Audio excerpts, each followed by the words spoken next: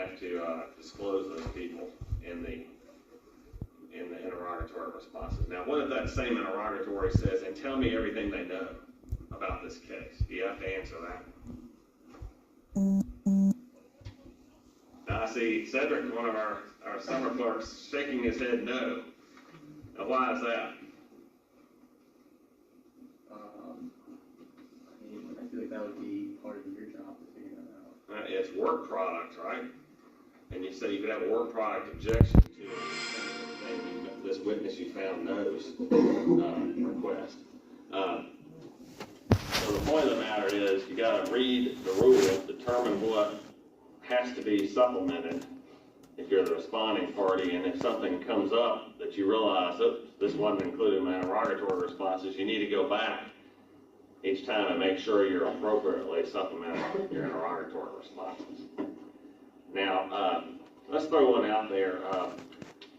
Focusing on responses here for the moment. Let's say you're a personal injury plaintiff, and you're suing somebody for wrecking into your car, they mashed up your car, you got personal injuries, and the defense sends an interrogatory that says, describe your damages incurred in the accident.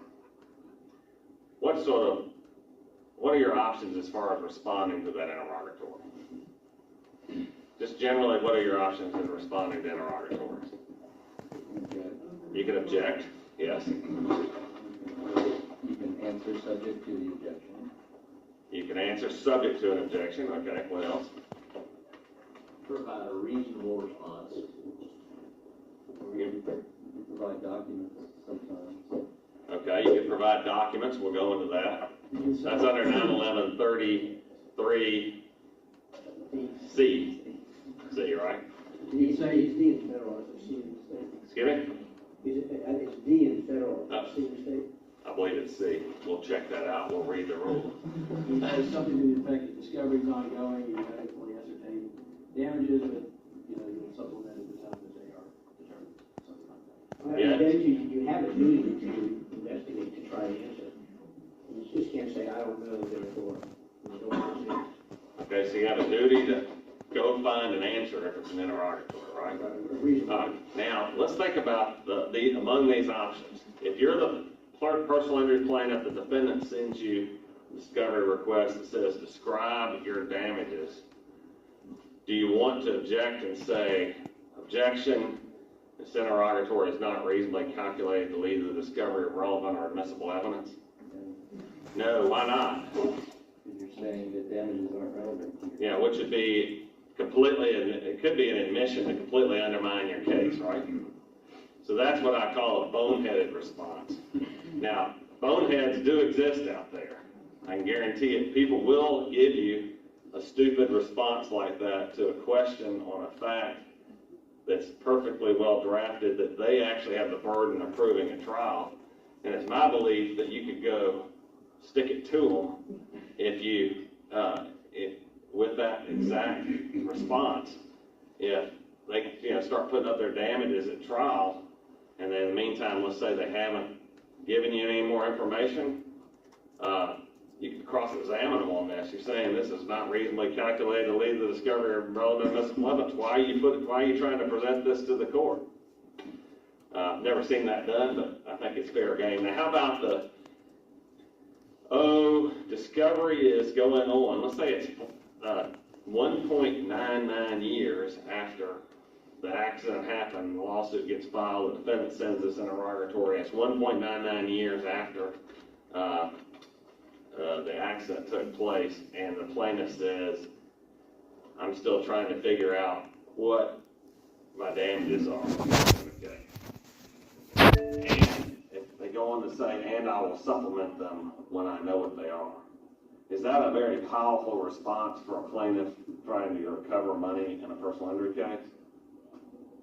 No. Terrible, terrible response. By the time the case has matured that far, they might want to put a catch-all at the very end of a long listing of actual damages they know they've incurred.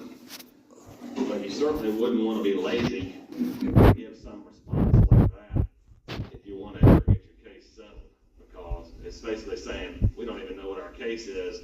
We're 2 years out, we're going to fudge on the critical issue that we want you to take into account when you're paying us money. Now, what's the risk of saying, and I'll supplement the interrogatory down the road?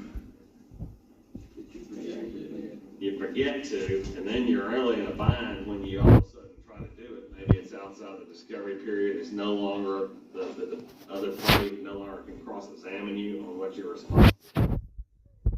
Are you taking on supplementation responsibilities that are broader than required by the Civil Practice Act?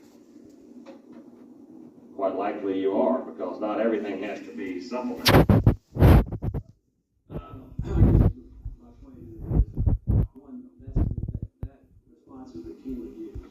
Two, there are appropriate times to use it. Now, in your hypothetical, which you didn't do before you asked the question, that may not have been happening, but if you have a plain first injury case and you don't have the injured party has not reached their maximum medical situation, in other words, you don't know exactly how many surgeries they're going to need or what their ultimate loss of earnings might be, it may be appropriate.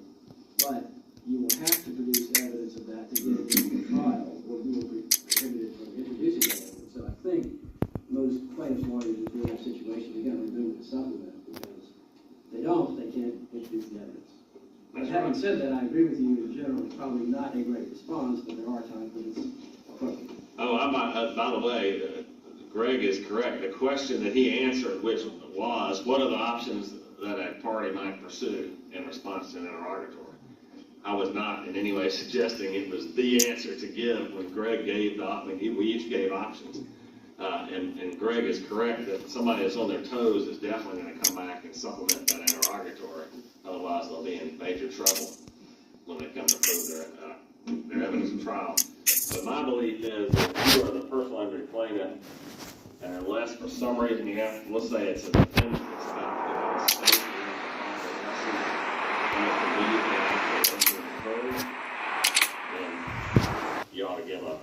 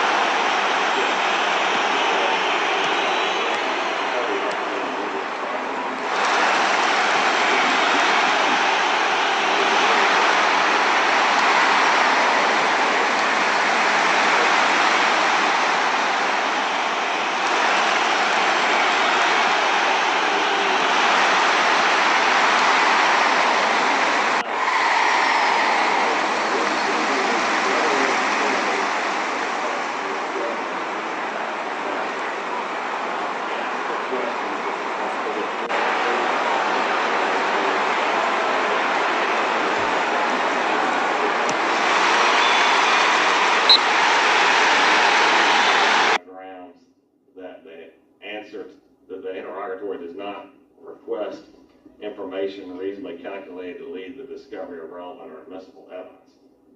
Now, what other sort of objections are there to discovery, such as interrogatory? Privileged information. So you got privilege, and what kind of privileges do you generally have? Attorney-client, accountant, in Georgia, accountant-client. Yeah, you get, okay. Everybody know about the accountant-client privilege in Georgia?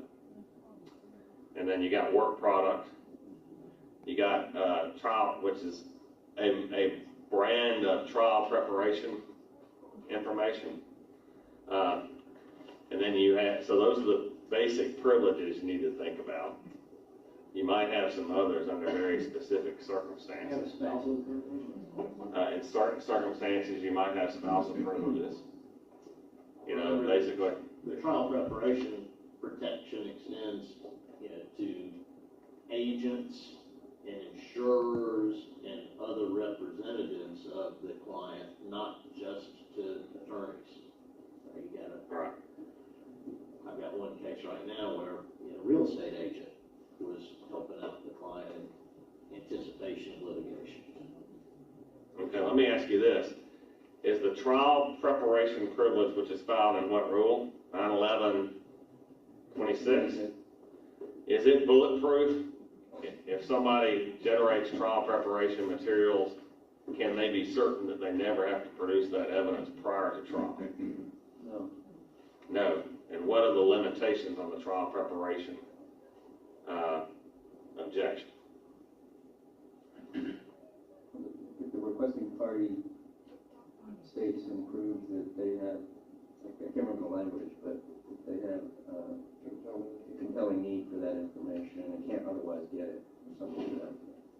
Yeah, so if the person who did the trial preparation is the only person that has any knowledge about this subject matter, and it just happens to be they were a party witness, and that's the only way that information can be obtained, and it's obviously a compelling need of the opposing party to have it, then you can pierce the trial preparation objection and potentially ultimately get the information.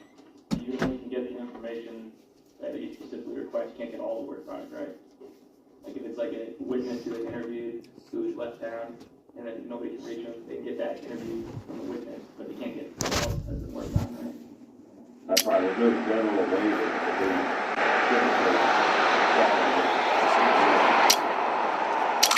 an order requiring production of that.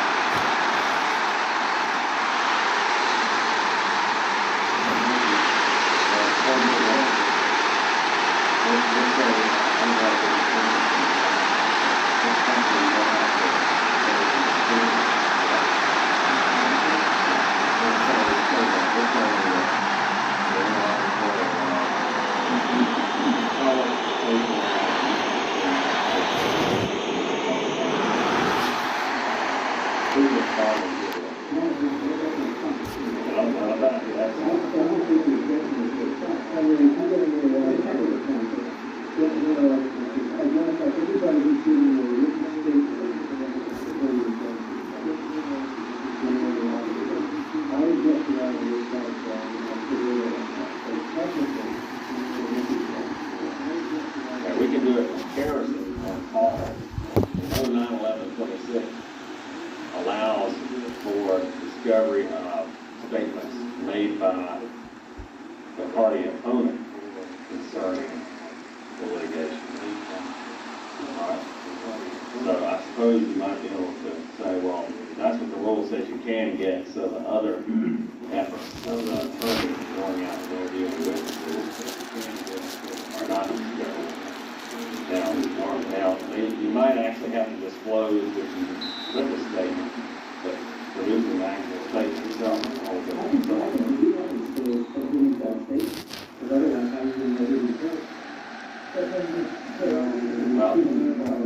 We're dealing with no pressure on the attorney that list everybody that you take a statement from or what the position is. And there's good standard case law that you do not have to identify people in an interrogatory that you've got statements from. Now, what if you, there's one reason for that. It could be people you got a statement from didn't know anything. I mean, the question that should reveal those people is state all the people you have knowledge of that have information regarding the substance of the material of the case. Those do have to be disclosed. So, I agree with that. That's different. yeah, it's a different question. We debate it to a blue in the face, but to me, there's a huge difference between folks who have knowledge and people for whom you've got statements. Because with the limitation on the number of depositions and trying to be efficient, you're obviously going to want to go out and then at least think about deposing people who have actually given statements as opposed to the 3,000 people you identified who may have knowledge about the case. Okay, well, so is that an interrogatory that we should always ask? Who has given statements regarding this case? I do all the time. And then, what Mickey is saying is that gives you a view into the other side's mind, which is what Paul is arguing. You can't get a statement because that's going to reflect the thought process of the attorney Right. and what questions to ask. you know, but to identify who is given a statement, I just have a hard time, there may be cases that say anything, but to me, I think that's perfectly discoverable. So I suppose what would perhaps be a prudent thing to do, if you think you got an enforceable objection and you don't want to give up all the people you went and got a statement on, object and see what happens. And then evaluate it when the other side comes back and asks for a what in connection with your interrogatory responses. Well, a good faith conference regarding your failure to adequately respond to discovery. So if they never come back and ask, who are these people? Well, let's say the opposing party, you object and say, this is work product, trial preparation materials, I don't have to provide statements that I obtained, or a definite list of people from whom I obtained statements. If the other side never calls up or never writes you concerning your failure to respond to the interrogatory, then do you have any obligation to answer the interrogatory further? No, so you could put that issue down the road. Yeah, I just going to be going outside a little bit, but in the 6.4 letter, I've always taken the position when I write a 6.4 letter, I'm giving the opposing side the legal basis for why their objection is unfounded. But I have received 6.4 letters and have absolutely no legal authority whatsoever for just saying, no objection is unfounded. What is there any, are you aware of any authority that says in the 6.4 letter, you have to, in other words, it's not good faith if you don't give them the legal basis for the reason why you can have a objection is unfounded? We've got a great question on the table for those out there in the world. We're talking about a uniform security report rule 6.4. Yeah, your good faith letter, they can file before you, it's a good way to sit down and motion to file. All right, this is a good question. Is a good faith letter a requirement before you file a motion to compel? Well, good faith conference. Good faith conference is what the rule says. Right. And Yeah, but in my good faith, let's take it the same example. In my good faith conference, am I required to provide the legal basis for my contention that your objections are unfounded? Or can I simply say, I think you're unfounded, you have to defend it, and we've met, and I haven't provided you any basis, is that sufficient good faith, is in good faith support your motion?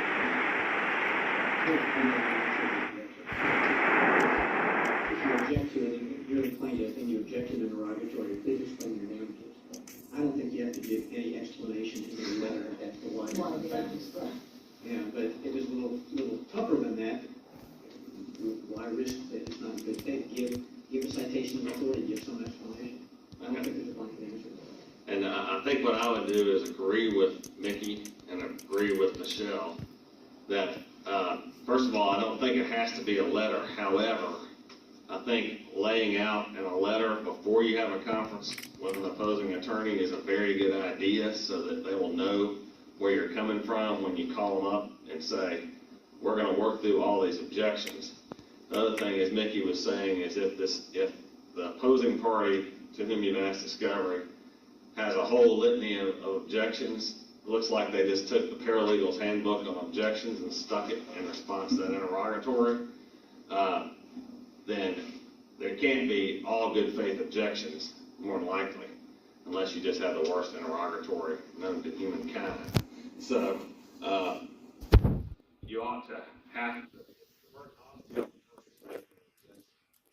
some explanation as to why they're not merely delaying and deferring and harassing your client by not responding to the discovery. And the letter would be like exhibit A to your motion. That's right. Yeah, the rule doesn't require the letter or legal authority. That's right.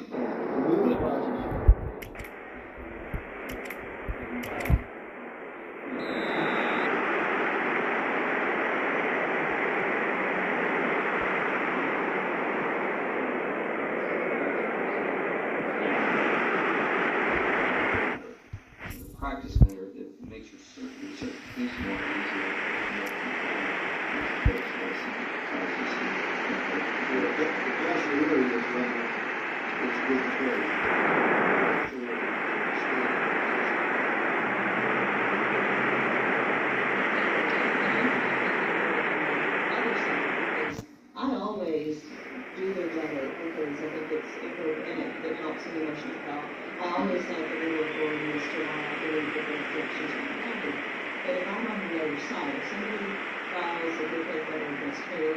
asking for a conference, and they say, I don't think the objections are founded.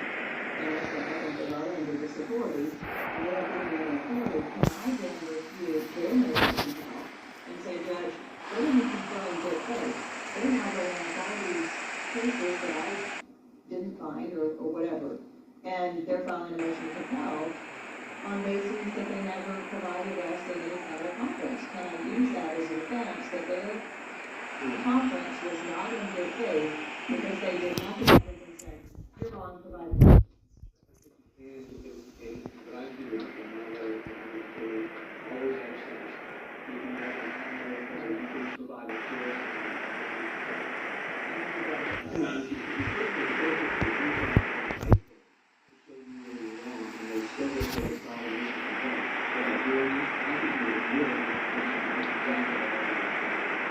I think the way I would come down on that is, if your authority is good, you're in a really good position. If you give bad authority for your point, just because you gave authority doesn't mean anything if you cite a case that's inapposite to the whole issue. And then, if I was the judge and I saw there was an absence of any counter authority, if you had given at least facially probative authority on the issue of why you didn't have to produce documents, I would say, I might make you produce the documents, but I'm not going to sanction you with attorney's fees because the party that's seeking the attorney's fees didn't go through the steps. Because they made me, the judge, work rather than y'all just working it out, which is what the judge always wants. The judge always wants you to work it out. Now, does it always have to be legal authority, or can it just be logic? It can just be logic in your explanation to the other side of why, if you're the personal injury defense lawyer, and you're calling up the plaintiff's lawyer and you say, give me a description of your damages, certainly you can say, you don't have to cite authority for that, and just say, you're a personal injury plaintiff, you're claiming your damage, we need to know what your damages are. And in a commercial case, obviously, it can be a lot more complicated as to why a specific fact, let's say something extracted from the opposing side's computer system or something, is something that needs to be known because it will tell me whether you did this, this, and this. For instance, did somebody if the contention is that somebody on the other side accessed the computer system to do this, send out an email or whatever, it might very well be relevant to know whether that person had access to the computer, whether they had the necessary passwords. And then if they did they actually go in on the day that whatever happened was supposed to have happened, because all that would be tracked somewhere in some log in the computer. So there could be a very logical reason why the discovery needs to be responded to. Now, what if you've got a 4-year relationship and the interrogatory and the people have been going back and forth all day long, every day for 4 years, and the interrogatory says, state the date, the participants, and the times for each communication between the plaintiff and the defendant. What sort of interrogatory is that under the circumstances? Okay, it's unduly burdensome for sure, because it's going to be thousands and thousands of disclosed communications, which would be very difficult for people to dredge up out of their minds. It's overly broad because it's not limited as to time or as to the issues that are specifically involved in the litigation. Likely, it's not involved in those specific issues. And let's assume, however, for the moment, that 99% of the communications happen via email, back and forth. What options would a responding person have?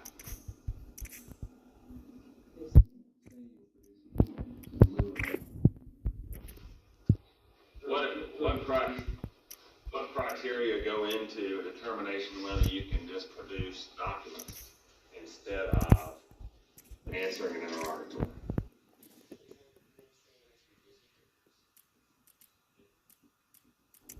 Well, It's 33E, right? it's 91133C. Why don't we just read it? It says option to produce business records. Very good. Although we'll find out whether business records are in fact the only kind of records that have to be produced. Because I guess business records have a definition in and of themselves. under the evidence code. Where the answer to an interrogatory may be derived or ascertained from the business records of the party upon whom the interrogatory has been served, or from an examination, audit, or inspection of such business records, or from a compilation, abstract, or summary based thereon, and the burden of deriving or ascertaining the answer is substantially the same for the party serving the interrogatory as the party served. Now, why don't I just read this there? If the party asking the question wouldn't be able to make heads or tails out of the business records without the interjection of somebody that has knowledge of what goes into those business records, would the burden be the same for the asking party as for the responding party? Yep. Likely it wouldn't be, but, so we've got a limitation on 911-33C, production of business records instead of answering an interrogatory. But it goes on to say,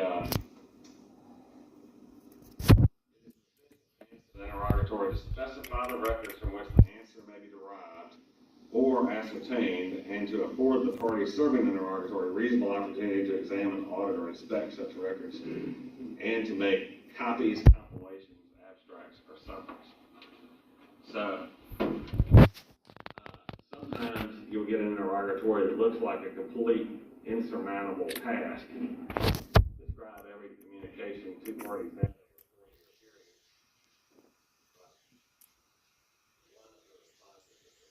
Is 911-33C, if you can meet those criteria. Judges may push back on you as to whether those criteria really can be satisfied under the circumstances. I can't think of one off the top of my head, but they certainly must exist out there. How about this one?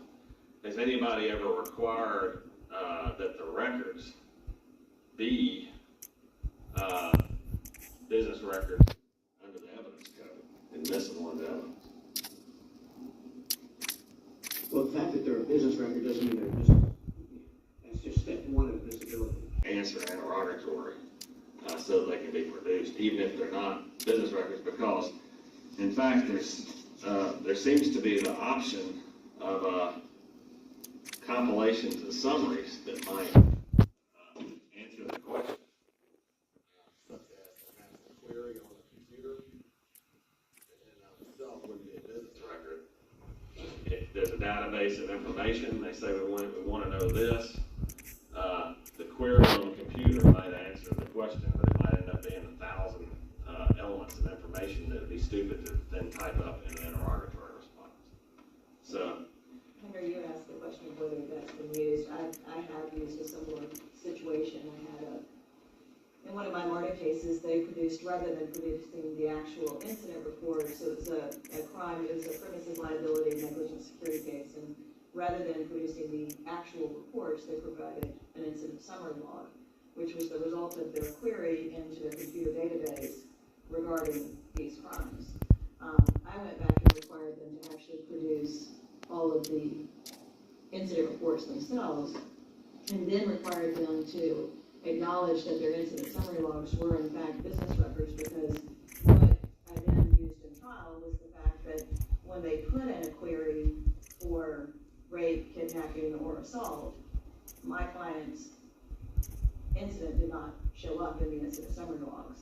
So when they were looking at crimes that occurred on their premises, their database was flawed because it did not pull up relevant material crimes, and they used their database as their basis for determining what kind of security should be used on the premises. So that was an area where they thought they were being, a little bit sly and only producing the incident summary logs, but when you actually dig deeper and require that they provide the underlying basis, you can get into it, but then you can catch them by forcing them to admit that the summary logs are used in their everyday. Well, that's an example of a real interplay between discovery mechanisms and evidence law. And what is implied by the fact that the discovery they produced didn't produce what it was supposed to produce. Now, in responding to requests for production of documents, let's assume that you've got a series of requests. They're narrowly tailored. They ask for documents that are 26, 9/11/26, they're reasonably calculated to lead to the discovery of relevant or admissible evidence. Well, let's assume that it's a huge volume of documents that are responsive. As the responding party, let's assume you make objections, but in reality, those are all documents that at the end of the day, you know that the judge will make you produce. What options do you have as far as providing the responsive documents? Do you have to go make copies all yourself and turn them over? Okay, you make them available for inspection. Mr. Munger pointed out something incredibly important the other day, that getting the actual, real, original document is incredibly important sometimes. Because the copies could be much so badly you can't read them. Or, in a business case, at least in the olden days, you might have blue ink and red ink and black ink on the document, which might suggest that 3 people have written on it instead of just one. It might be two-sided. Might be two-sided. That's a favorite example of people just copying one side of their two-sided documents. Which means, by the way, you always have to check to see the numbering on the bottom of the document, right? If it goes 1, 3, 5, 7, 9, when it's produced, then something's wrong, right? Well, and in Paul's case, he mentioned that he had a document that not all the pages were there. And the last, the missing page, and I had that situation as well.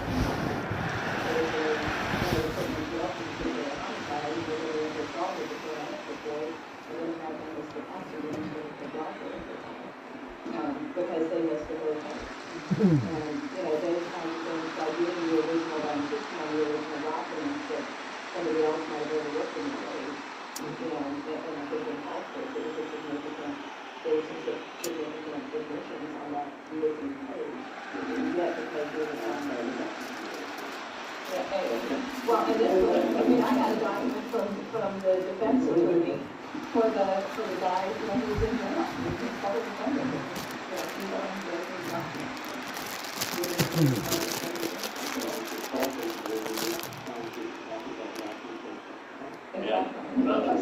I don't know if we heard that. Don't necessarily trust your client to get the documents that you've been asked for. I've got an example too. We were suing a bunch of we had a client who needed to sue a bunch of insurance companies for a big environmental cleanup matter.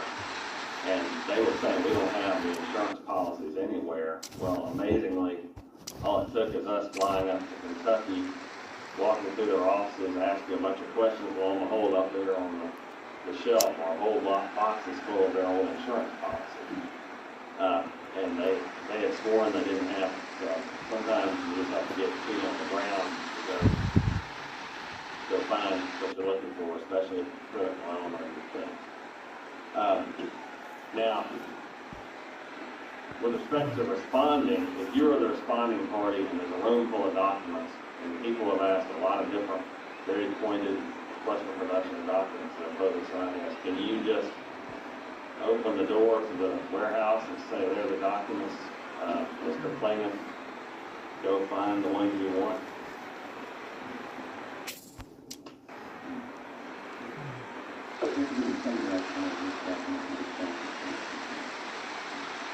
So, you don't have to do anything, right?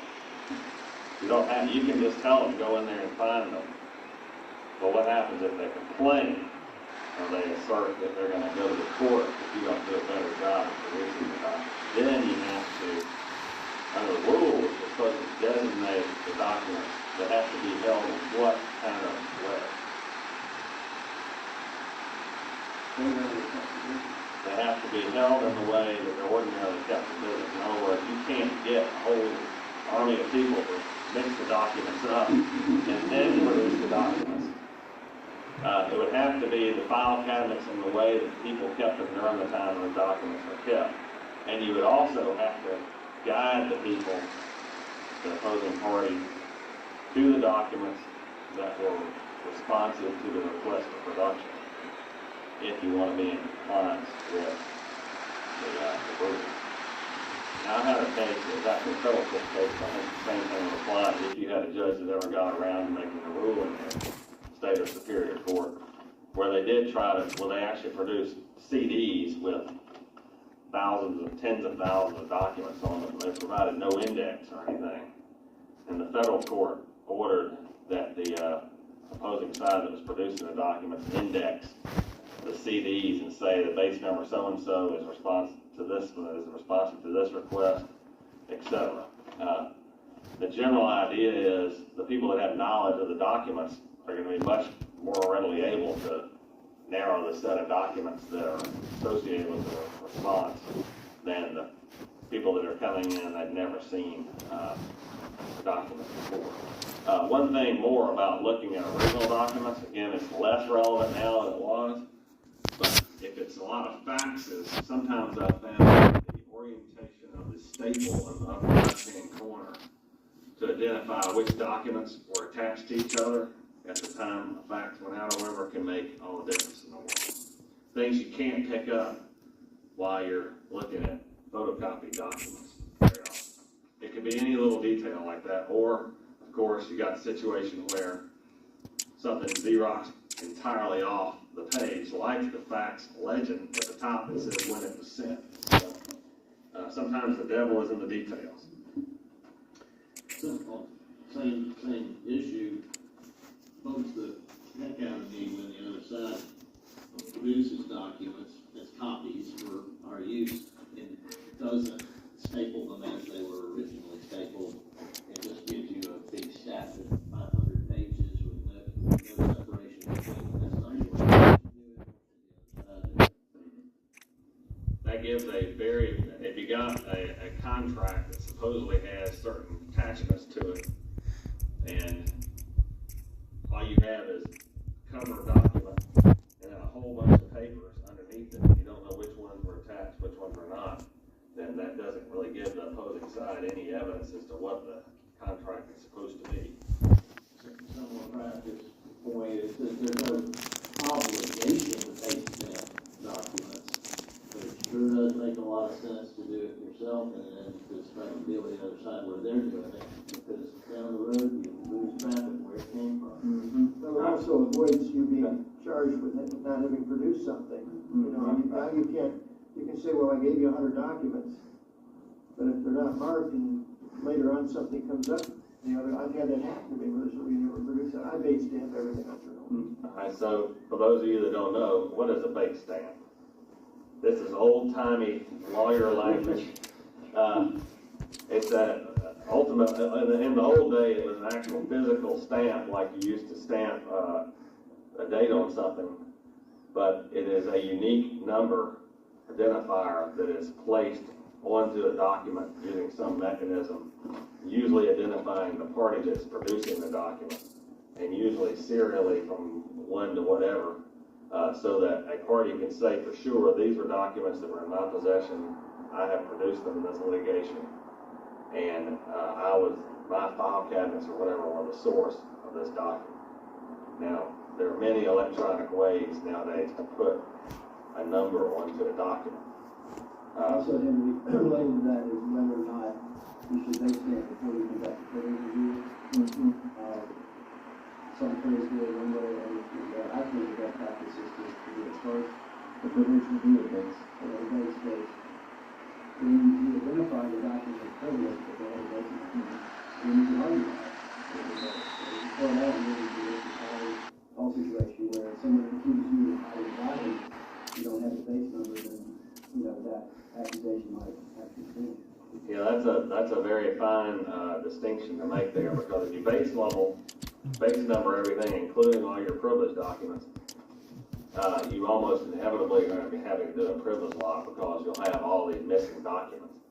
Whereas if you just generally object on privilege ground, you produce documents that are labeled 1 through whatever and no gaps, then nothing brings to the attention of the opposing party those documents that are missing. But if you want to avoid a contention down the road that you hid something, then if you base label them first and then pull them and provide a privilege log, people can't really argue with you about whether you disclose the fact that you had other documents. But they can argue with you whether you properly withheld on the basis of privilege, but that's a matter for determination by the court or the negotiation of the parties if somebody convinces you that you're wrong. So that is something we probably ought to discuss within the firm as to whether we want to always do it this way or that way so that everybody knows what's expected of them. Of course, and that, lots of times you'll end up with so many documents and a whole bunch of them have nothing to do with the litigation whatsoever. They just happen to be stuck in there.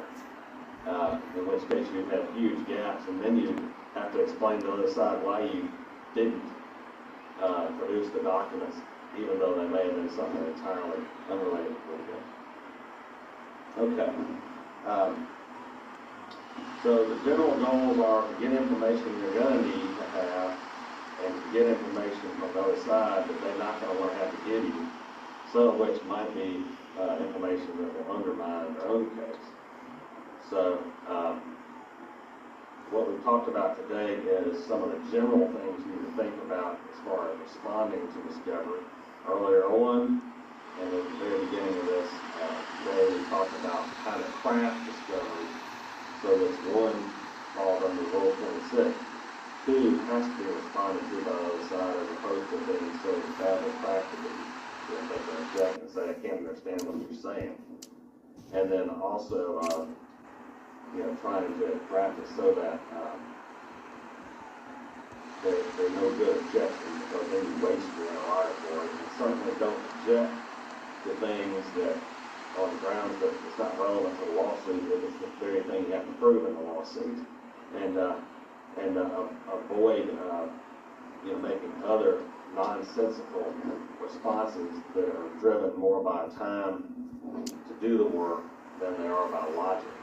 Ultimately, you want to be consistent across the board. But if you're going to either pursue this claim or assert this defense, you don't want to have your discovery responses contradict your ultimate goal of winning the case. And I think that sort of wraps it up. Next time we will continue on towards other discovery mechanisms, more details on taking depositions, as we started that last time, and then how you can ultimately meld discovery into motions that are taken for your case. And come back next time for William's content.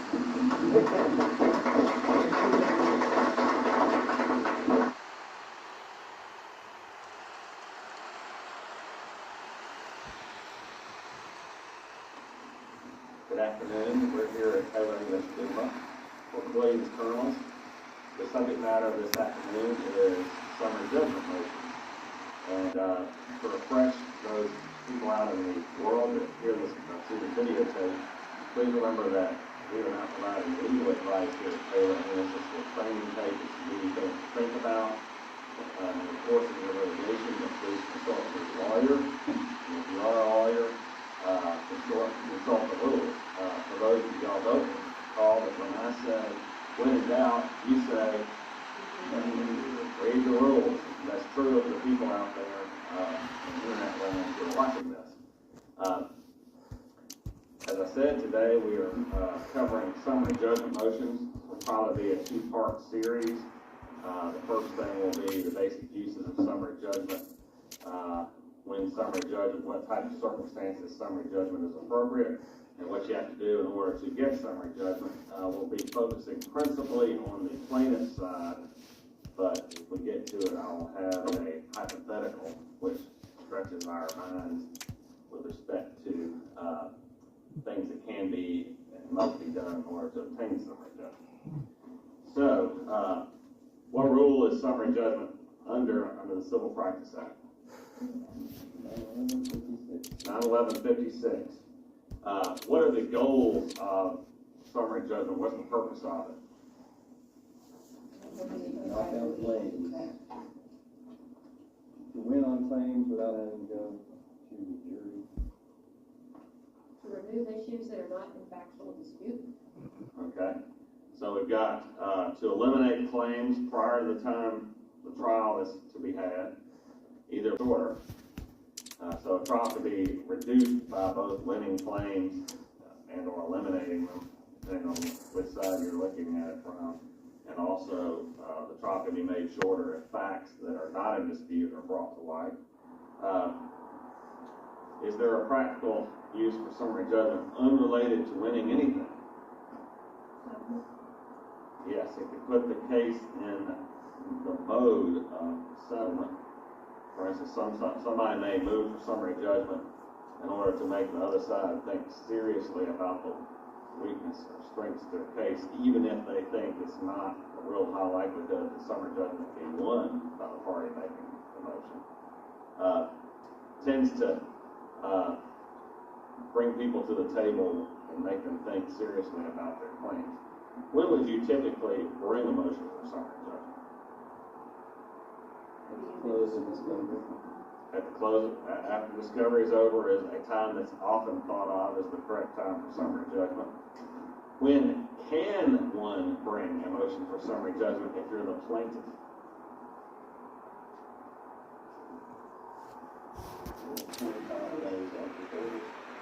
When in doubt, read the rules. Okay. 91156A. I'll take out a couple of words here. A party seeking to recover upon a claim may, at any time after the expiration of 30 days from commencement of the action or after service of a motion for summary judgment by an adverse party, move with or without supporting affidavits for summary judgment in his favor upon all or part thereof. So if you're the plaintiff, or if you're somebody that has asserted a claim against somebody else, then you have to wait a bit before you can move for summary judgment unless somebody moves for summary judgment against you. Now, what if you're the defendant on the claim, the respondent party? When can the defendant move for summary judgment? Anytime. After the commencement of action, obviously, right? So, for instance, if you're a defendant, you could get served on Wednesday, and on Thursday, you got a crackerjack lawyer move for summary judgment.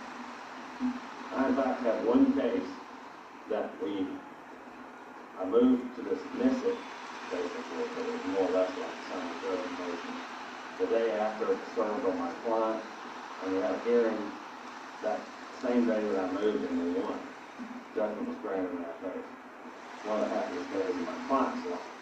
My fees were cut very short because of that early success.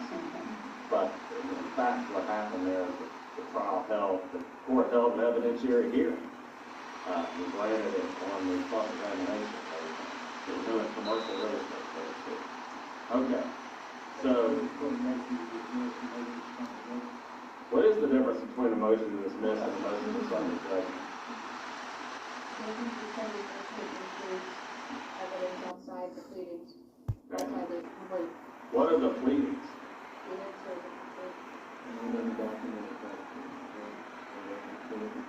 Okay, so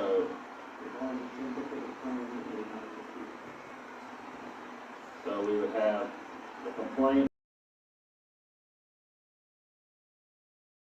which are not in dispute, such as the defendant admits that the contract, copy of the contract is attached.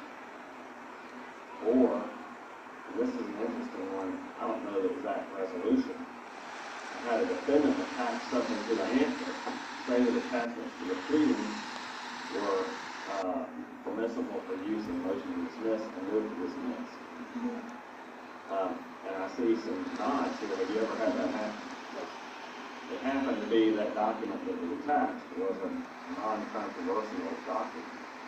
But it seems odd to me that the defendant could attach something to the answer, which is not actually responded to by the plaintiff, and then move to this on the basis of that document.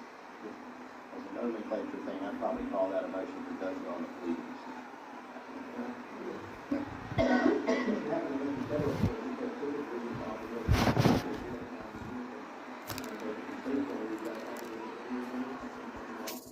think the idea is that if you've got a document, it's something that says, you can consider the claim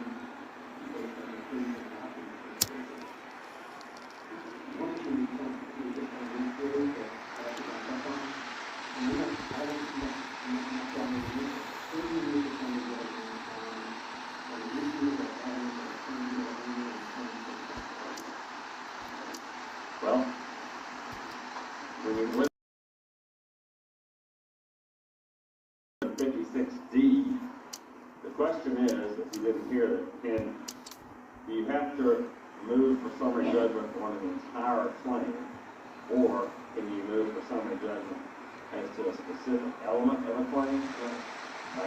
The legal one is saying that claims have to be all five items of it. Really, on one item, still leaves the claim or item, if you eliminate that element, and when you do that, somebody does.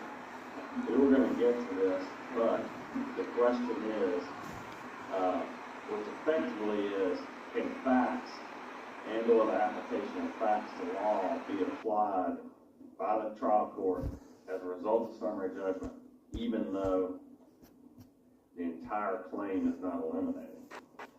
Is that basically? Not exactly. I was thinking again, because these concerning standards, they're going to use it for the fact, but if you just want to eliminate one aspect of the claim, it's not really becoming judgment of the claim. Well, it depends on what that is. Certainly you can eliminate certain types of damages that would be part of the claim on summary judgment. But we'll get to this more deeply. A little 91156D talks about case not fully adjudicated on the motion, and it has a provision that it basically says the trial judge can, upon a failed motion for summary judgment only, which is not result in conclusion of the case or the elimination of the claim. I think you probably want to be able to do that as part of the motion for summary judgment, but it is as a result of such a motion. The judge can thereupon make an order specifying the facts that appear without substantial consequences, including the extent to which the amount of damages or other relief is not in consequence, and direct such proceedings in the action as a judge. Upon trial of the action, the facts so specified shall be deemed established, and the trial shall be conducted accordingly. So, the trial court can certainly take a motion for summary judgment and whittle down the case.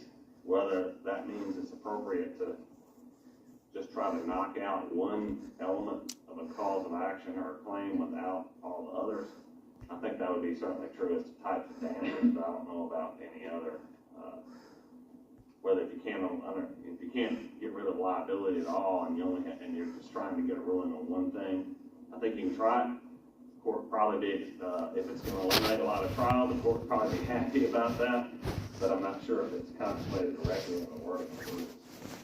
Okay, so let's assume you are a defendant, let's assume you're already plaintiff, and you file your lawsuit, serve it, and the next day a motion for summary judgment comes back to you, but you need to get information or evidence from the defendant in order to prove your case that you believe that the defendant has, but that you don't have in your possession.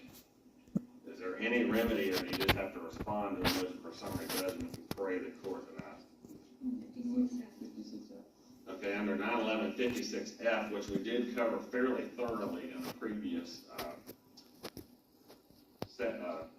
Williams kernels, you can move the court setting forth what you believe you will find, and what does the creditor have to do in order to show that on summary judgment?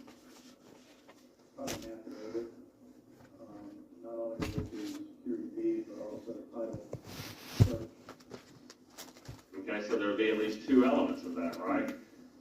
So you'd have to prove that the security deed was there, probably that it was recorded, that it was executed by the debtor defendant, and that utilizing title searcher or an admission from the defendant that it was actually a first priority security deed, right?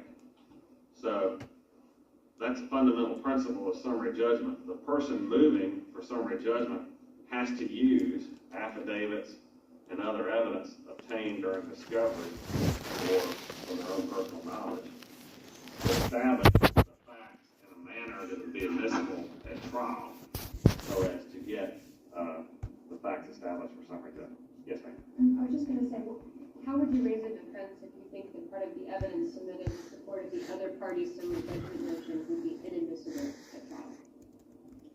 Okay, so let's assume, and I think that's a perfect question.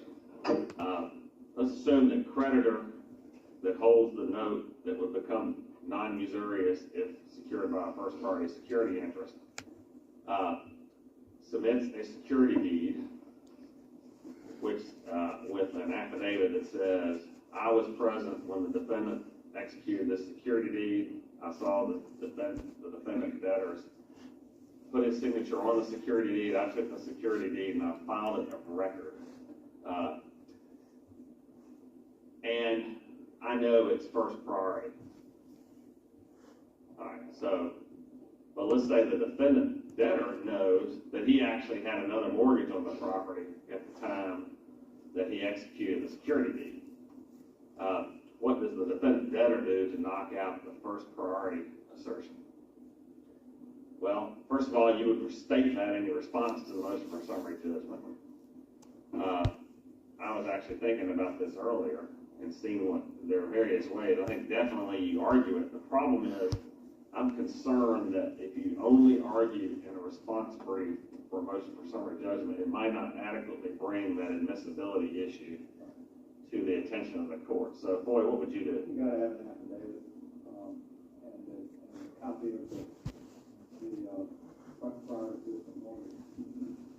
Okay, so Boyd would affirmatively come forward with affirmative evidence submitted by the defendant to knock out the unsupported statement of the creditor saying, I know it's first priority, without giving any. That would be the safest thing to do. Now, the other thing you could do as a defendant, which is less reliable, is just argue they didn't prove up the fact that it's first priority. They didn't in the absence of proving it's first priority, the note would become usurious, and the way that payments were applied would be completely different. Yes? Shouldn't you also file a motion to strike the affidavit? And that's what I was getting to when I was saying I'm not sure, and that's a great point.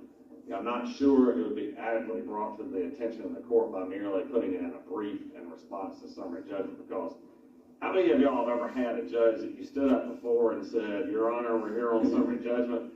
This is a case that's very ripe for summary judgment, and let's say it's a suit on notes, and the judge says, oh, that's the car wreck case, right? Sometimes they don't read the motions before you show up to argue them, so you need to have something blatant on the record. Like, I think it's certainly appropriate to make a motion to strike saying as to the issue of whether or not the security deed is a first priority deed, there's been inadequate showing of that. Caveat in federal court, where there are page limits on briefs. And if there are federal judges, there are plenty of holdings out there that say there is no such thing as a motion to strike. Show me in the federal rules of civil procedure where there's any mention of a motion to strike. And filing a motion to strike is simply a backdoor way of increasing the pages that you're submitting in your summary judgment brief. And there's a judge in the District of Minnesota who has that in your standing rules. There's no such thing as a motion to strike. And if you file a motion to strike, it will be sanctionable, because the way that judge reasons, as does a number of other judges, if you've got 25 pages in your judgment brief, you've got to deal with that affidavit in the 25 pages, or seek an extension of the page limit. You can't go around without filing a motion to strike. It's nowhere mentioned in the federal rules of procedure. In Northern District of Georgia, the judges tend to prefer notice of objection to that affidavit, so it's not a motion to strike. It's notice of objection to the affidavit of so-and-so. I think the practice is you call the judge's clerk. And you explain what you want to do and find out how that judge wants to deal with the issue. Because I have filed motions to disregard motions to strike on that same argument, that they're not recognized by the rules and it's simply a way to extend the page limit of the brief. Okay, so Randy, this would be more or less like an on-paper evidentiary objection. Is that right? And so the general idea there, if you're the debtor, defendant, what you want to do is, maybe you're totally liable on these notes, But it may be that if, under the usury calculations, that you would end up owing a whole lot less if the notes were actually proved to be usurious. And you also might want not to have a judgment against you soon. So you don't want the plaintiff to get summary judgment. You would try to eliminate from the record things that the plaintiff had to prove in order to establish their motion for summary judgment.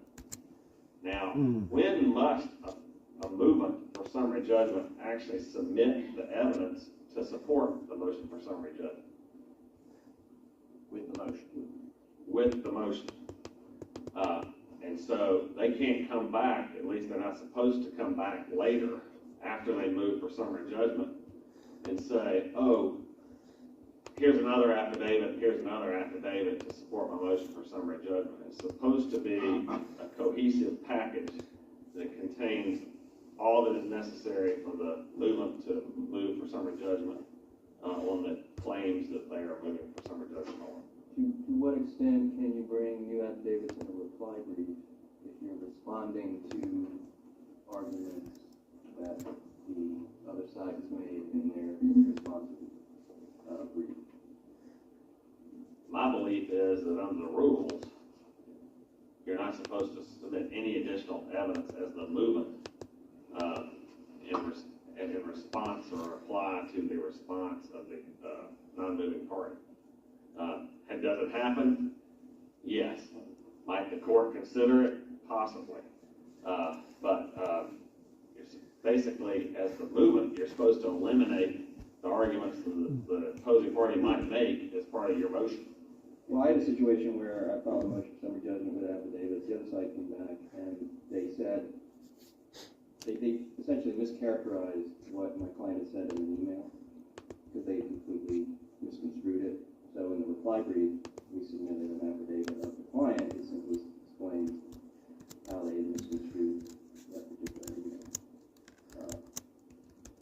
I think the case law says that as long as you're responding to something that could not reasonably have been anticipated, Right. or words to that effect, then you're entitled to deal with it by supplemental affidavit. But the idea is you're supposed to reasonably anticipate arguments that are going to be made in opposition to your motion, and as you said, then deal with them on the front end. Which I guess in federal court under Mickey's law, do it within the page limits that you have. Right. Or ask for an extension of the page limit. Or, you should always call the judge's clerk and see how that particular judge would like to handle it. I filed affidavits in the reply brief, but be ready for then a server reply brief on the other side. That's right. You're assuming that you can file a reply brief in state court. Yes. No, that's state court, federal court. Okay, but I mean, in state court, people do it as a matter of course. The rules don't contemplate a reply brief. Right. And the judges don't contemplate giving summary judgment either. So going back to our hypothetical, there's one thing missing if the plaintiff creditors want to get summary judgment in an amount of money against the debtor. What's missing from what we discussed as far as a factual presentation up to this point? Proof of damages. All right, so we've got payments all along coming from this debtor, taken in by a single person and then applied to accounts on behalf of the creditors. Some of those payments may be covering partially, a usurious note. Some of them might, let's assume for the moment, the creditor with the note that can be made non-usurious by the showing of the security deed has also been receiving payments. What must the plaintiff show and how must they show it in order to ultimately nail down how much each of the plaintiffs is entitled to in summary judgment? Let's start first with the $3,000 obvious usurious note payments. What must the plaintiff show? We want to have an affidavit, somebody who's got personal knowledge, who testifies to then we want to attach, you need to attach those records. There's a case law saying you can't just have an affidavit saying there's $2,000 due, that's for business records to show. But depending on how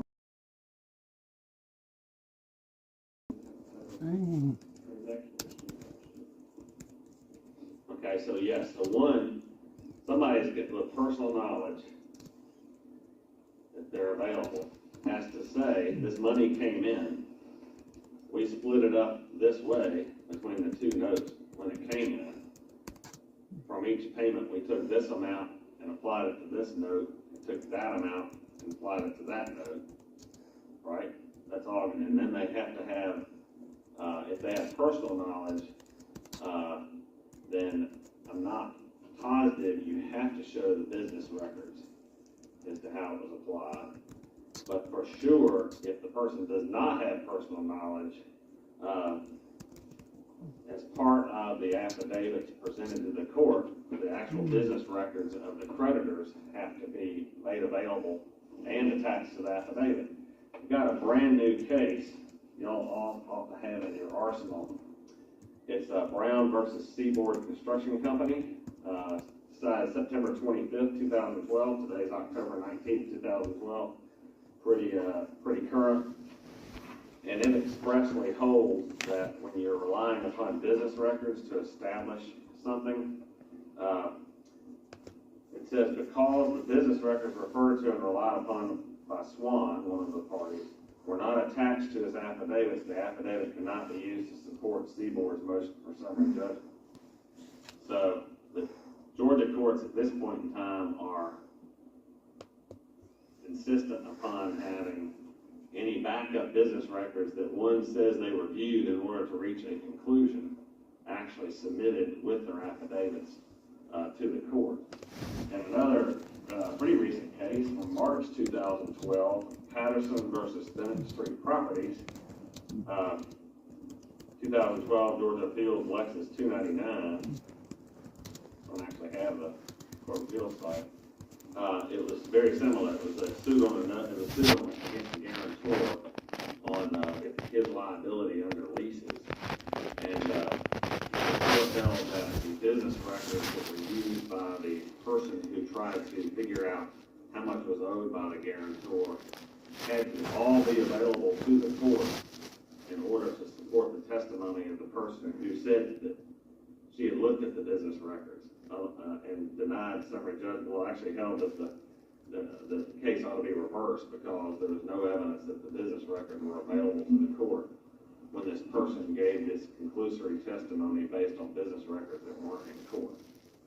So you have to sort of drill all the way down in your evidence and figure out, if you're moving for summary judgment, you have to present evidence that will be admissible and useful in court in order to establish your entitlement to judgment, which may mean addressing evidence rules, not just civil procedure rules. So the general idea is summary judgment is not supposed to just be granted willy-nilly by judges because they want to get rid of a case. It's supposed to be a formal undertaking of the party truly entitled to the judgment that's obtained by them, because what's it eliminating in most cases? A trial by what? It's eliminating a trial by jury in many, many cases, and so that's a fairly protected right under the Georgia Constitution and the federal Constitution and many different types of causes of action. So summary judgment is not likely to be granted. Okay, so in our example, can I ask a question? I just want to go back to the motion and strike for a second. And I guess I'm assuming the answer will be, it depends. But in a situation where you want to file something like a motion to strike and it's not spoken to in the federal rules or whatever court you're in, is it usually the better approach to file it anyway, to call the clerk, or to, where the rules are silent, you be silent and don't file it? My practice is to do something. I mean, if you think there's a problem with the record, obviously try to figure out the right way to do it. And just because the clerk says this is the right way to do it doesn't mean that's the right way. I would do it at least the way the clerk says the judge likes it, maybe the other way too, if you know that's right and the clerk's telling you something wrong. But I don't think any court should be offended by a party advocating, for instance, the exclusion of non-admissible evidence. And so I think it ought to be done in some manner, depending on, you know, if you're under the Civil Practice Act and the Georgia rules, figure out some way to bring it to the attention of the judge. Yeah, most of the time, I see affidavits where a problem, you can't let that stand. I mean, you've got to object to it. Rule 56 says there's got to be admissible evidence. So, for evidence that you can introduce at trial. And so that's where most judges might say a motion of objection rather than a motion of strike, because it's objectionable evidence. And now you can't file a notice of objection and re-argue your whole case. You can point out that specific document that I would call notice of objection to affidavit of John Jones. And point out to the judge that, you know, check with the clerk and you not go right to that paragraph and show that it's inadmissible for one reason or another. Okay, so as the moving party, you want to anticipate all those objections the defendant, non-moving party might make during the, and so while you're getting your discovery, you need to, you know, listen very carefully to the answers and depositions. Circle back around if the person has given a nebulous answer, so they can't come back and say, well, there's two meanings about what I said in that deposition response, and the other one applies, not the one you're saying. Now, can a non-moving party file an affidavit successfully saying, well, what I said in my deposition was wrong, what's really right is this? Can they do that in Georgia? And if it's a material fact that would be caused to be in dispute by reason of their affidavit. That's the rule of the prophecy case. We talked about this earlier in an earlier Williams kernels, but you cannot, if you've given an answer in a deposition, you're not supposed to be allowed by the court to come back later on with an affidavit, which of course the other side has no ability to cross-examine, and say everything I said what I said in my deposition is wrong, this is right, therefore I win. And this case, I don't know the full side of it right here, but it's prophecy is one of the main parties. It's not a theory, it's the actual name of a party. And it basically says you can't contradict deposition testimony with your own self-serving affidavit. In federal court, the case is Van T. Junkins. Can you spell that out, please? V-A-N-T Junkins, J-U-N-K-I-N-S. Started the case from about 20 years ago. But the way you get around that is fixing the Van T. Junkins motion is if you could show that there wasn't a direct question on the point, or that the response question something like, was the light red when you went through it, and you say yes in your deposition, and you say no in your affidavit, that ain't gonna work. Unless you're talking about a different light. Yeah. Yeah. But it's something that you can fudge around. That's why it's important that you have very pointed questions in your deposition and get those answers. Somebody from fudging them on affidavit. Right, once you get the answer you like, you might want to circle back around and absolutely pin it down with a perfect question and demand the answer so that there's not going to be an ambiguity when you move to summary judgment. Okay. Cite for the prophecy case? Yes, please cite the prophecy case. Our fact checker has. Drum roll. 256, Georgia 27, 343 SE 2nd, 680. It's a 1986.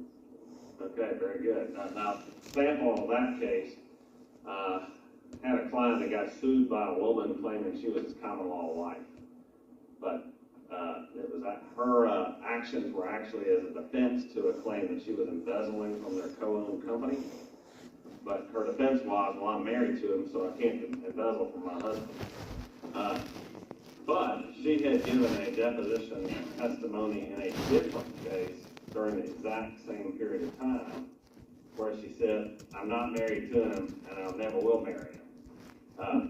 And the court accepted the deposition from the other case, in our case, in order to reverse a denial of summary judgment to my client on the marriage issue, which in turn opened the claim that she was inappropriately taking money out of the company and basically in violation of fiduciary duty. Yes, it was.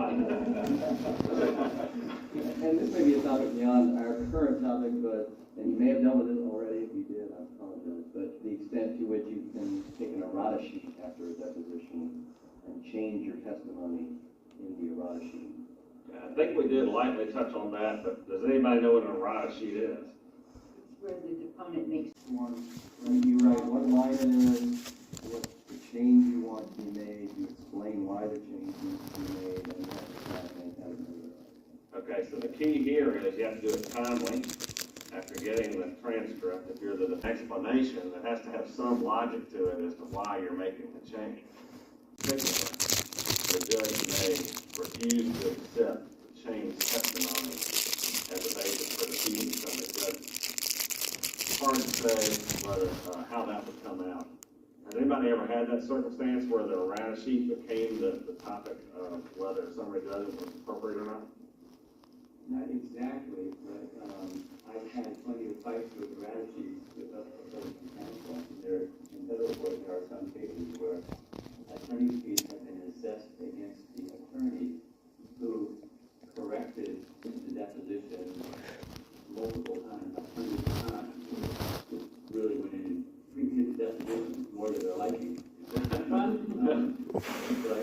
my practice, I believe that you have a right to make changes where there's a good reason for it, whether it's 1 or 2 and 15, but the more you make, the less likely it is a good allow it to find out, especially if there are questions like, was the right read? Yes, in my deposition, no in the errata.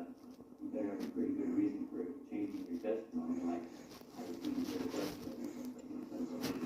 I never dealt with this, but isn't the evidentiary rule that you can't erase your deposition testimony? It's there, and it's used against you, no matter what change you make in the errata. That's the rule.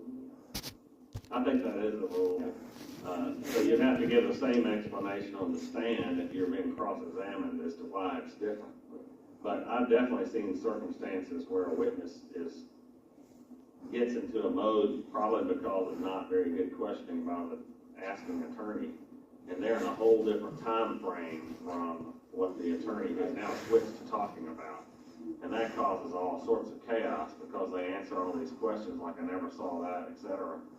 When in fact they're thinking of their childhood instead of their adulthood or something. If it's something critical, you're not getting summary judgment in that situation.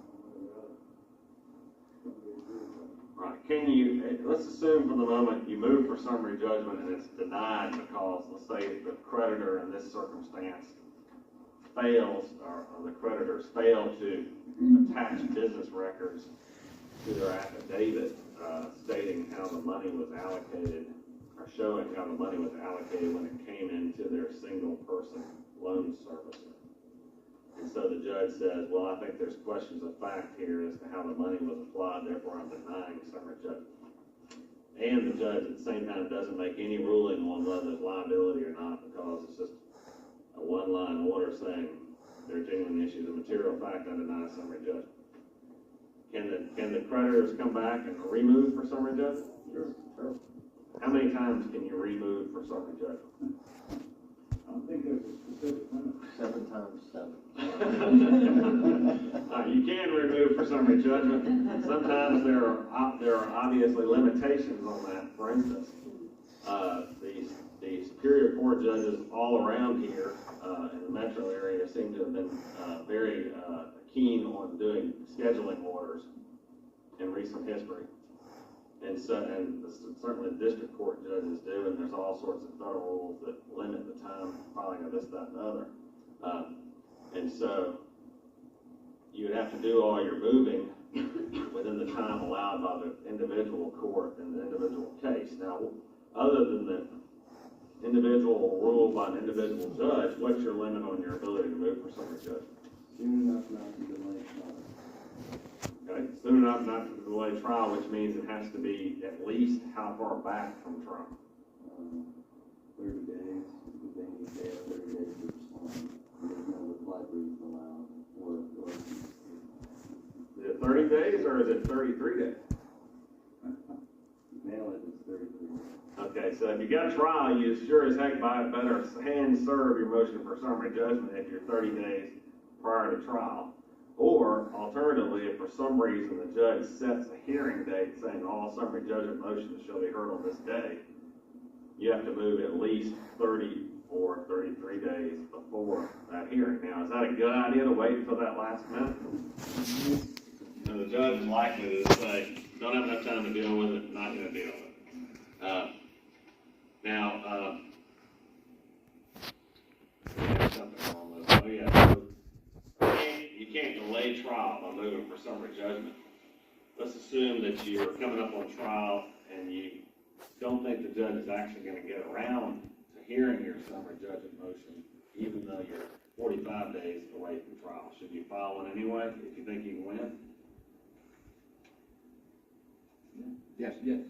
Yeah, so what would be a good reason to do that, even if you think the judge will never actually get around to ruling on it?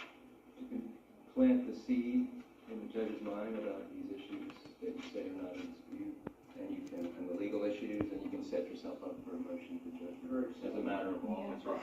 That's right. You can encourage the judge to learn about the case in advance of trial, learn about the legal issues, gives you an opportunity to present the legal issues at a time when the judge isn't right in the middle of trial trying to decide too many things at once. All right, now, this is a good one. If you're You can appeal it to the Court of Appeals, can't you? Just turn it down. All right, if your motion for summary judgment is denied, we're getting way down the road here, but if your motion for summary judgment is denied, can you appeal it if you're the moving party?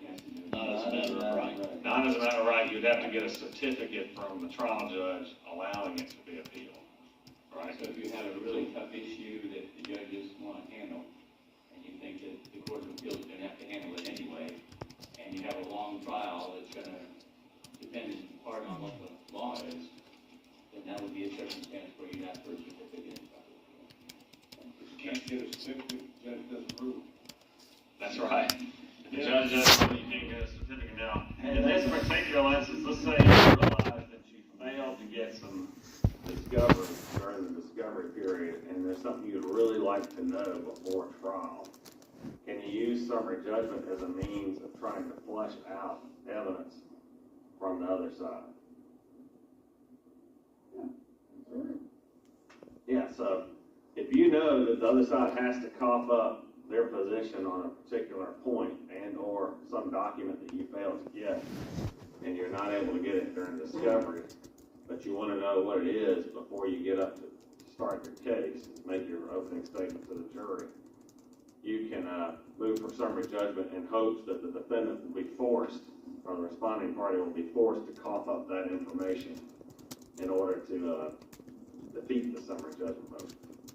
So that would be a circumstance where you can even argue in good faith, based on what I know, I win.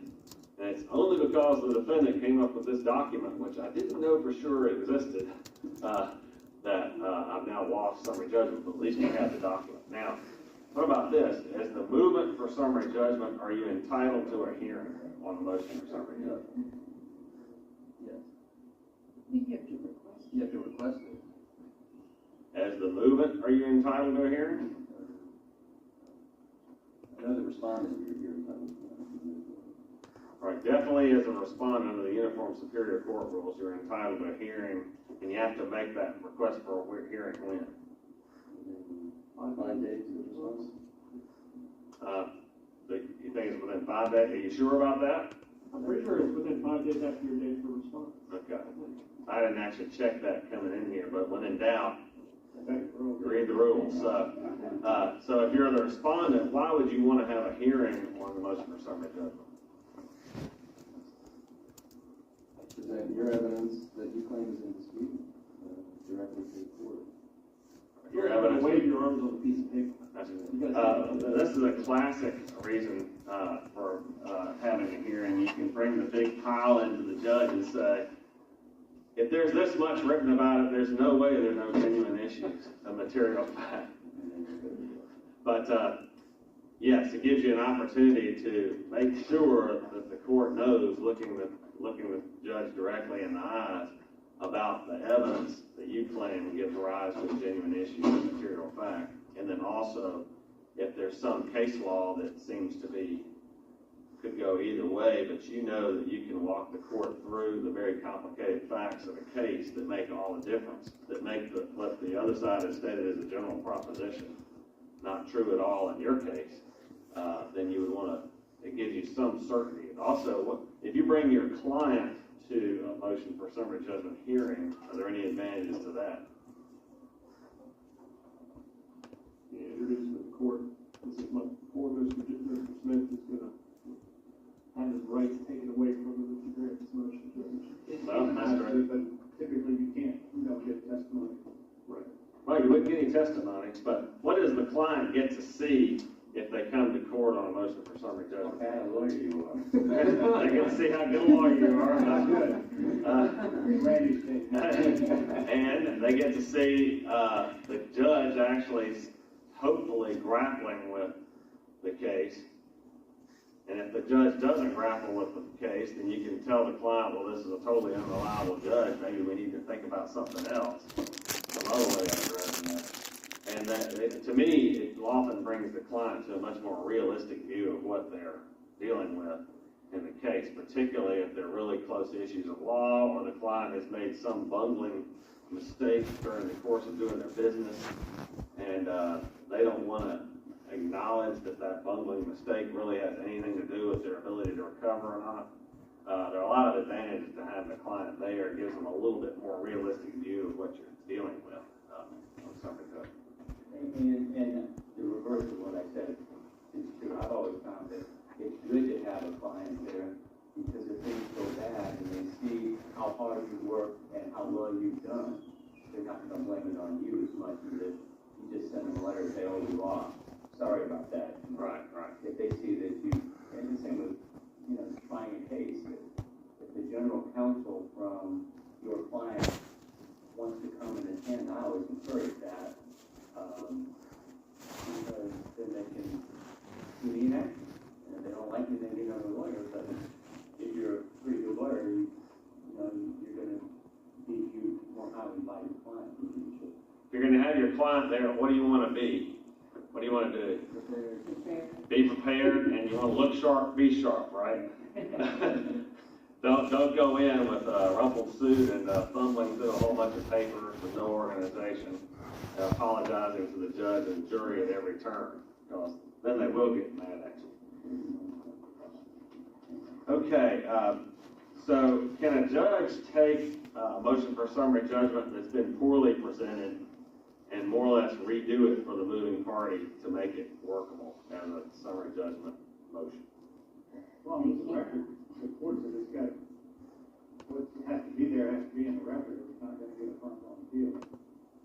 Okay, does it have to be specifically pointed out by the moving party in the record, or does it just have to be there somewhere? It's got to be there somewhere. Okay, yeah, so apparently, although I highly don't like it, apparently a judge can, under Rule 56D, look at what's there and more or less work the parties and work the file themselves to enter a partial motion, a motion on partial summary judgment in order, dealing with certain aspects of the case, trying to narrow the case. The other thing I found in summary judgment hearings, and something to be aware of, is the court will try to get you as the advocate to agree to things that the other side's never put into the record. Now, if the judge turns to you and says, let's say you're representing the debtor here, and the judge and the other side never put in their motion anything about the debtor failing to make payments, do you think the judge appropriately can ask the lawyer representing the debtor, well, didn't he on this date fail to make payments? The judge can ask anything. All right, do you have to answer the question to the court? I think you better. Well, I mean, I've taken the position, we're here on summary judgment, Your Honor. I'm not here to give up facts for this case. I mean, it's the plaintiff's burden on summary judgment. They're trying That's a fair to. response, but, yeah, I mean, I don't think you have to necessarily concede anything that isn't evidence. You can say, that's disputed. It's not been proven. We're here, part of the reason why we contest summary judgment.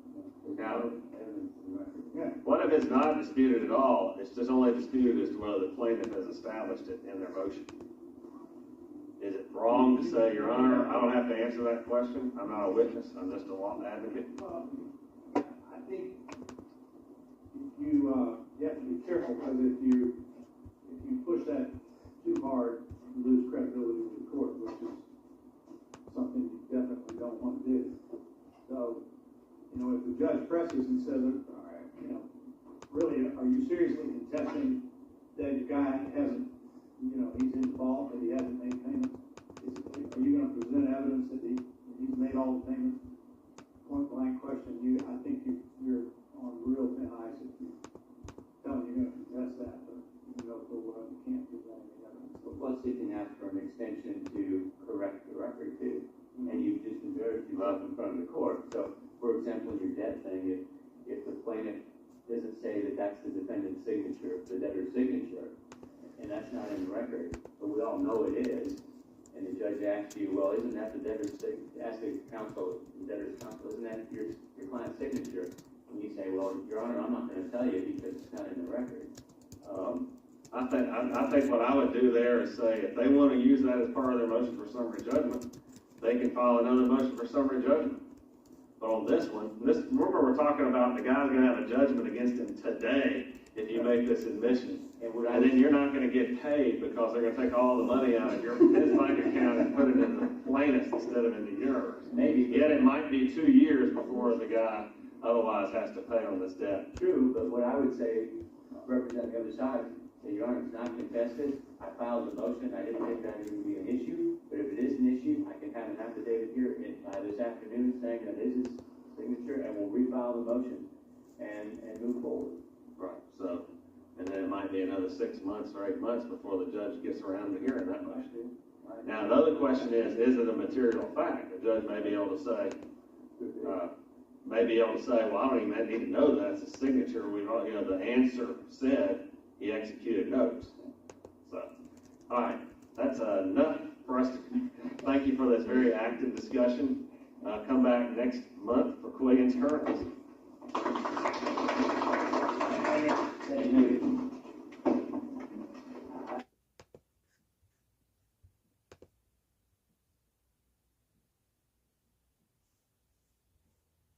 There we go. Good afternoon. We're here at Taylor English for Quillian's Kernels. This is a continuation of our discussion of motions for summary judgment.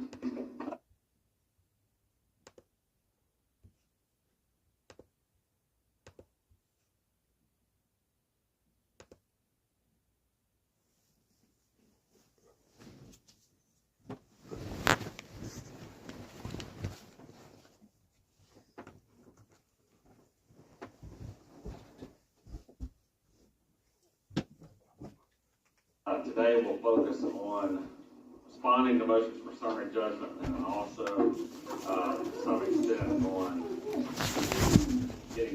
making cross motions for summary judgment or using defensive motions for summary judgment.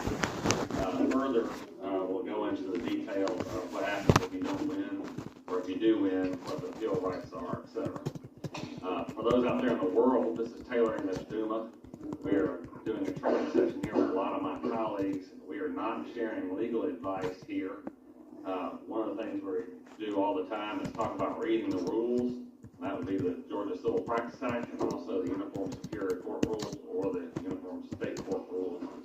And we do always require you to do your own research, read the rules yourself, read the case law, etc., to make sure you're making the right decisions. And of course, if you're not a lawyer, we're not encouraging you to practice law illegally. We're encouraging you to go to a lawyer who knows how to read the rules.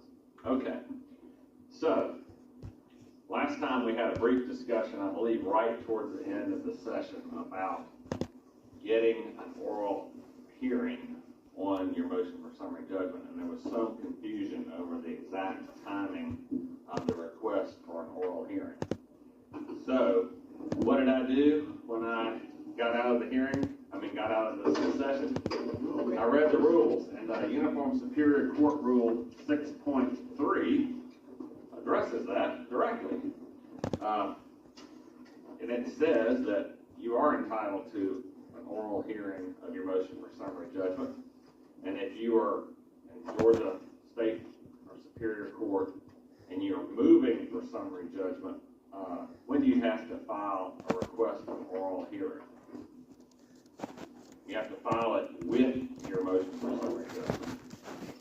Okay, if you're responding to a motion for summary judgment and you want an oral hearing, when do you have to file that file?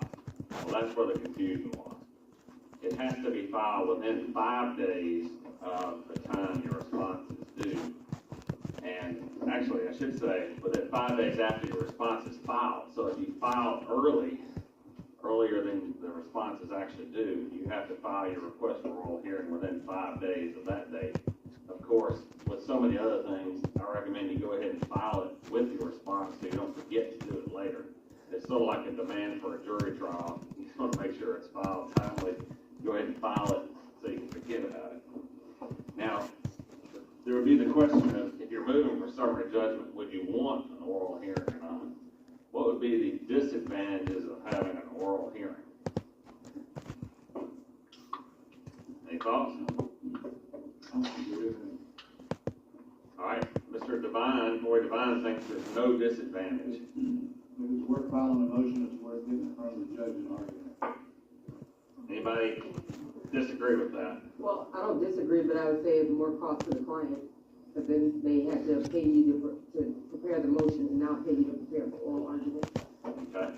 Wouldn't that be one of the advantages of the oral hearing? As lawyers, if it's more expensive for the client, that means it's more money for us, right? Henry, if you're looking for summary judgment on a question of law, I can see where you would not want to try to lend credence to the other side's position that there were fact disputes by showing up and getting out there into the swamp and arguing over what's in the record and what it means and so on and so forth, and taking the position that this is a pure matter of law and that oral argument isn't necessary. I've done that in the past. Okay, well, I agree that there are pluses and minuses. I agree with Paul. I don't agree that it's always great to ask for an oral argument if you're the moving party, because if it is supposed to be a really straightforward determination, particularly as a matter of law on undisputed facts, sometimes what I find out is the other side can come in and basically share a lot of falsities with the judge, point out things that aren't in the record, make arguments or statements about what's supposedly in the record that's not actually in the record, and it can get to the point where the judge will just say, it sounds like a question of fact to me, and deny summary judgment. So I think you need to think long and hard about whether, particularly whoever your opponent is as a lawyer, about whether they're just going to muck things up, and whether if they do muck them up, you're going to be able to get it unscrambled in the judge's head during the limited time you have to argue your motion for summary judgment. If you're the moving party and you don't ask for an oral argument, and the other side doesn't ask, are you prepared to live with the fact that it's going to go on brief?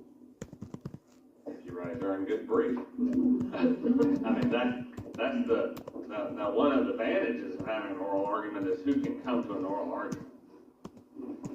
Your client can come, your client can see the judge. You might be able to see the judge for the first time after filing the lawsuit. You may not know that judge really well. You might want to get an eyeball on who the judge is and what they're like before the trial comes up, because some judges don't hold scheduling conferences and all that.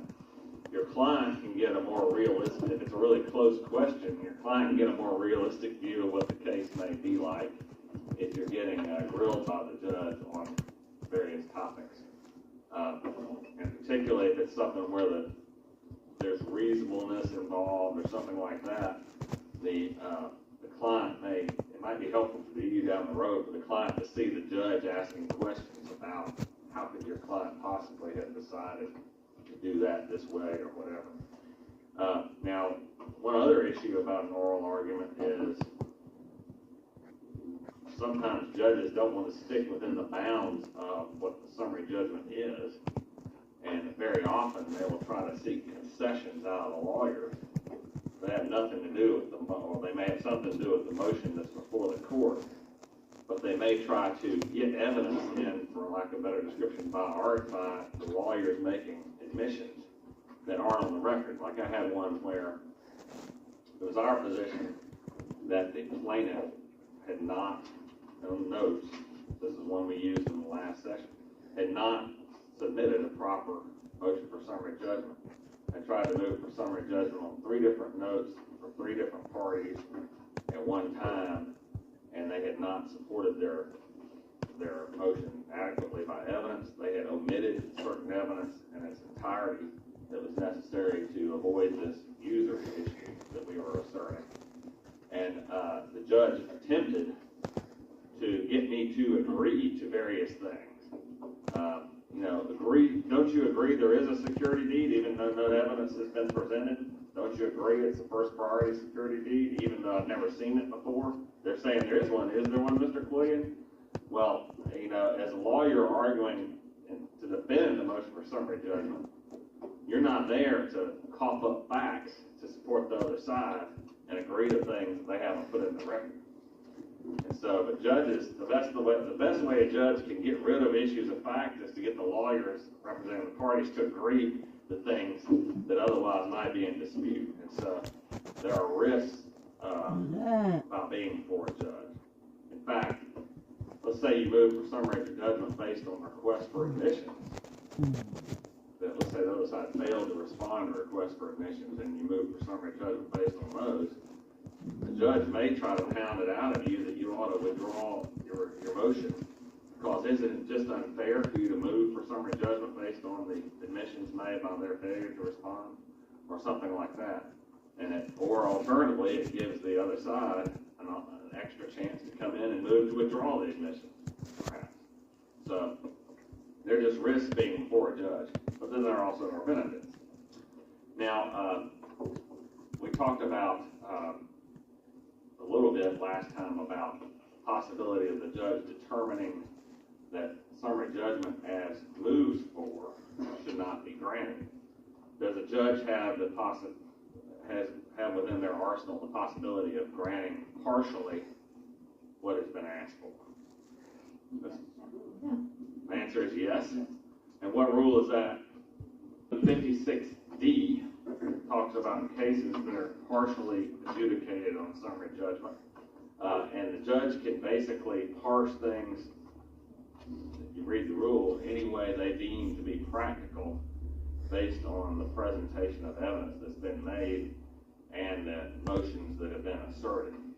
I don't think a judge should pull something just out of the blue on their judgment. I think they would have to give a party an opportunity to respond.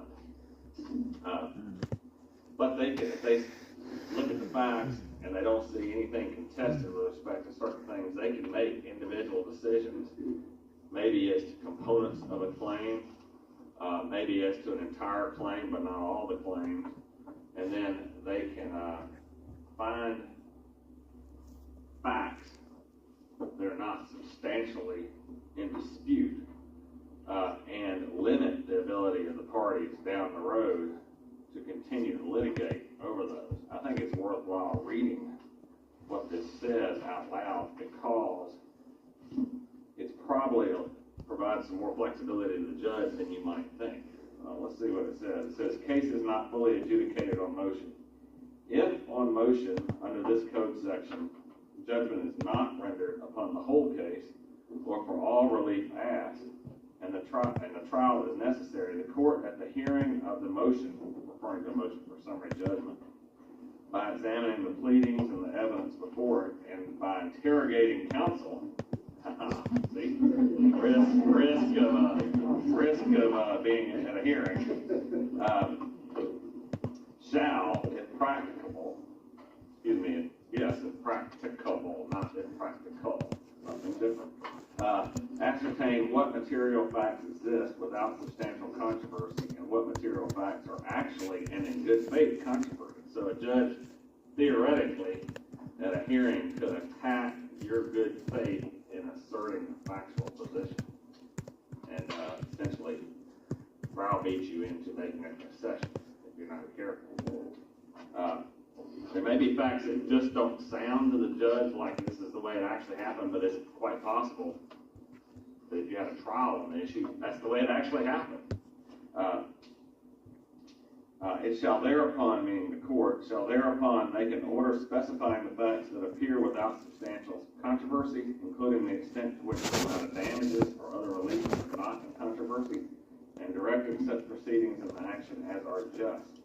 So all of a sudden the judge is making just decisions. Upon the trial of the action, the facts so specified shall be deemed established, and the trial shall be conducted accordingly. So be aware that that is also a risk that can arise from moving for summary judgment. You might move for summary judgment, not ask for an oral argument. The other side responds, asks for an oral hearing, and then the judge comes in and tries to eliminate facts that would be subject to trial, whereas you might really want those facts to be tried and first heard before the jury, rather than having the judge just read the facts to the jury. Because sometimes it's seedy evidence or whatever that get a jury fired up. So take that into consideration. Now, if you're responding to a motion for summary judgment, let's assume that the plaintiff or the movement cites all sorts of cases that sound really good based on the quotations they pulled out of the case.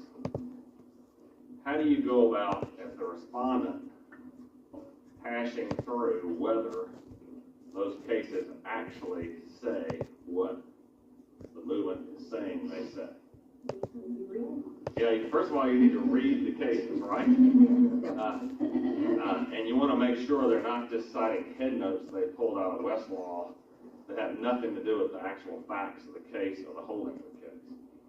You got to identify what the procedural status was of each case that they're citing. It might not be a summary judgment case. It might be a motion to dismiss. It might be a motion to overrule a directed verdict, or who knows what the case, the procedural status might be, or what the standard of review that was being applied by the judge who was deciding that case was required to implement. Let's assume that you had a multi-party case cited against you, and it sounded, as the other side purported it to be, that it just sounds really good for their position, and you're trying to figure out how can I convince the judge that the case they've cited is actually different from what they're saying it is, and or different from the fact situation that I have for my case. What could you use to persuasively show the judge that that case is really inapposite to your situation? What sort of tools could you use? What's the most fundamental tool you would use? You agree? Words, yes. For summary judgment are done. It's just a plain old word brief. What else might you do to get in front of the judge that which you would want to have before the judge in order to defeat the motion for summary judgment? Affidavit, documents, deposition testimony. Okay, so yes, that sort of goes back to what we talked about last time. You want to make sure you got admissible evidence in to distinguish the facts of the case from what they're asserting. How about putting evidence actually in your brief? Photo or of the brief of the evidence that the other side is saying says one thing, when in fact, you know, if the judge actually sees the document, it says something else. Can you do that? Can you do that these days? Put a picture of the evidence inside your brief? Yes, we can. Okay, yes, you can. And how about this? Can you, if you really want the judges to actually read the cases, what can you do in your response brief? You can attach copies of the cases in the appendix. And in fact, there's a judge on the Superior Court of Fulton County named Jackson Bedford, and he actually asks you to attach at least all important cases, maybe not every stream site, to your brief when you're either moving for summary judgment or responding, and I call that a Bedford brief. And I like to use Bedford briefs a lot if the cases are actually good for me, because you want to give them every opportunity to read them. Now, how about with respect to those cases? What if it's multi-party cases, numerous claims going every which way among all the parties, and you're trying to focus on a particular claim within the spectrum of claims that's between two of the parties, and all the other ones are irrelevant? What can you do to make that case come alive if you can distinguish it based on the facts of the case? Well, if you can attach the case, you can highlight where you want the case to read. Then you can highlight that gets them to the point you want to read. You can also do diagrams of the case. You can do graphical diagrams where you have, arrows and triangles and things go in various directions with notations regarding which claims, which parties, and how they affect each other, whether something established against one party is somehow raised judicata against another party or issued preclusion. And so I've had briefs where I've had lots of different diagrams attached to the brief, and that would be both moving for summary judgment, if you're trying to show how of all these cases, ours is exactly like this one. You can diagram both the case you're relying on and the case that you're relying on and the facts of your own case, and you can lay them over each other. You can show they're exactly the same, or you can do it as a response.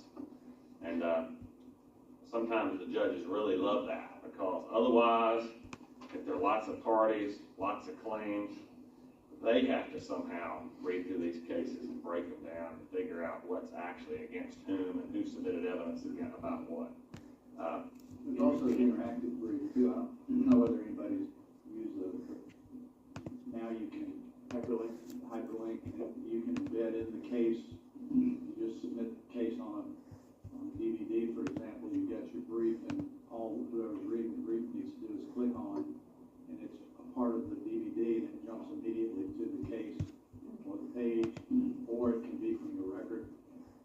So, I mean, it's a little bit more expensive, but it's all the judges that I've talked to like that if they have a complicated case like that. You can actually, these days, have a link inside the brief that jumps to the video deposition testimony of the person you're trying to assert gives rise to the question of material fact. And sometimes it does actually stick in that judge's mind a lot better if they see a person actually saying whatever the testimony is that you're relying on. Now, Andrew, one of the things I've done is I'll have two columns, one with what the individual saying the case says, misquoting it, and one with what the actual case says. And if I find a opposing counsel who's taking liberty with facts or with cases, then just say, opposing counsel, here's what he says, that the witness claimed that he didn't see the car in front of him, and actual deposition quote, I saw the car in front of me, and I'll go down, and I've had cases where I've made 15 or 20 distinctions between what the one opposing counsel said and what the truth is. I think that may be effective. And then you could copy the deposition pages to show the court. and that shows great confidence on behalf of the lawyer who does a chart like that, because they're saying, here's the testimony and here's the testimony. To me, if I was a judge, that would be persuasive. The other thing is, I was thinking about with respect to cases. Let's say you had a series of cases with slightly distinguishable facts with the same claim, or alternatively, slightly different claims. You can actually do a chart. So like you see, if you look at software sales brochure, and it'll have like a vertical line, side column that has all the different attributes of the software, and it'll have 3 or 4 different competing brands next to each other, and they'll have check boxes and dots and so on. You can actually utilize that to show, well, this case, here's my case over here, it's got checks all the way down, and here's the case I'm relying on, it's got checks all the way down, but the cases they're relying on, you've only got to check every so often. Any way you can bring it alive for the judge can be very helpful. And of course, what can you use if you have an oral argument? What can you use? Or even if you want to put it in your brief, if you got a complicated fact situation. Demonstrative aids like PowerPoints. What's a really basic one? Photographs. Copies. Timelines. To try to unscramble it, because you've been living and breathing this case through all these depositions and everything. The judge may be looking at it for the first time, maybe, if you're lucky, the night before the oral argument. Whereas it may be the first time they hear about it is when you show up, you know, the situation where you've got a construction case and the judge says, you know, Jones versus Smith, isn't this the car wreck case? Then you know you've got your work cut out for you, regardless of which side of the motion you're on. Okay. Now, what in Georgia, what is a powerful tool for eliminating a case that's cited against you that would be perfect for the other side? I'll give you a hint. It has something to do with the number of judges. Physical precedent. Physical precedent. What the heck is that? With the court of the rule, yeah, 2-1 in the Court of Appeals. Okay, so you normally have a 3-judge panel in the Court of Appeals, right? And if only 2 of them vote in favor of the majority opinion, then what good is that case as far as precedent? The rules, the Court of Appeals rules say it's physical precedent only. Yeah, well, what in the world does that mean? That means you can physically hold it in your hand, or? It means the Court of Appeals can cite it when they want to or when they don't want to. I think that's Okay, it's not supposed to be binding authority, right, on the trial courts. So sometimes you need to pull that one out of your quiver to knock a case that looks particularly bad for your position out of the park or when you're arguing in the trial court. So let's repeat that, because it's a weird thing that you're not going to know about if you haven't been practicing for a while. It's called physical precedent, and it's when only 2 judges of the Court of Appeals vote for the majority opinion that's being cited against you. As the responding party say that case isn't worth anything, it might as well just be completely ignored because it's not binding precedent in Georgia. The source for that is the Court of Appeals rule. Mr. Boyle, do you know? Oh, yeah, the Court of Appeals rules about. And cases. I mean, it's cited in cases. But I guess the thing to look at, I guess, from either perspective, whether you're the one who's using the case or the one who's going against it, if you find a case like that, and you may think, this is a great case, and then you look at it more closely and see it's 2-1, you go, darn. But often you'll jeopardize those cases, and you'll see the Court of Appeals then relied on that case in 6 or 7 other cases. Okay. So, and maybe this particular case has got the great quote you want to use. So I think you can still use it. I think you need to acknowledge in your brief the physical precedent, but then say the Court of Appeals has also, later relied on this case. Well, the other thing you can do is you might look at the judges who were in the majority, and those particular judges on the Court of Appeals might have taken an opinion in a case where all 3 judges voted in favor of the majority, and you can say, well, obviously, the other 2 new judges agreed with the other judge that wrote the physical precedent opinion. So you can do all sorts of things if you get to the Court of Appeals of ways to argue around whether, at a minimum, the court's going to go this way, whether they ever have or not, based on breaking down the cases. So that's definitely one to remember is physical precedent. All right, now let's assume that you've had motion. You're the plaintiff. You've had summary judgment moved against you, and you're sweating bullets. You're extremely concerned that your client's case, as originally pounded, is going to go up in smoke because of this motion for summary judgment. Are you necessarily dead in the water? No, you can dismiss the case.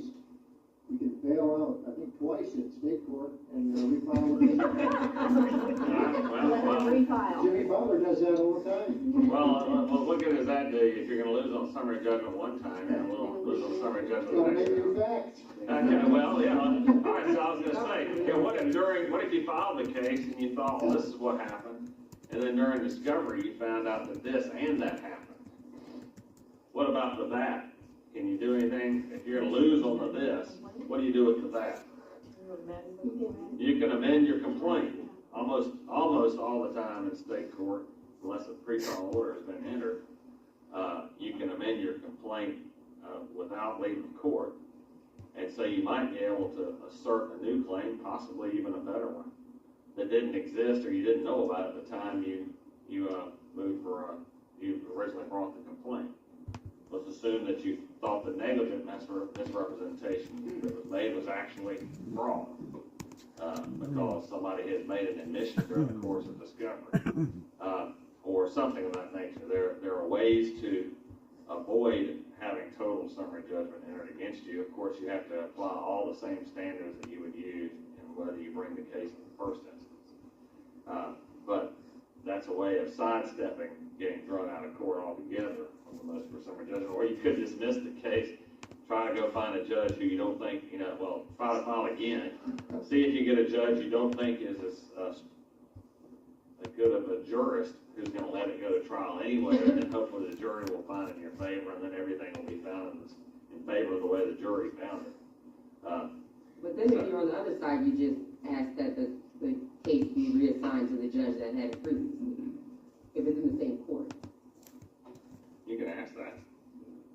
That's not necessarily going to happen. Yeah, that's local court to court. We found situations where people would file in state court first time through, then come back and file the same case in superior court or vice versa. If you do it more than one time, won't they kind of see what you're doing, and how they'll figure out that you're just trying, you're judge jumping? Everybody knows what you're doing anyway. You're allowed to do it. Fine, you can do it. Now, I don't really want to go into this now because I'm not thoroughly prepared on it, but I think you can dismiss one less time now than you were able to earlier. So don't dismiss more than once without doing what? Reading the rules. Make sure the second one is not with prejudice, Yeah, so, whether you say it or not. yeah, because you don't want to dismiss it twice and then realize that you only had an opportunity to dismiss it and renew once.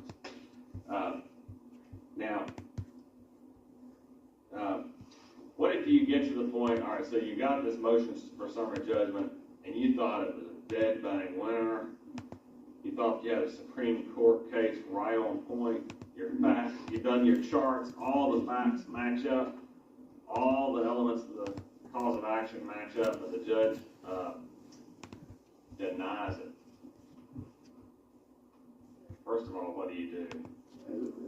Well, it doesn't matter. Let's say you're the plaintiff, you move for summary judgment. You could ask for certificate of immediate review. Now you step outside, you say a few expletives, then you ask. And all right, so you could ask for a certificate of immediate review. Should you do that? If the court, let's say, announces from the bench, I'm denying your motion for summary judgment, when should you take advantage of the opportunity to ask for a certificate of immediate review? You can do it within 10 days of the entry of the actual order. When do you have to have a certificate of immediate review entered? You gotta have it entered by the trial court within 10 days of the entry of the original order. Okay, so if you asked on the 10th day, you would be playing with what? Fire. So that there's one, you can try to probe as to whether the court, there's some risk to asking the court right then and there when you grant a certificate of immediate review, because the judge might be already so heavily against you without having sat back and thought that the trial judge will just say no.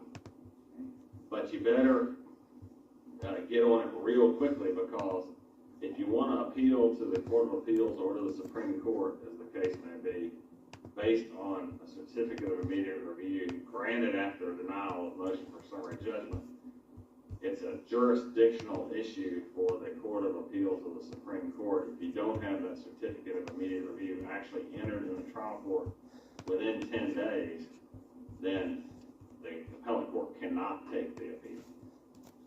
And Still so, don't have to. that's right. We'll get to that.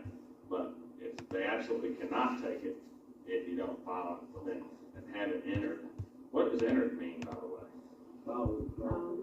So it has to be signed by who first? By the judge. And of course the judge, you might ask, if you're at the hearing, and you don't necessarily want to immediately ask the court for a certificate of immediate review, you may or may not.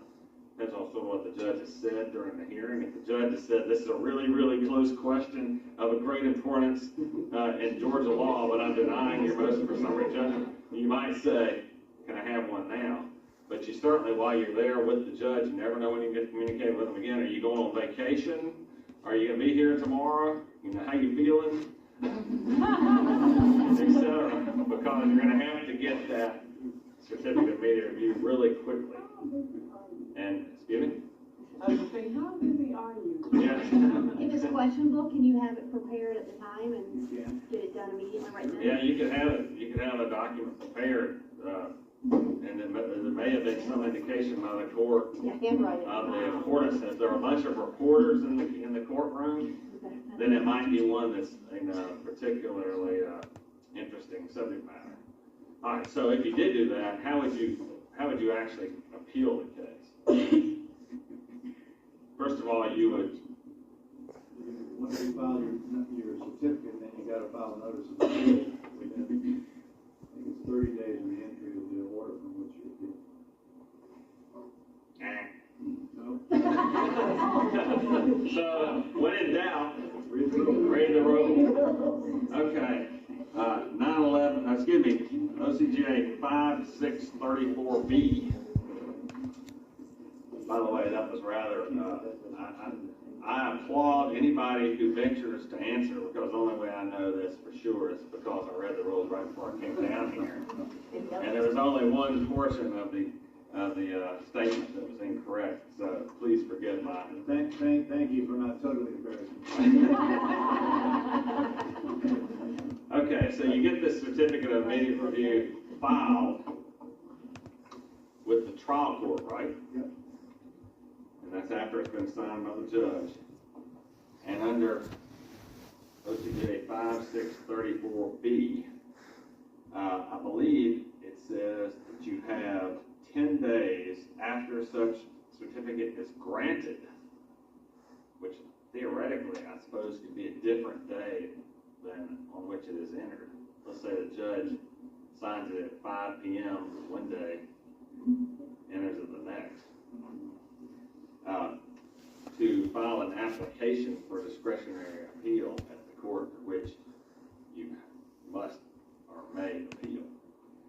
And of course, like any other application for discretionary appeal, you're going to have to make it in the sense of a petition as they describe it.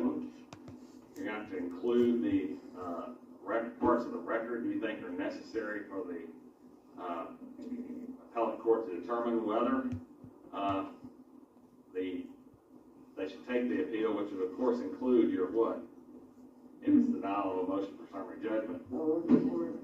It's going to include the order for sure, and it's going to include probably your motion and your brief, and you will argue that this is important for the appellate court to go ahead and decide the cause of all these different reasons. Now, what would a trial court use in determining whether a certificate of immediate review would be a good idea or not? Whether they want to fool the case or not. Yeah, they might want to get it off their desk right now, and hopefully it'll be wandering around in appellate land for a year or so, and then they'll retire and somebody else will deal with the trial. Or let's assume that since summary judgment is not granted, now all of a sudden it's going to be a 6-week trial. It's going to totally mess up the court's calendar. They may decide, although I can't in good conscience agree with the movement, maybe the Court of Appeals will, and I'll never have to worry about this case again, except for entering the judgment on remand.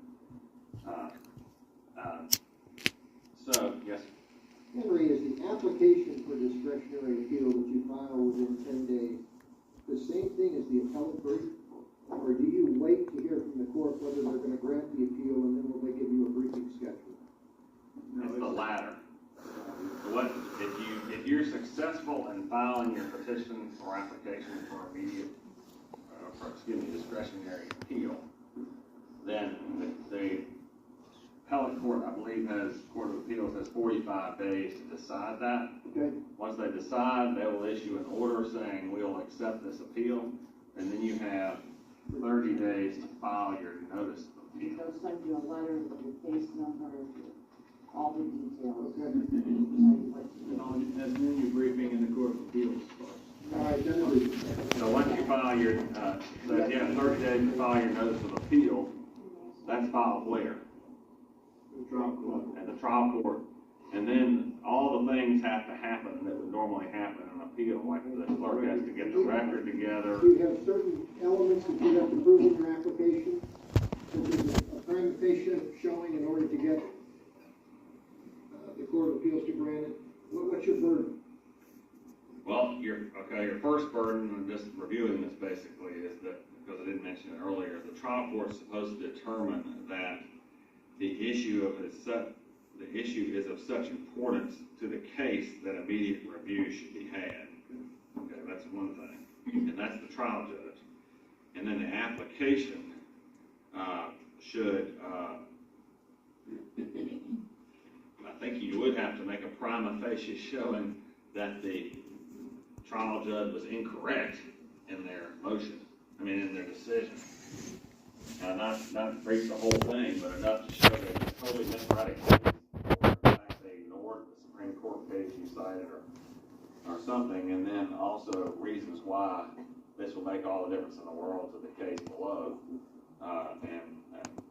such as elimination of a lot of parties, or a lot of judicial efficiency. Yes, sir, Todd. If you are the party, the non-mover who succeeded this summary judgment, and you don't want the case to go up to the Court of Appeals, what can you file, and what's your timing for opposing the request for certificate of immediate appeal, and et cetera, whatever is filed with the Court of Appeals?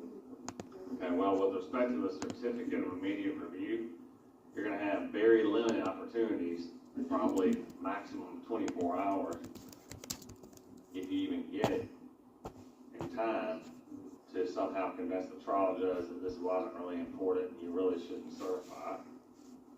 That would be Generally, the trial judge is going to just do whatever they're going to do. They're not going to hear right. on the side. But you do get the opportunity to brief in the Court of Appeals to respond there, urging them not to take it.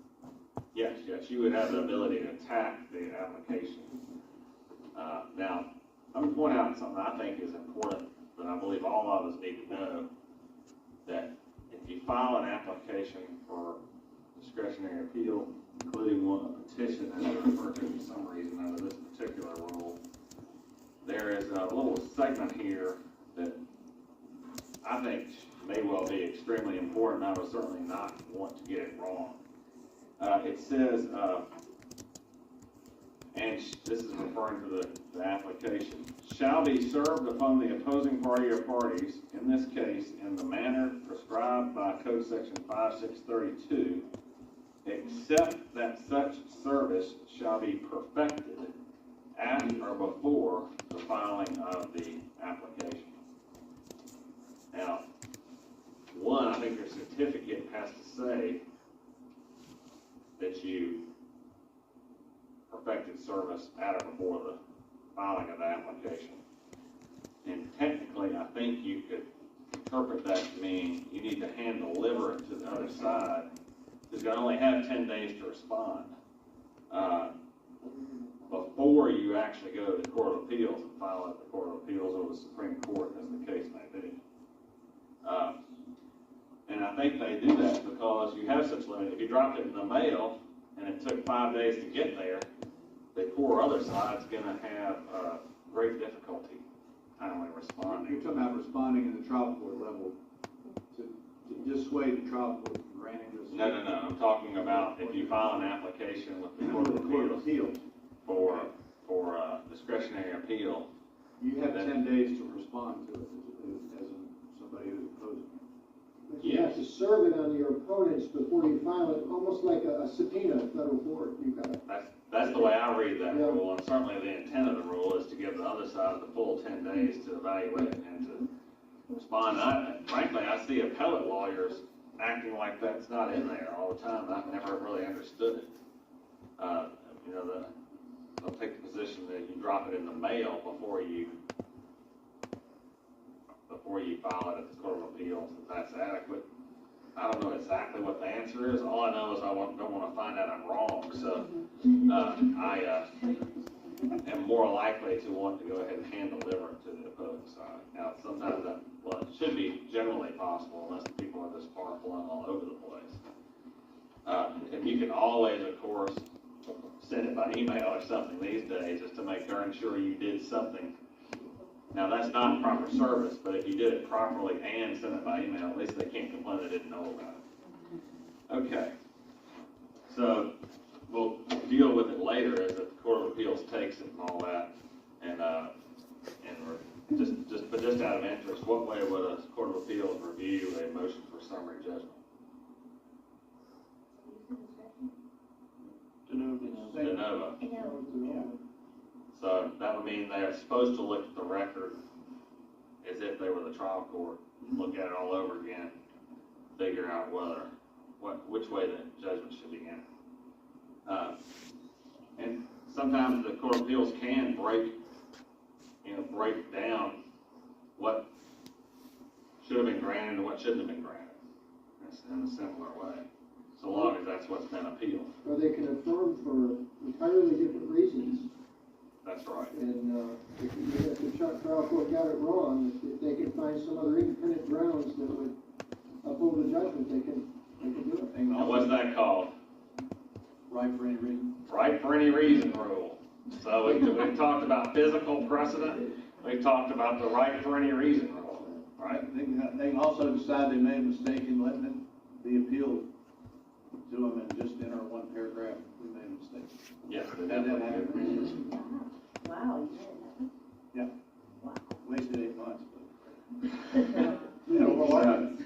So that's what happened that it gets up to appeal. So let's assume you're the movement for summary judgment and you've succeeded on a couple of your grounds for moving for summary judgment, maybe 2 out of 3 claims, and it's granting you $100 million. What might you want to do with respect to winning 2/3 of the case? You can ask for an entry of a 54B order granting final judgment on parts of your case and entering judgment on that part and leaving the rest or dismiss the rest. Okay, so under Rule 911-54B, you can ask for the entry of final judgment. What is the standard by which the trial judge should look at that request? I think it's discretionary. It just determines what's in the efficiency of justice. Okay, so. But that's off the top of my head. I haven't read Let's read the rule. Well, let's put it this way. I think Foy is right in every respect, but he just didn't use the exact words there in the rule. So under 911-54B,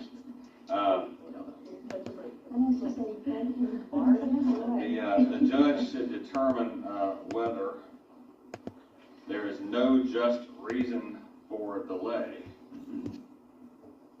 So, for instance, if you had a tort claim and you're suing the person for a tort claim for at the same time you're suing them for breach of a note, the judge might find in favor of you as the movement on the note claim, find there's a genuine issue of material fact with respect to the tort claim. And so the judge may say, well, it's obvious that the defendant owes this money to the plaintiff. My trial calendar is going to be, I'm not going to get on the trial for another 6 months. So there's no just reason for me to delay the efforts of the plaintiff in collecting the note.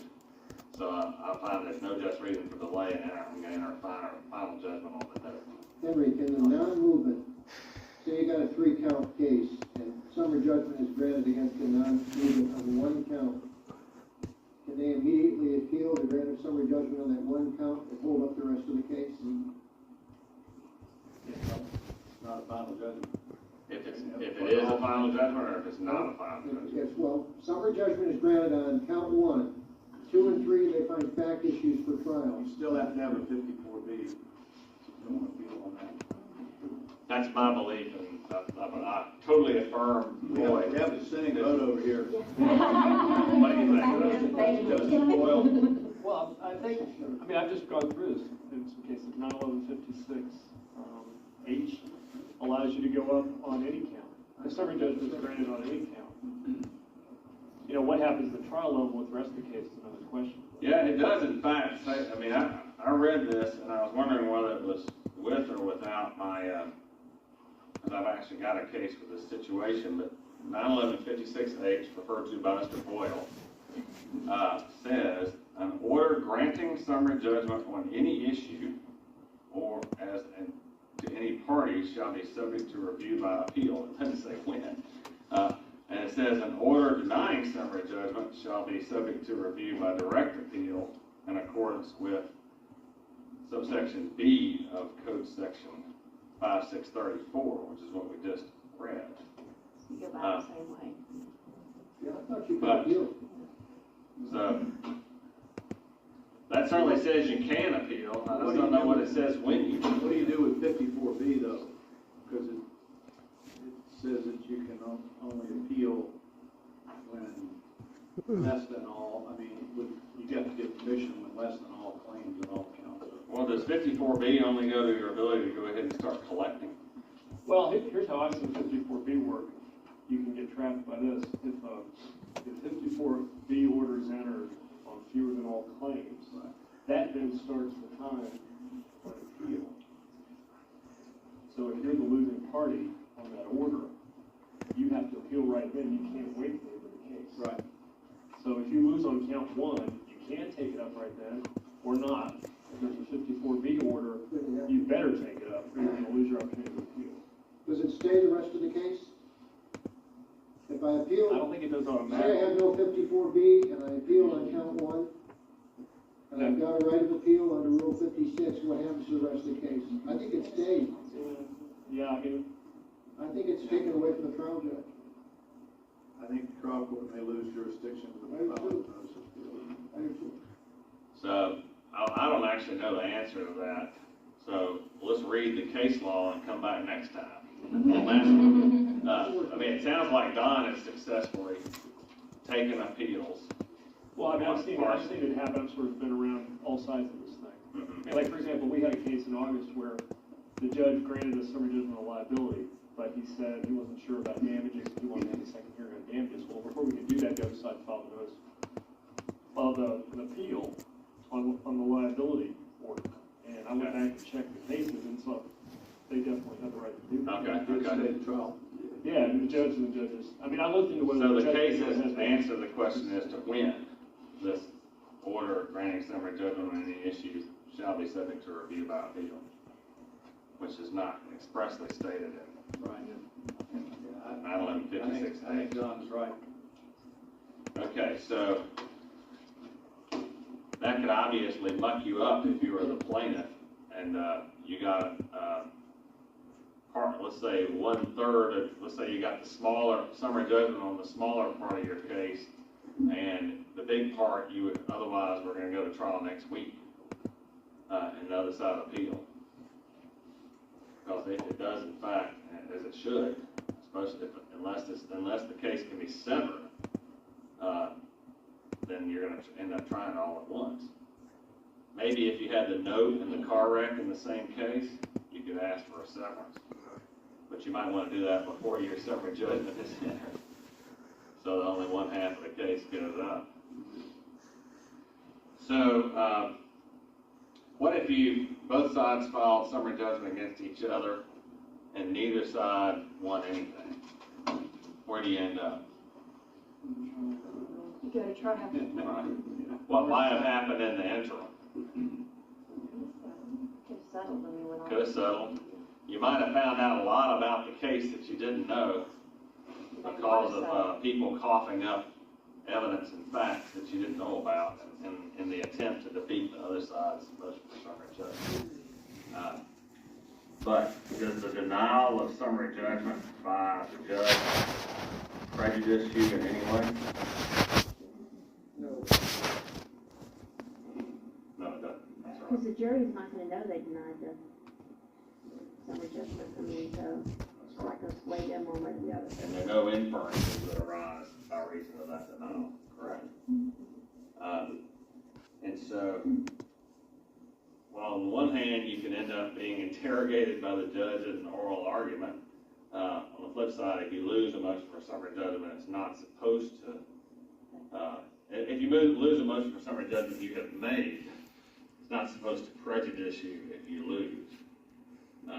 Obviously, if you lose a summary judgment that is made against you, it can be extremely prejudicial. Okay, well that actually pretty much covers what we were going to try to cover today, unless there are any other topics on summary judgment that you want to raise. One over here. I want to talk briefly, if you haven't already, about, you have the brief and the motion, but under the state court rules, you have to also file a statement if you're removing, statement of material facts not in dispute. What response does the non-moving get to that? And there's also something called statement of theories of recovery, which I've never understood exactly what those are, but I think you still have to file those in state court. Okay, we're talking about Superior Court Rule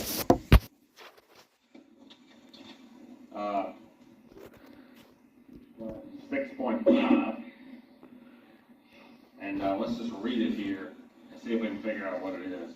Upon any motion for summary judgment pursuant to the Georgia Civil Practice Act, there shall be an annex to the notice of motion, a separate, short, and concise statement of each theory of recovery and of each of the material facts as to which the moving party contends there is no genuine issue to be tried.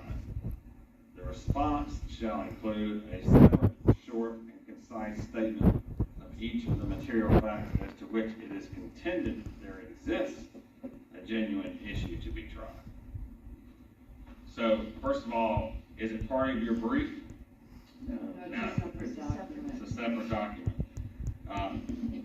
Annexed to the notice of motion. I think it's I usually see it as an entirely separate document. How about y'all? Yeah, I think you just. So you would have the motion saying this is what we want. You'd have, theoretically, I guess you could attach this thing because that's what the rule says.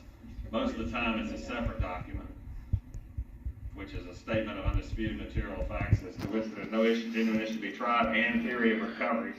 And then there is the brief. All right, so let's assume that, I guess, the statement of theory of recovery is basically a Reader's Digest version of why you should win and on what claims. Generally, it's I think it's just a couple of paragraphs. I think it's just intended to give the judge a quick brief of what the case is all about. Yeah. All right. Yeah. And then the cheat sheet, basically. This is the one that the judge picks up. That's But immediately before the hearing, when he thinks it's the car wreck and it's really the construction case. The statement of material facts is not supposed to be every fact that the people don't think is contested. It's supposed to be the ones that are material to what? To your claim, or the defense. Material to the motion for summary judgment. So if you're only moving on one claim, it would just be the facts associated with that claim. And, sometimes in complicated cases, it's hard to make them really short.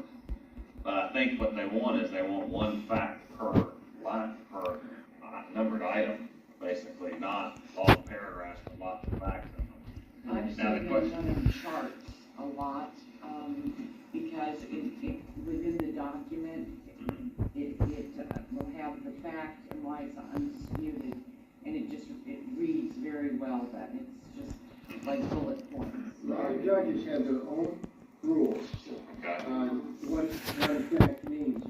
one-sentence reads, because they don't want people to try to gain leverage by using paragraphs and then having the non-movement possibly able to refute part of it, but not another part, and so on. And they'll send it back to you and tell you to rewrite it. You don't do it right. Okay, so possibly the rule would be do what before you prepare your motion for summary judgment? Read the rule. Call the law clerk or the staff attorney and say, hey, how do you do this document in your court? Never hurts. It's really, really good for the judge to get what they like to see, right? If you're moving for summary judgment. Do you have to cite in that document the supporting record for that fact? I do, but I think the answer is yes. It's a good idea, the rule doesn't say. I think it's a really good idea. I don't think you have to do it. You have to cite it somewhere. If it's not going to be in there, it has to be in your brief. So I've seen it two ways. I've seen people do the statement of facts with all the supporting record, and then in the brief, they just reference this SOF paragraph number, which of course is a two-level determination by the court. If they're reading the brief and they say, I don't know about that fact, then they have to go to the other document, and then they have to look at the record. But then I've also just seen the facts as listed, and then all the records cited in the brief. Frankly, the latter way is the way I grew up being taught to do it, and maybe because the rule, empirical rule, does not say you have to cite the record in this statement. Now, how about response to, do you have to respond item by item to a statement of material facts made by the movement? You haven't say you have to. It does not say you have to. Apparently you think you should. I think you should. Yeah. What if you agree to all the facts or you don't care about them, but there's one fact that makes all the difference that you can test? Can you just list in your response the light, let's say the plaintiff is saying the light was red, and your response is the light was green. You cite the record. Yeah, but the others will be deemed admitted if you don't contest it with material evidence. Yeah, so it's pretty dangerous if you're not really serious about conceding those facts. Okay.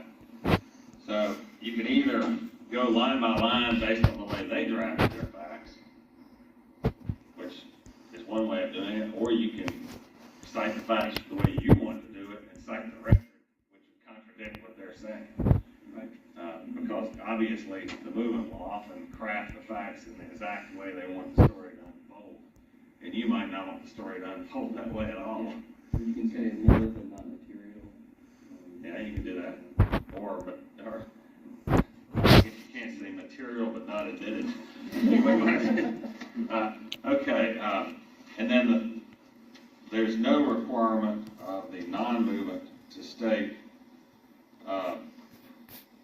theories of defense. So this is mainly an effort to well know the facts that are in a contest. But don't forget to do that. Certainly don't forget to cite your responsive evidence, because I have taken over a case or come in after a evidence made by a litigant who made all the perfect arguments, discussed all the perfect facts. This didn't happen to be in federal court. Did not have a statement of material facts in dispute, and the judge said, "Well, there's no document here. Everything submitted by the movement is the facts. I'm granting judgment on everything of the movement." So it's almost like a default motion for summary judgment, even though the responsive brief set out all the facts that were contrary. Call your even carrier. Yes. Federal court is very strict on that. So, was there anything else on that, Todd? No, Okay, thank y'all very much for coming. Go ahead.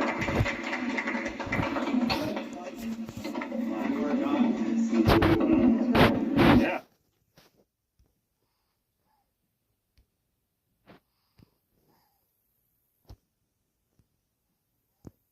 Hey, I'm Henry Quillian. I'm here at Taylor English Duma with my colleagues of the litigation group. And this is the first Quillian's Kernels of 2024. And it also, strangely, is the first Quillian's Kernels of all time, a repeat from maybe 12, 14 years ago, where we started in the Civil Practice Act and worked our way through it and learned all the practical things you need to know to survive in a lawsuit, avoid do-overs, and to avoid malpractice while also being very effective and efficient for your clients. At Taylor English Duma, we are doing this as a training tool within our group and also for the general knowledge of people out in the public when this is presented. So we do try to avoid calling judges by name in comments and such as that, because we would like to be able to put these videos online. But on the flip side, we're very interested in interactive conduct and discussion about what's happened in various circumstances as we discuss them along the way. However, we are not providing legal advice to anybody out there in the world. And so if you want to bring a lawsuit, either get a lawyer of your own or study it on your own, but only use this as general informational background. I'm going to be referencing a lot of books and statutes and things like that that you can read and learn for yourself. And so this will hopefully help you get to the right place to find the current and right answer. Just in general for this session, and probably for the foreseeable ones, we're going to be working in connection with Georgia courts that are called courts of record, which are basically the superior and state courts in the counties around Georgia, which are controlled by the Georgia Civil Practice Act found in OCGA 911, 1 at SEC, and also the Uniform Superior Court rules of the state of Georgia, which look like they're a lot of rules. And in connection with that, the Civil Practice Act are statutes got passed by the legislature. So sometimes they get behind the times, for lack of a better description, and have to be updated subsequently. And then also they're passed by the legislature.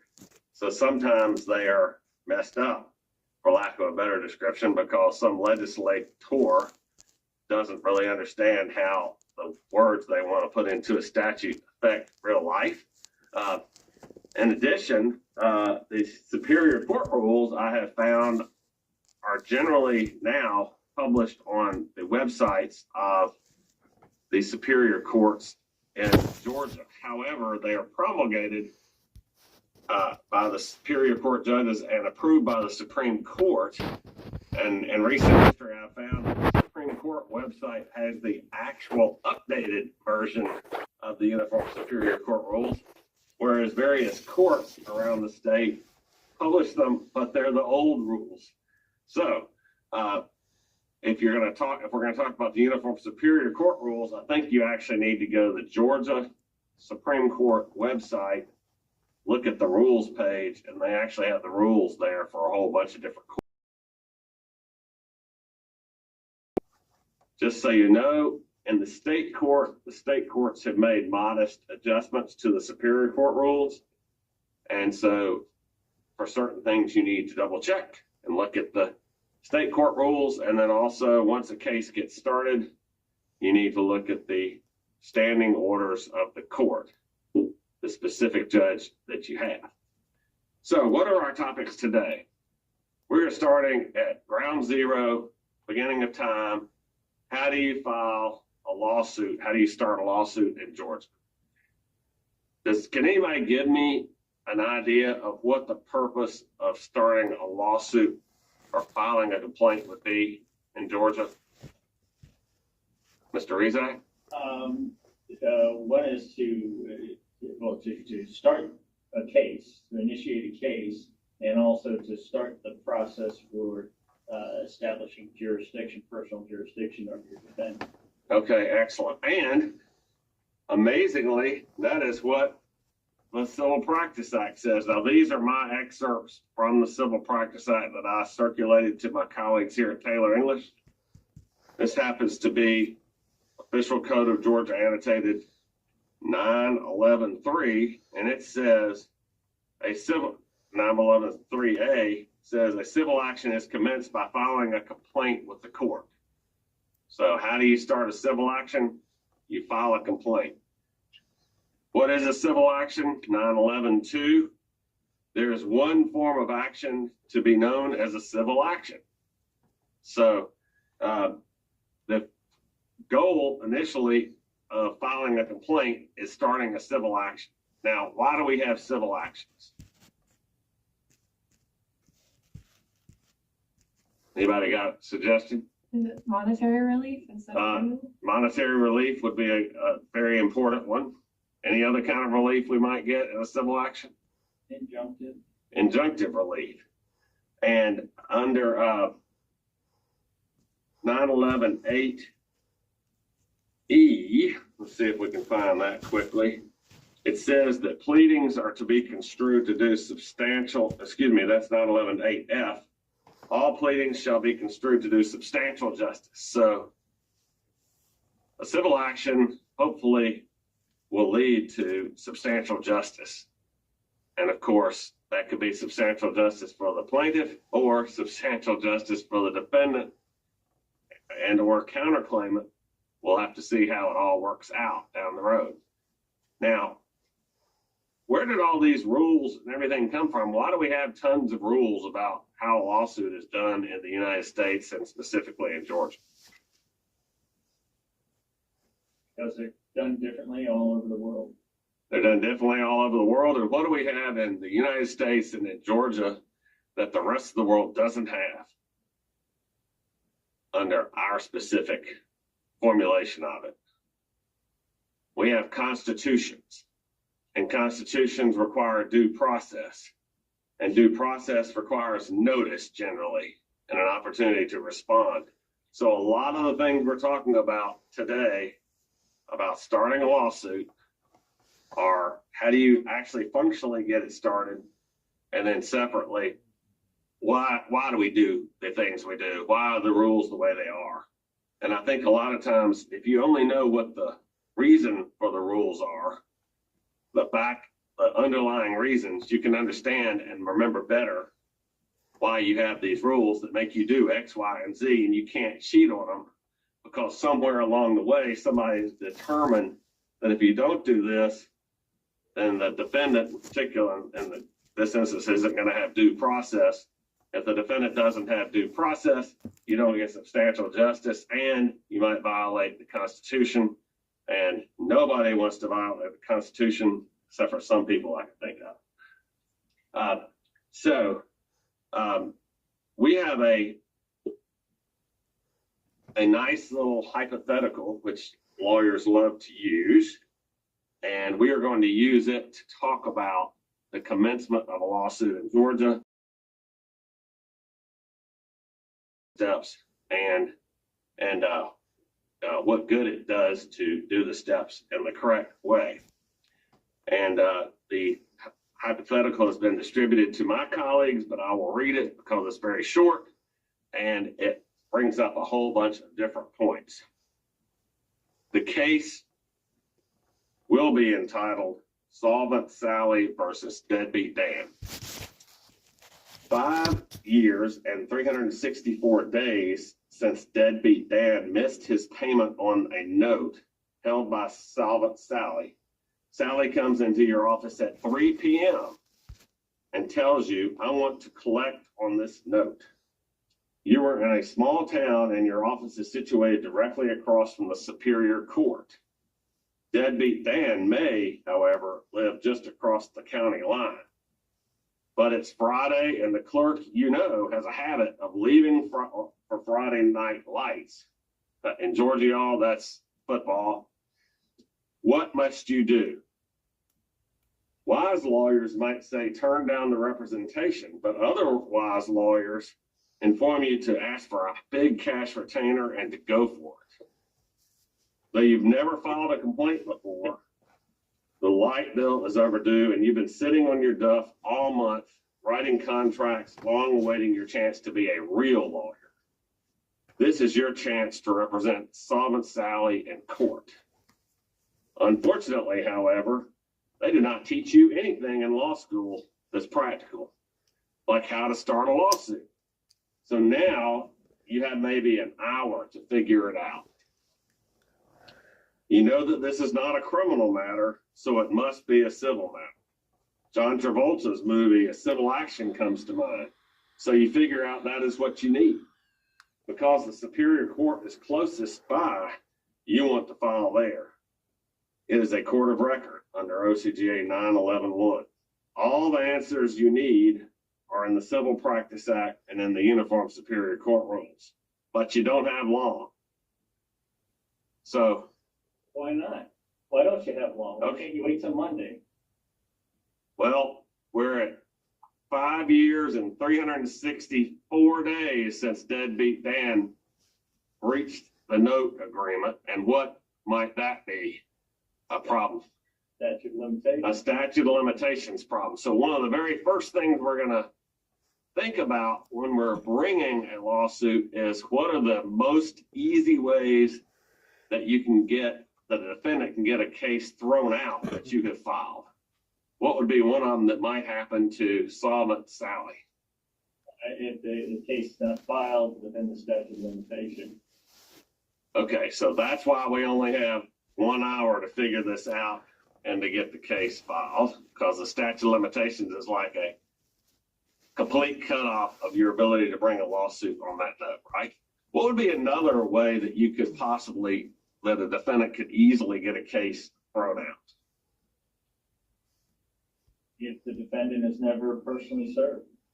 If the defendant is, yes, if the service of process either is defective because of lack of paperwork, or because you actually never get the service on the defendant.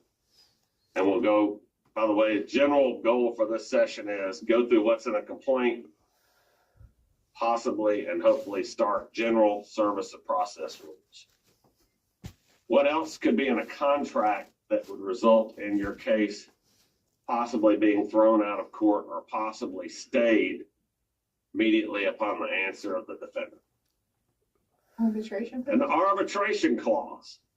So it would be good for you, the lawyer sitting across the street from the courthouse, otherwise sitting on your duff writing contracts, to see whether the note has an arbitration clause in it. But under the circumstances, might you file a lawsuit anyway? Under the circumstances, I would say in that you can't really start an arbitration on the dime. There's very few mechanisms for getting that accomplished that fast. File a lawsuit and ask for the court to stay the lawsuit pending arbitration. That way you've got a civil action going within the statute of limitations. But we'll talk about how the statute of limitation plays into all the steps you need to take going forward. So we've already talked about the need for civil action. We've talked about the fact that the filing of a complaint commences a civil action. What else has to go with the complaint in order to make it a complete lawsuit that you can serve on the opposing side? Deadbeat Dan. Summons. A summons. What is a summons?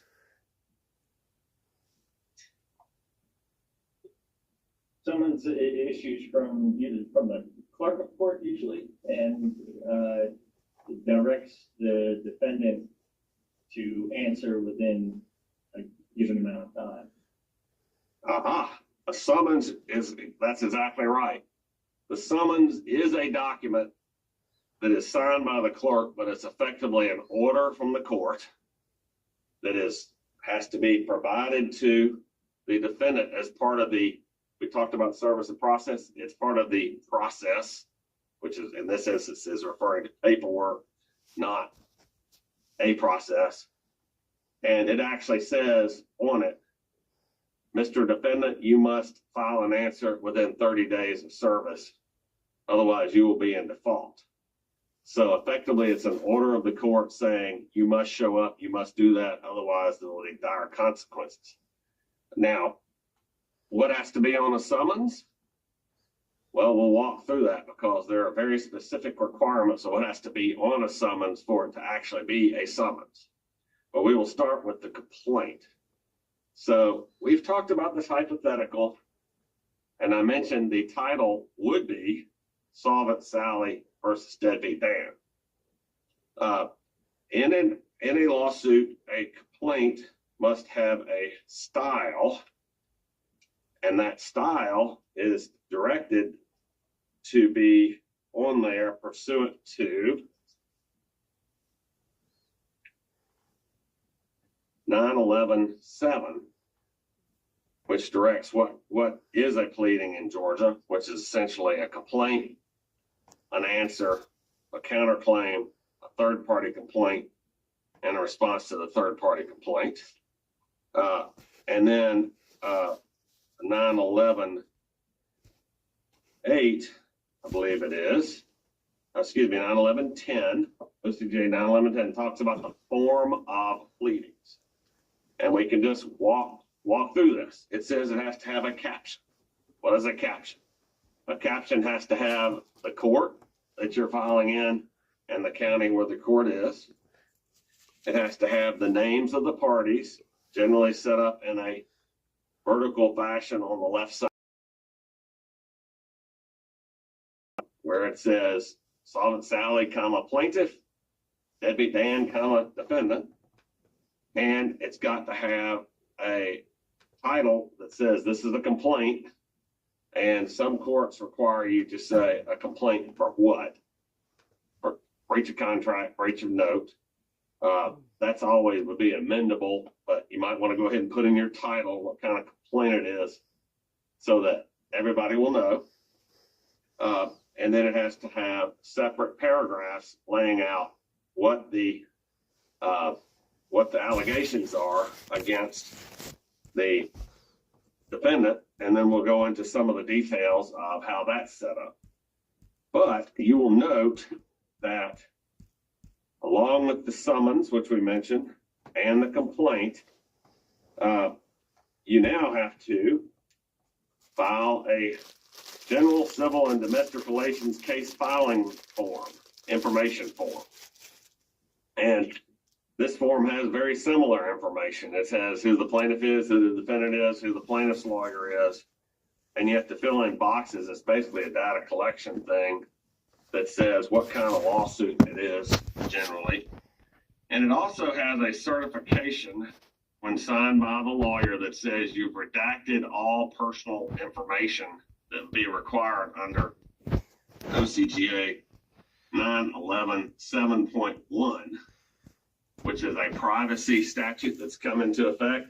What sort of information might you need to take out of a note that has been signed by Dan, Deadbeat Dan, if it happens to be on the note, in order to meet the certification under Rule 911(7.1? Account numbers, social security numbers, sometimes addresses, and other documents, information relating to language. That's right. So read the rule. There are a lot of things in that rule that says in this instance you have to take out X, Y, and Z, but you can leave in the last 4 digits of the account number or the social security number. But the general idea is, especially now with electronic filing and electronic access to filings, they want to get all the personal information that might be harmful to the defendant off the public record. It also asks, interesting, will an interpreter be needed for this case? And that could be a foreign language, that could be sign language or something of that nature. And then are there any special disability accommodations that need to be taken into account for this case? All this would be to alert the court and the court's chambers as to things that might be unique for this case. So we have to have a complaint, we have to have a summons, we have to have a civil and domestic relations filing information form. Now, chances are the clerk is going to not let you file it unless you have all those 3 pieces. But it does say in the rule that if you don't happen to file this or file it right, you can fix it later, this particular form. But that is not true of the complaint. You need to get it filed. You need to get it filed right. What does a complaint need to have in it? Does it have to be a long description of everything that happened between the 2 parties during their relationship? No. No. Okay. It is to be a short and plain statement of the cause of action or causes of action, including potentially alternative or contradictory causes of action. And it's supposed to be laid out in a logical fashion where short and plain statements are used regarding the facts in a numbered paragraph so the other side can respond in a numbered paragraph. If you look at OCJ 91110, it says paragraph, separate statements. All averments of a claim or defense shall be made in a numbered paragraph, the contents of each of which shall be limited as far as practicable to a statement of a single set of circumstances. And a paragraph may be referred to by number in all succeeding pleadings. Each claim founded upon a separate transaction or occurrence, or each defense other than denials, shall be stated in a separate count or defense whenever a separation facilitates a clear presentation of the matter set forth. So the idea here would be concise, direct, separated when you're mixing in various concepts associated with the complaint. Now, what might we have in the complaint by Solid Sally? Yeah, so first she would say who she is and that she's a Georgia resident, most likely. She would say who Deadbeat Dan is and his address and where he can be served and why the court has jurisdiction, why the venue is appropriate, and then she would talk about the transaction, about when the note was signed, probably give a short statement of some of the key provisions, payment provisions, and then include an allegation that it hasn't been paid and what her damages are.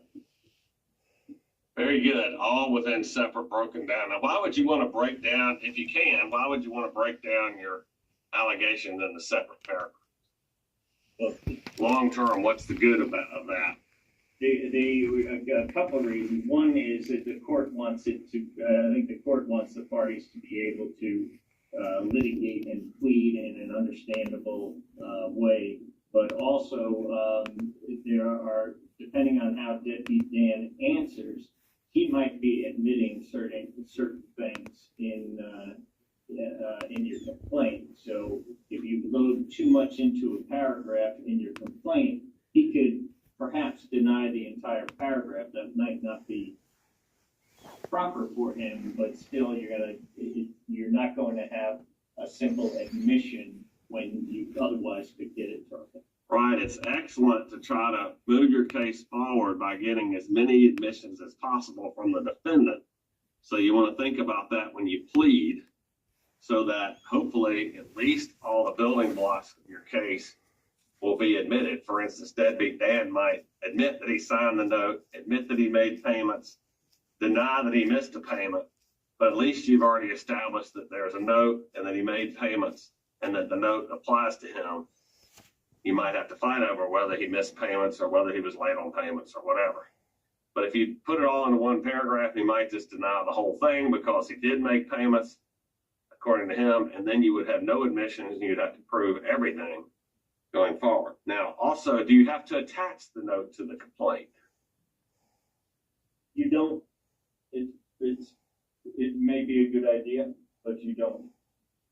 All right, so yes, as long as you state a cause of action, you don't have to attach the document. In fact, I filed one, 200-page insurance policy. I sued for breach of the insurance policy recently.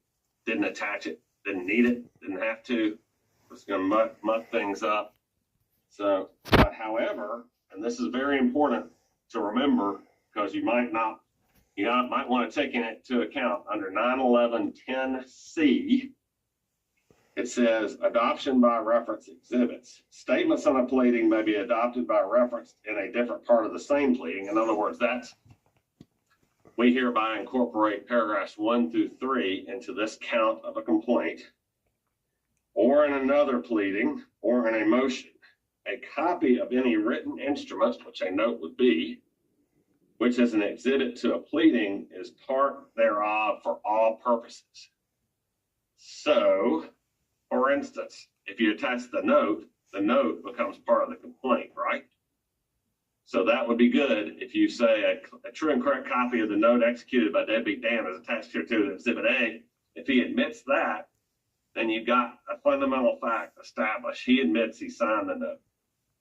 And then you might have another paragraph that says this note was given upon good consideration. If he admits to both of those, then you've got an enforceable note.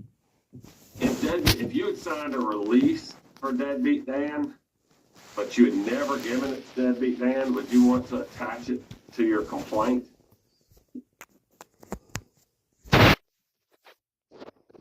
No. No, you wouldn't, because if they become part of your complaint, and under Rule 91110C, unless you're really, really clear that this was never delivered, it was never paid for, etc. I just wrote it and signed it in advance of, because you don't want to confuse the court by having a note saying it's not paid and then having a release saying it was paid or that it was satisfied. So you don't want to put junk on your complaint that might screw up your whole lawsuit, because that just leads to motion practice and a whole bunch of mess. All right. So what else do you have to have on a complaint? After you've done all these things that Mr. Rezak has suggested, venue provisions, which I will, by the way, point out is expressly required by the Civil Practice Act because Georgia is very strict on venue. And then all the statements regarding your cause of action. What else do you have to have? Your causes of action, your counts. Oh, you have to have a prayer for relief, at least. You could either have it in counts, but if you just got a one count, he breached the note and didn't pay, then you nevertheless have to have a prayer for relief. You have to ask the court, tell the court, this is what we want out of this lawsuit, and that is 911-8A-2B, a demand for judgment for relief to which the pleader deems himself entitled. And then there's a whole subsection, by the way, on medical malpractice actions, which we will not discuss. Just be aware that if you're filing a medical malpractice action of any kind, which is fairly broad, basically anytime anybody gets hurt by a care provider, be careful what you plead, because you can be thrown in contempt of court if you claim too much. But so you got the caption, you got the title, you got the paragraph setting forth the venue, facts, who the parties are, why you're suing deadbeat Dan, the instruments you're relying upon, your demand for relief. What else do you need? Signature? Oh, a signature. Why do you need a signature? I mean, it's electronic filing. It doesn't make any difference, right? It's just typing on a piece of paper. Oh, no. No. Well, take a look at OCGA 91111, because it requires that all pleadings, which we know this is a pleading because of 911-7, must be signed. And if they are signed by an attorney, they must be signed by an attorney who is authorized to practice law where, if you're filing a lawsuit in the state of Georgia. Georgia. In Georgia, yes. And that attorney has to be in what?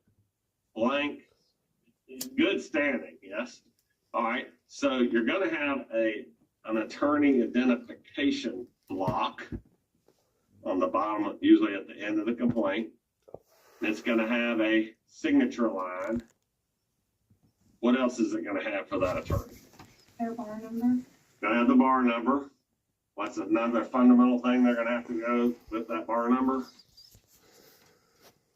The name of the attorney typed out, the name of the law firm, fax number. I don't know why they still require that, but they do. Phone number, and what else? Special thing do we have to put on there in the last, say, 10 years or so? Email address? An email address, which, by the way, we'll go over it. Putting that email address on there has all sorts of magical consequences under the rules. And most importantly, even if it's electronic filing, you've got to have a signature. So when I was a brand new associate, I'm talking brand new, senior partner, big law firm, comes up, puts a complaint this thick in front of me and says, tell me whether it states a cause of action, how we can move to dismiss. And that thing had every statute known to man cited in it. And so I went up to the library for days, looking at statutes, reading the complaint. Finally, I came back down from the library and they said, oh, well, we've already moved to dismiss that complaint. How did they move to dismiss it? Even though it had a million things cited in it, hundreds of pages of gobbledygook, the plaintiff didn't sign the complaint and they won. So I think it was an exercise in just how bad of a lawyer Henry Quillian was, because he had not been to Quillian's kernels at the time. But that is my war story regarding the signing of a complaint. Okay. So always remember to sign. So if you're a paralegal and you're listening to this or here, what should you always check?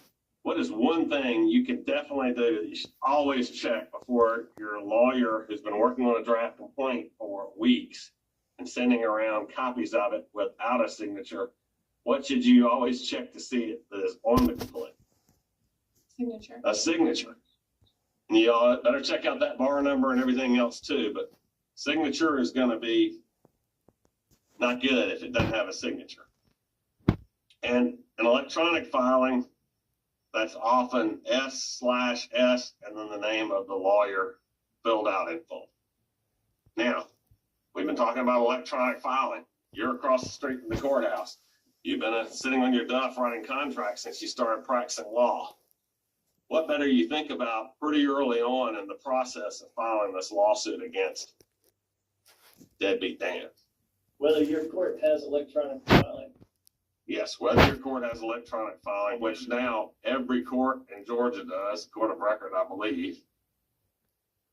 And you might want to go ahead and call the clerk who you know leaves early to go to the football game and tell them, I've got to get signed up for this. I have no idea how to do it. I want to come over and to your kiosk at your filing desk, which is basically a computer. And I want you to help me get signed up so I can file this one-page complaint that I have drafted up and get it on file right away. So I don't think it's easy peasy. I think it takes 30 minutes, an hour, whatever, to get signed up for electronic pleadings. And also, to make it even more complicated, in Georgia, the counties aren't consistent on which service they use for electronic pleading. So, and there may be a lot of data you have to put in there regarding your signing on. So one of the earliest things you're going to have to think about is controlling that courthouse and that clerk to try to help you get in the door and get that pleading filed before midnight passes. And so hopefully if you tell your young lawyer, you go and you tell the clerk, I know it's Friday night, I know your child's the quarterback of the football team, but this is my very first lawsuit and the statute of limitations runs today. Please, please, please help me actually get this thing filed electronically so that I can get it on file. So we talked about the summons, which is the other paperwork, and that summons will be in a form issued by the clerk of court, and the clerk of court should have a summons that is, hopefully, there's actually been litigation over this in the past, hopefully actually in compliant with the law. And what must the summons have on it? The summons must have basically the names of the parties. Most importantly, the name of the defendant you are suing. And it has to have the what of the clerk? Signature of the clerk. Because it's not an issued summons, it's not a summons, it's just a piece of paper. And the form will have the language that says this is what the defendant is supposed to do upon getting the lawsuit. And if it doesn't have it, well, you might ask the clerk don't you think we better write onto this summons that the defendant has to respond? Because the law actually requires the summons to have certain things in there. Now, what else might the summons need to have on it? It needs to have the identity of the pleading that is being served, which almost always is the complaint. But there is a lawsuit that I attached, an appellate decision that I attached to the circulated materials, Anglin versus State Farm Fire and Casualty Company, where it was ultimately held that the court case was properly thrown out because the summons that was used by the plaintiff did not have the name of the defendant on it, and also it didn't identify whether it was the complaint or the amended complaint that was being served. And the defendant came forward and said, this is a defective summons, therefore it's insufficient process or faulty process, therefore the lawsuit has to be thrown out. And the court held it was a non-amendable defect, and the plaintiff better hope that the statute of limitations hadn't run. Secondly, there's a case on here, which is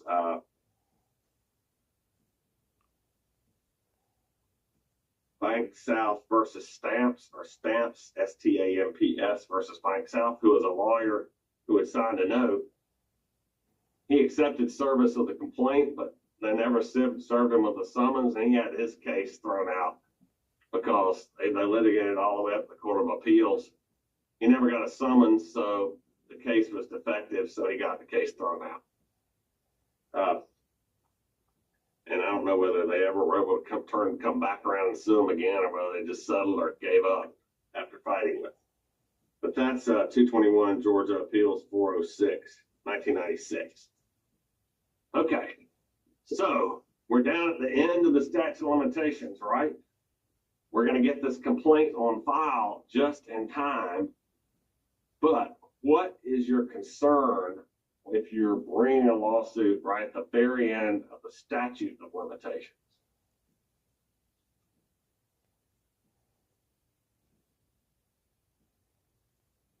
You've got to timely serve the defendant. And given the fact the statute of limitations will have run, unless you find deadbeat Dan at midnight, before midnight on the day you filed the complaint and have him served, then he will have an argument that I wasn't served on me until after the statute of limitations had run. We do have the statute that says a civil action is commenced upon the filing of complaint, so that's a good thing. But the case law says that you have to be able to show diligence in your efforts to serve the defendant rapidly after the running of the period of limitations. So are you going to be able to do that with the sheriff? Well, we've already talked about the fact that deadbeat Dan might actually be in the neighboring county. If he's in the neighboring county, does that make your complaint invalid if you file it in the Superior Court across the street from you? No, you're correct, Casey. Why is that? Because it could be where the contract was executed. Well, I'm not sure venue would be correct in the county where the contract is executed, but what do we have in Georgia that allows a case that's brought in the wrong county to be sent to the right county? It's the uniform transfer rules. However, the sheriff in our county, the one that's right next door across the street, what is he going to do if he has the complaint in hand, even if it's on Friday night, and he wants to serve it on deadbeat Dan? He's going to run up to the county line and stop and say, that's not my county. I'm not going to serve a lawsuit in another county. That's not my job, and I'm probably not authorized to do it anyway. So I'm going to the football game. So what can you do as a plaintiff if you can scramble around and get your act together in that 1 hour, perhaps two, that you have in order to effectuate service rapidly, and also to be able to prove that you were diligent at the end of the day in undertaking service on deadbeat dad. Hire a private process server, but you'd want to make sure that they are approved by the court. Indeed, you can hire a private process server, and those come in 3 different categories. They come in the category of approved. I think there's some, not very many. I don't think there may be approved statewide for private process serving. There was a mention of that in the statute. I'm not aware of actually ever knowing one. And then you also have another group, which is the professional people that do it on a regular basis, who have a standing order in numerous courts around their area of doing business. And they can show anybody, I've got an order already from this court. It's good for every case during this particular year. I think they have to pay a fee every year. So I have a standing order. I can just go do this in this court. You better make sure you can do it. They can do it in the neighboring court too. And then you can also go before a judge with a very short motion to get an appointment of a special process server, which is basically somebody who has to be over how old? 18 years of age and be a citizen of the United States. And what else do they have to not be? They have to not be a family member of one of the parties. They have to have no interest in the action. And you could get that person appointed. Maybe it's the barber next door to your law office. Maybe it's the flower shop owner. Maybe it's somebody who's actually in the business of doing private process serving. But you can get that person assigned to go serve deadbeat dad. And the great thing about a private process server is they will actually keep a log of their efforts, tell you how many times they went by there to deadbeat dad's house, what the status was when they went. You know, there was a car in the garage, there wasn't a car in the garage. I saw somebody in the house, I didn't see somebody in the house. And they will also use special techniques to either try to draw the defendant out so the defendant can be served with the complaint, or go to different lengths to track the person down and serve them with the complaint. If you serve actually deadbeat Dan, does he have to be served at his house? No. Where can deadbeat Dan be served? Wherever he can be found. Wherever he can be found, which is a good thing, because in the past, we've had to use various techniques to get a hold of people who were defendants in lawsuits. Even had one served at a strip club that they regularly attended one time, using the services of a person who was specially appointed and who had special appointments.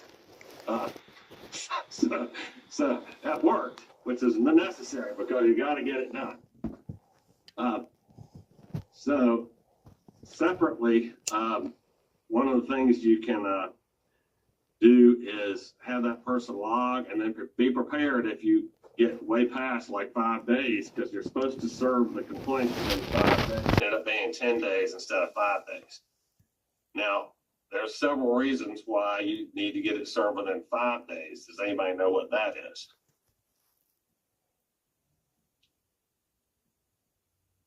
Because it's the law? It is the law. And if you serve after 5 days, then that at that point in time starts the time for the response period. The need for the necessity to try to get it done as soon as you can. There's one other ramification of the 5 days, and I can't remember exactly what it is. But there's one other point I wanted to make with respect to the summons and complaint. It is in the materials, and I think it's in the summons statute. It says the summons shall be attached to the complaint. So what does attached mean? Maybe up for debate, but I'd say staple it to the front. Yeah, so that's a secure. I think the general idea is because of due process, which we talked about earlier, which ultimately goes back to constitutional issues. We want to make sure that the summons, which is the order from the court that requires the defendant to respond, actually gets that summons, because otherwise it'll just be a complaint. They'll have no directions as to what to do with it. And once somebody serves the complaint, then what happens? Starts the time period for it to be answered. Okay, that's actually has now come to mind. What does the person who served the complaint have to do in order to show the court that the service had taken place? They have to file a return of service. So if it's the sheriff, they will have a form. That form will actually say, I, Sheriff John, approached the defendant on this day, personally handed the summons and complaint to Debbie Ann, and it'll be it used to be an onion skin type form that was filed with the clerk of court to prove that service had taken place. Similarly, a private process server has to file an affidavit of service saying, same thing. I found Deadbeat Dan, identified him by photograph. He identified himself as Deadbeat Dan. I handed him the complaint personally, along with the summons. And here I swear to the court that it was served. Now, it is that affidavit or that return of service that has to be filed within 5 days. Otherwise, it extends the time the defendant actually has to answer the complaint. If you get past 5 days after service, then the answer is actually due 30 days from the date that the proof of service was filed, whereas if you file it within the 5 days, it's from the date of the service of the complaint. I've never actually taken advantage of that rule, probably because of being conservative, but if you're answering a complaint and you think you might be late, you might have to see if the proof of service was timely filed, because it will extend the time there is to answer. Okay. We are not going to go into the various means of service other than the one, putting it in a person's hands by a person properly appointed by the court to serve process, because there are many ins and outs associated with service of process. But as the plaintiff, you want to be very careful that you've done one, at least, that is correct and will stick, because you don't want to be, especially don't want to be your first day of trial and have the defendant come forward and say, remember that affirmative defense I raised a long, long time ago, insufficient service of process? You don't want to have that be a ground by which the case is dismissed. Other than that, I think I need to mention that you do have to pay fees when you file a complaint. And how are fees calculated? And who is responsible for calculating the fees? So the fees are to be calculated by the person to make sure that you're paying the correct fee, calculated by the lawyer or party filing the complaint. How are fees paid? If it's electronic pleading, they're paid electronically using a credit card. Presumably, you might be able to give cash to the clerk or something if you're over there in the office.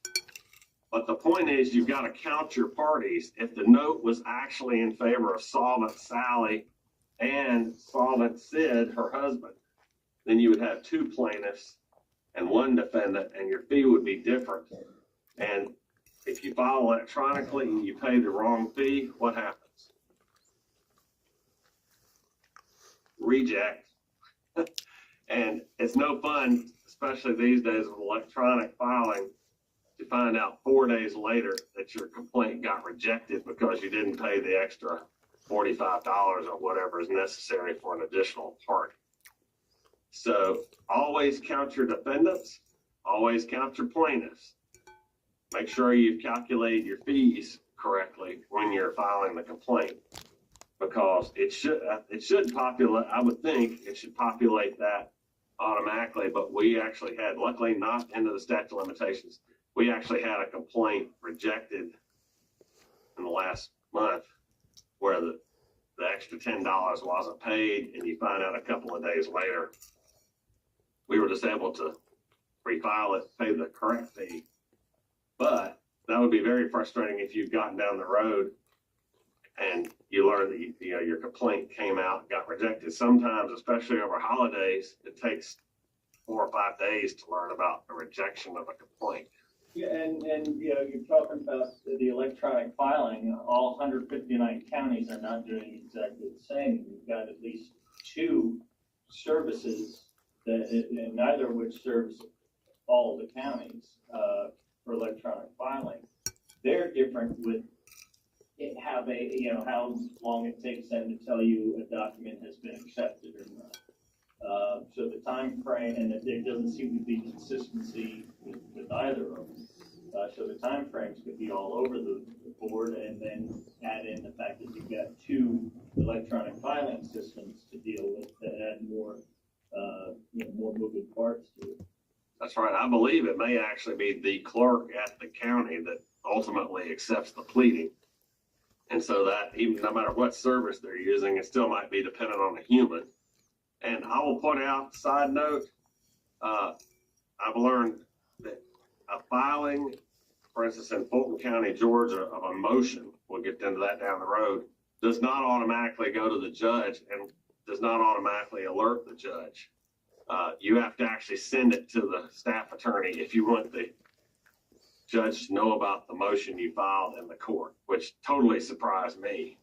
I figured they would get the same email that we get once the judge is assigned, but apparently they don't. So there's still things that, with respect to electronic service, that are surprising.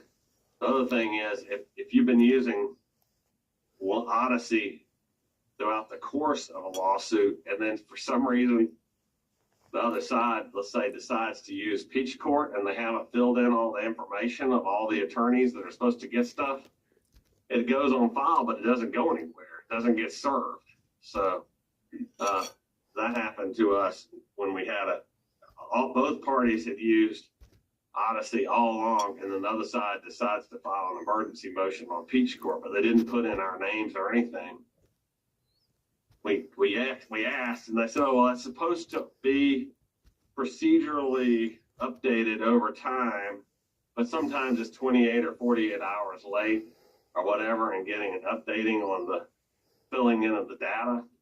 So if the person that's filing doesn't do that themselves, then the motion might just go into ether, and it will be actually on file with the court, but nobody knows it is. So one final note, I've mentioned that email that you put on the bottom of the complaint. Once you do that, you fall subject to, we're talking a lot about electronic filing, Uniform Superior Court Rule 36.16, which is a pretty long rule, but it basically says you're required to do electronic filing and you're required to put this information in. And once you do put the information in, and you put your signature on something, you are verifying the signatures as authentic, which puts a burden on the attorneys, for instance, not to file a copy of a note with a fake signature on it, at least that they know is fake. And also, it triggers your agreement that you're going to receive everything in the future by that electronic service. And the email address you use has to be the one that's on file with the state bar. So if you are a student transferring over to a law firm, and on the first day they say go file this lawsuit, chances are your email address is the one you used in law school, and it has not been updated to the one that's your new law firm. So make sure you have your most recent email address on file with the state bar, and make sure you use the one that's from the state bar on your pleading so that you're in compliance with the rule. And I think that about uses up our time. Thank you for being here at Williams Kernels. Hopefully you learned something. Paralegals, remind your lawyers about these things. If you see something out of whack, tell them so. Tell them the fee is wrong. Tell them the signature is missing. Tell them the summons doesn't list the defendant. Remind them that they need to get served if they're at the end of the statute of limitations, need to document the service efforts of the process server. Otherwise, we all need to work as a team and make sure we covered each other's back. Thanks for being here. Come back next month.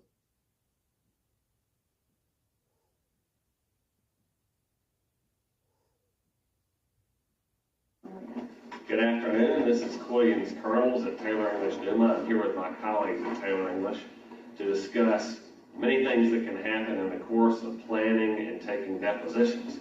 Prior to this session, we have led up to subpoenaing witnesses, the breadth of the subpoenas, technical rules relating to how do you get a witness to the table.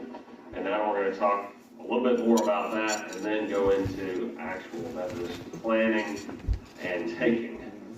As I want to remind everybody out there in the world, we are not providing legal advice here at Taylor English. This is a seminar on practical aspects of litigation. Please consult your own attorney and read your rules yourself regarding the topics of discussion. This is to help you, not to solve all your problems or to give you legal advice. As we discussed last time around, we got the witnesses that were within the general geographic region of the law offices where the deposition would be taken to the table by means of subpoenas issued. The one thing we did not mention is the service of the witness fee with the deposition subpoena. The rules set forth what must be provided to the witness as part of subpoenaing those people to the table. And it's basically a set fee plus a mileage fee, so it's all dependent upon when, where the person is relative to the location of the deposition. And it also depends on whether it's a non-party witness or whether it's a party witness. Does anybody know what the rule is with respect to whether a witness fee is omitted from the service of the subpoena? Does that allow the witness simply not to show? No. Don says no. I agree. I think you should be prepared to tender the witness fee, and it'd be much better if you provide it with the subpoena so you don't have anything to fight over. But the witness cannot fail to attend the deposition merely because they did not receive the witness fee. Nevertheless, it's sort of an embarrassing thing to leave out. So go ahead and make sure you get that witness fee served with the subpoena so that everything is clearly done correctly and you don't end up with a witness on the phone saying I'm not coming because the witness fee not being included, because that'll embarrass you before all your co-counsels at a meeting. Now, what if your witness is out of the state of Georgia?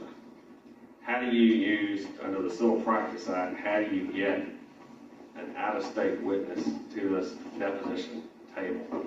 And let's assume for the moment that this is not a witness who is cooperative with the other side. The other side cannot promise you that that person will appear. Or alternatively, if they promise you that the witness will appear, you don't have any assurance that the witness will bring the documents and other things that you want that witness to bring to the deposition. Does anybody know how you go about getting an out-of-state witness subpoenaed to a deposition for use in a trial that's pending in the state or superior courts of Georgia? Any ideas on that? You gotta go to that state, you gotta go to that court where the defendant or the witness resides. You gotta get a subpoena served from that court, tell him to report to that court or someplace within that jurisdiction to appear for the deposition. Okay, Mr. Munger has given us an answer, and that answer is you have to use the powers of the foreign jurisdictions courts to cause the witness to come to a place that's within the jurisdiction of that foreign court to come to the deposition. Do you have to have anything from Georgia courts to bring about the foreign court participating in this activity? Yeah. And what is that, Mr. Jones? can't remember what it's called, you have to go to your court and get them to authorize the issuance of the subpoena that you wish to serve in the other jurisdiction. Okay, what I call that, and I believe I've seen it uniformly called as a commission, to get a subpoena from an applicant in order to subpoena an applicant. Basically, it's a request, could be in the form of a motion, to the court in which your case is pending, asking it to issue a commission to a foreign court to call this witness in this foreign state to come to a deposition. And there, as is with any other motion, you probably need to have some factual basis and explanation to the court in your jurisdiction as to why this witness should have to appear and why this court in Georgia should trouble the court in, let's say, Pennsylvania or someplace to cause this witness to appear. Mr. Carter, you have a question? We just got to be very, very careful about which state in which that you're trying to do this in. We just had to do this in Ohio and Pennsylvania. In Ohio, for example, all you need to do is send the commission to the clerk. The clerk can issue a subpoena from the court of that county. In Pennsylvania, you actually have to file it's some sort of notice or action which amounts to an action in the court for it to be the subpoena to be issued by the judge. What you need to do in that case is make sure you get local counsel if you're not barred in Pennsylvania to make sure that you're not a licensed practice of law in Pennsylvania. So make sure that you look at, call the clerks of the appropriate courts and make sure you comply with all their rules. Because they change even from county to county within the states, their requirements. Yes, I've done this in Massachusetts, I think New York also. They usually call it a miscellaneous action. And usually you would utilize the services, for lack of a better description, of a court that is of a similar nature to the one you're have the case pending in Georgia. So, for instance, the state or superior court, you typically would not go to the federal court in New York to try to get a subpoena issued. You would go by the rules of the local courts, state courts in the foreign state. And as Mr. Carter said, some of them will just sort of rubber stamp your request and issue a subpoena, usually on the charging of a fee. So always call in advance, find out what the fee is, or alternatively, they may actually make you start a lawsuit. And I think the only difference is you typically don't have to serve the lawsuit, for instance, on the defendant in your lawsuit. They're already served with the papers in the ordinary course of your undertaking by way of you filing the request for the commission and all that for the deposition. But you would, of course, have to get the witness served in accordance with what laws? Laws of the form state. Yeah, the laws of the form state from which the subpoena is issued. So it could be anything. It could require personal service. Could require personal service by a particular type of person, for instance, somebody over 18 years of age, not affiliated with the parties. Could require a special order of the court, or it could be certified mail or FedEx. Depends on what the court from which the subpoena is issuing requires. So basically, a lot of T crossing and I dotting in order to get that witness to the table. Now, can you subpoena them from Pennsylvania to come down to Georgia for a deposition? No. Unless they're really cooperative, and then you never know what you can get. You don't know if they're going to show up on your doorstep or not on the day of the deposition. You might get sanctioned for having a no-show witness. But for the most part, you're having to deal with whatever the rules are of that foreign court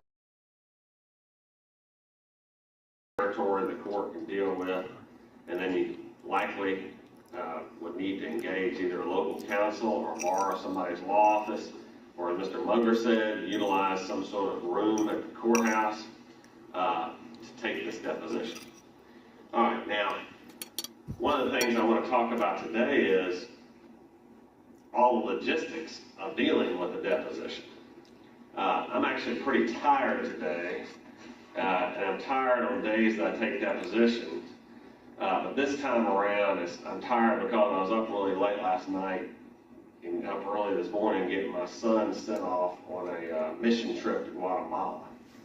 And in this mission trip, he is completing his Eagle Scout project, which is forming a library, children's library in Guatemala, in a town outside of Antigua, which is a modest-sized city in Guatemala, and then the town is way up in the mountains. So what comes to mind is planning an out-of-state deposition, particularly in a commercial case with a number of documents, is very similar to planning a mission trip in Guatemala. One thing is you're usually up late at night the night before preparing, and you're usually up early the morning of the deposition getting all your ducks in a row. But logistically, they're very similar. So what if you're planning a big trip to a foreign country and you have to take a lot of stuff with you, like library books, what do you have to do several months in advance? Well, you got to get them first, right? You got to get the books you're going to use. Well, in litigation, if it's a commercial litigation, you got to get the documents or the exhibits that you want to use in the deposition. You got to figure out what in the world you want to do with the deposition. Does anybody know how much an all-day deposition costs if you just have party, the witness, and the court reporter? No videographer? No videographer. Does that include attorney's fees for preparation? What does it cost your client? If you're going to take a deposition in a commercial case, it's all day long, and you're the one taking the deposition. About $1,500. No. Including preparation. Airfare? Nah, it's about, believe it or not, it's about $1,000 just for the transcript. Yeah, that's what I'm saying, it's more like $3,000 to $5,000. Yeah, so if you talk about the preparation time, and the, paying the court reporters, maybe having to rent a room somewhere if you're out of state or can't use your law office, you can't borrow one, you can end up paying thousands of dollars in a complicated commercial case with lots and lots of preparation, trying to boil it down to a deposition that's can be taken when you get all the evidence you need, given the limited amount of time you have to take the deposition. You can spend $4,000 or $5,000 taking a deposition. So that's obviously not that dissimilar to a trip to Guatemala, where you got a lot of investment and you don't want to get to Guatemala and not be prepared. So to prepare for a deposition, we've already talked about getting all the documents and such. What would you need to do with those documents prior to going to depose a key witness? Put them in the order that you're going to, try to put them in the order that you're going to call them, mark them as exhibits, and make copies for everyone that's going to be there. You would need to have your documents ready to be used as exhibits in the deposition. But what if you don't know what the witness is going to testify, and therefore you don't know exactly which documents you're going to have to use to cross-examine that witness? Well, you need an index. You need a general index with a table of contents for yourself. There we go. As an example, I brought the index of the books that are being used to form the library in Guatemala.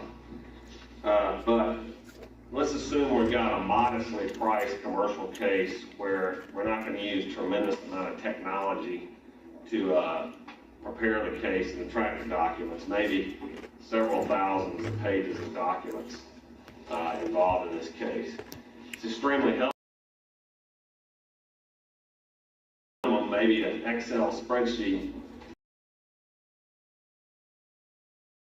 as we discussed, have every document where you got the dates labeled, the dates, description of the document, and maybe notations with key words in it that you can use to find the document. If you matter that you know that person has touched on in emails or in other documents that you can use to craft the testimony that the witness is giving, or cross-examine them if you know they're directly contradicted by the documents. So early on, maybe months in advance of actually taking a major deposition in a commercial case of an important witness, prepare some sort of very organized set of document plan or index that if need be during the deposition, you can click in a few keywords on your computer and bring you directly to the document you need. And you know, with email strings and everything, you can have one string of emails that covers 50 different topics. And what you need is really that one little paragraph in that one email that's on the 5th page of an email string. So, plan in advance, utilizing, who would you utilize to help you do this? Your paralegal. You'd utilize, what are paralegals good? What would you do? I would collect all the documents that the client had given us to date. Sometimes that's not enough, but it's a good place to start. I'd put them in date order so that they tell the story, whatever story it is that we're trying to tell. I would take the pleadings into account depending on how far the litigation had gone. So if there was any facts or there was a pending summary judgment motion or something, so that I would let him, the attorney know what the statement of disputed issues were, etc. And you could use those pleadings for cross-examining witnesses Exactly, too. right. And I would make a notebook for the attorney to look at with a table of contents, an index in Excel, like you're saying, and then let him decide what he thinks this witness is going to be best to testify. Again, it depends on how many documents are involved. A modest case is what we're talking about. We're talking about a gigantic case, we might approach it differently because it would become document intensive. Mm-hmm. Now, one thing you can do with an Excel spreadsheet is you can put the dates of the documents in, the to and from or whatever. You can also rank your documents as to the perceived value of them to the case and how important and relevant they are. And you'll also have the base numbers on the same documents in the same row of the spreadsheet. So, for instance, let's say you get the documents, huge hodgepodge, they're completely out of date order. And the only way to go through them is basically starting with base number 1 and go through, because you have no idea what order they're in. As long as you put them in your spreadsheet, you can then sort your spreadsheet by date order, and all of a sudden, if you've made some notes, all of a sudden the story appears. You can see the back and forth between the people.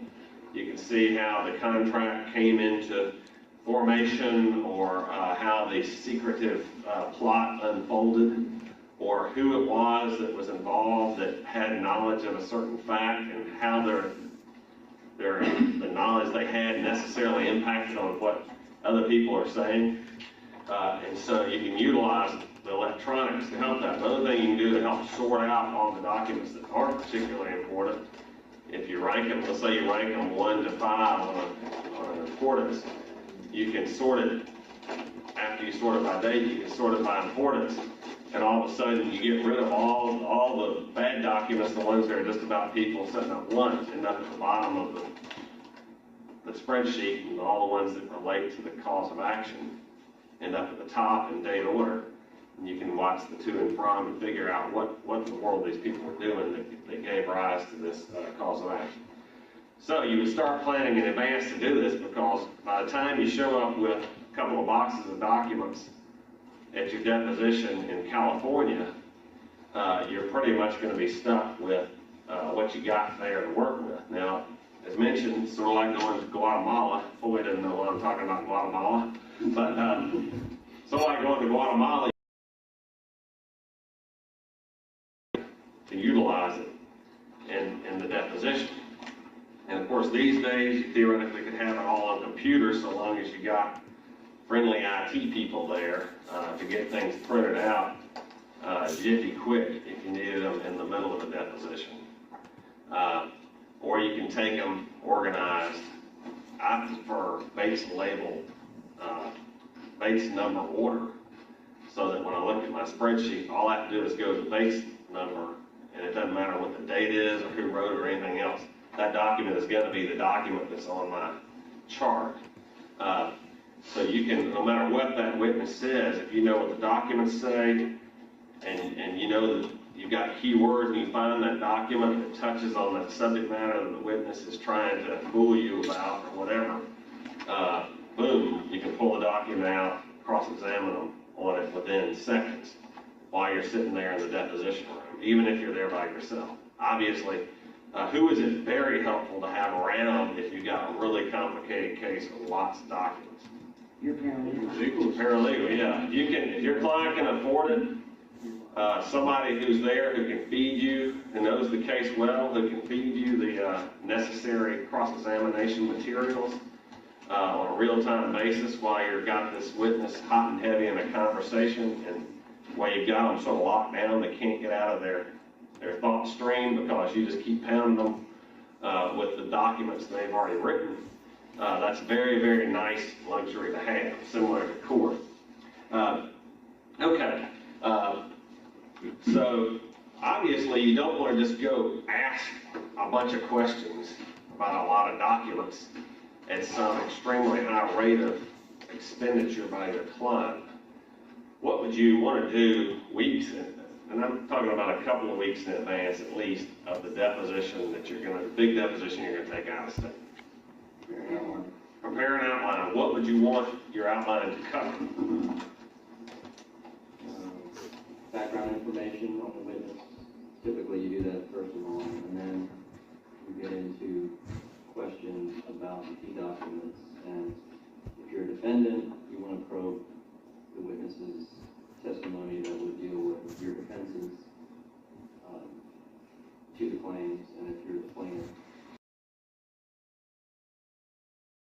if you're setting it up, the witness to, find their testimony on these subject matters, what kind of testimony do you want to get about the subject matter? Let's say you're the defendant.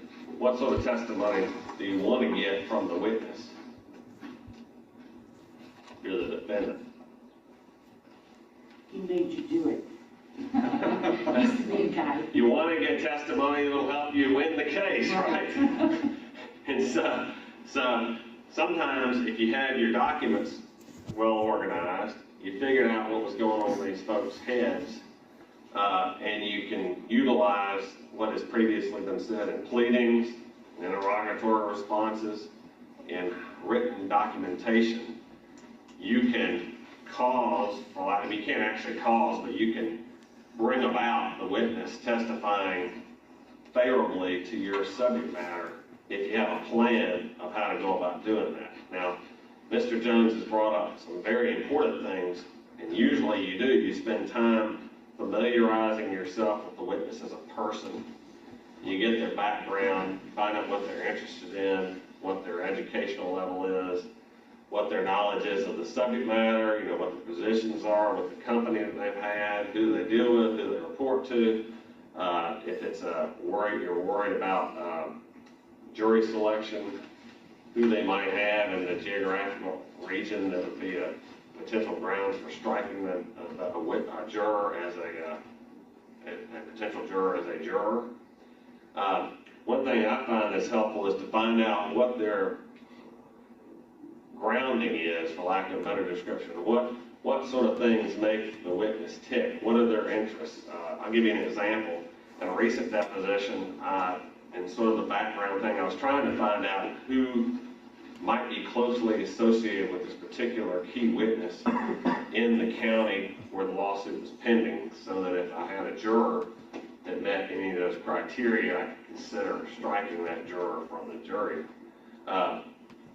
And I found out that the witness was in a fraternity at Kennesaw State University.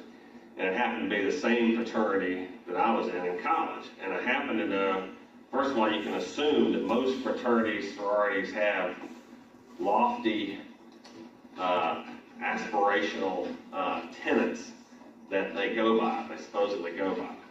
And in this particular fraternity, it was love, truth, and honor.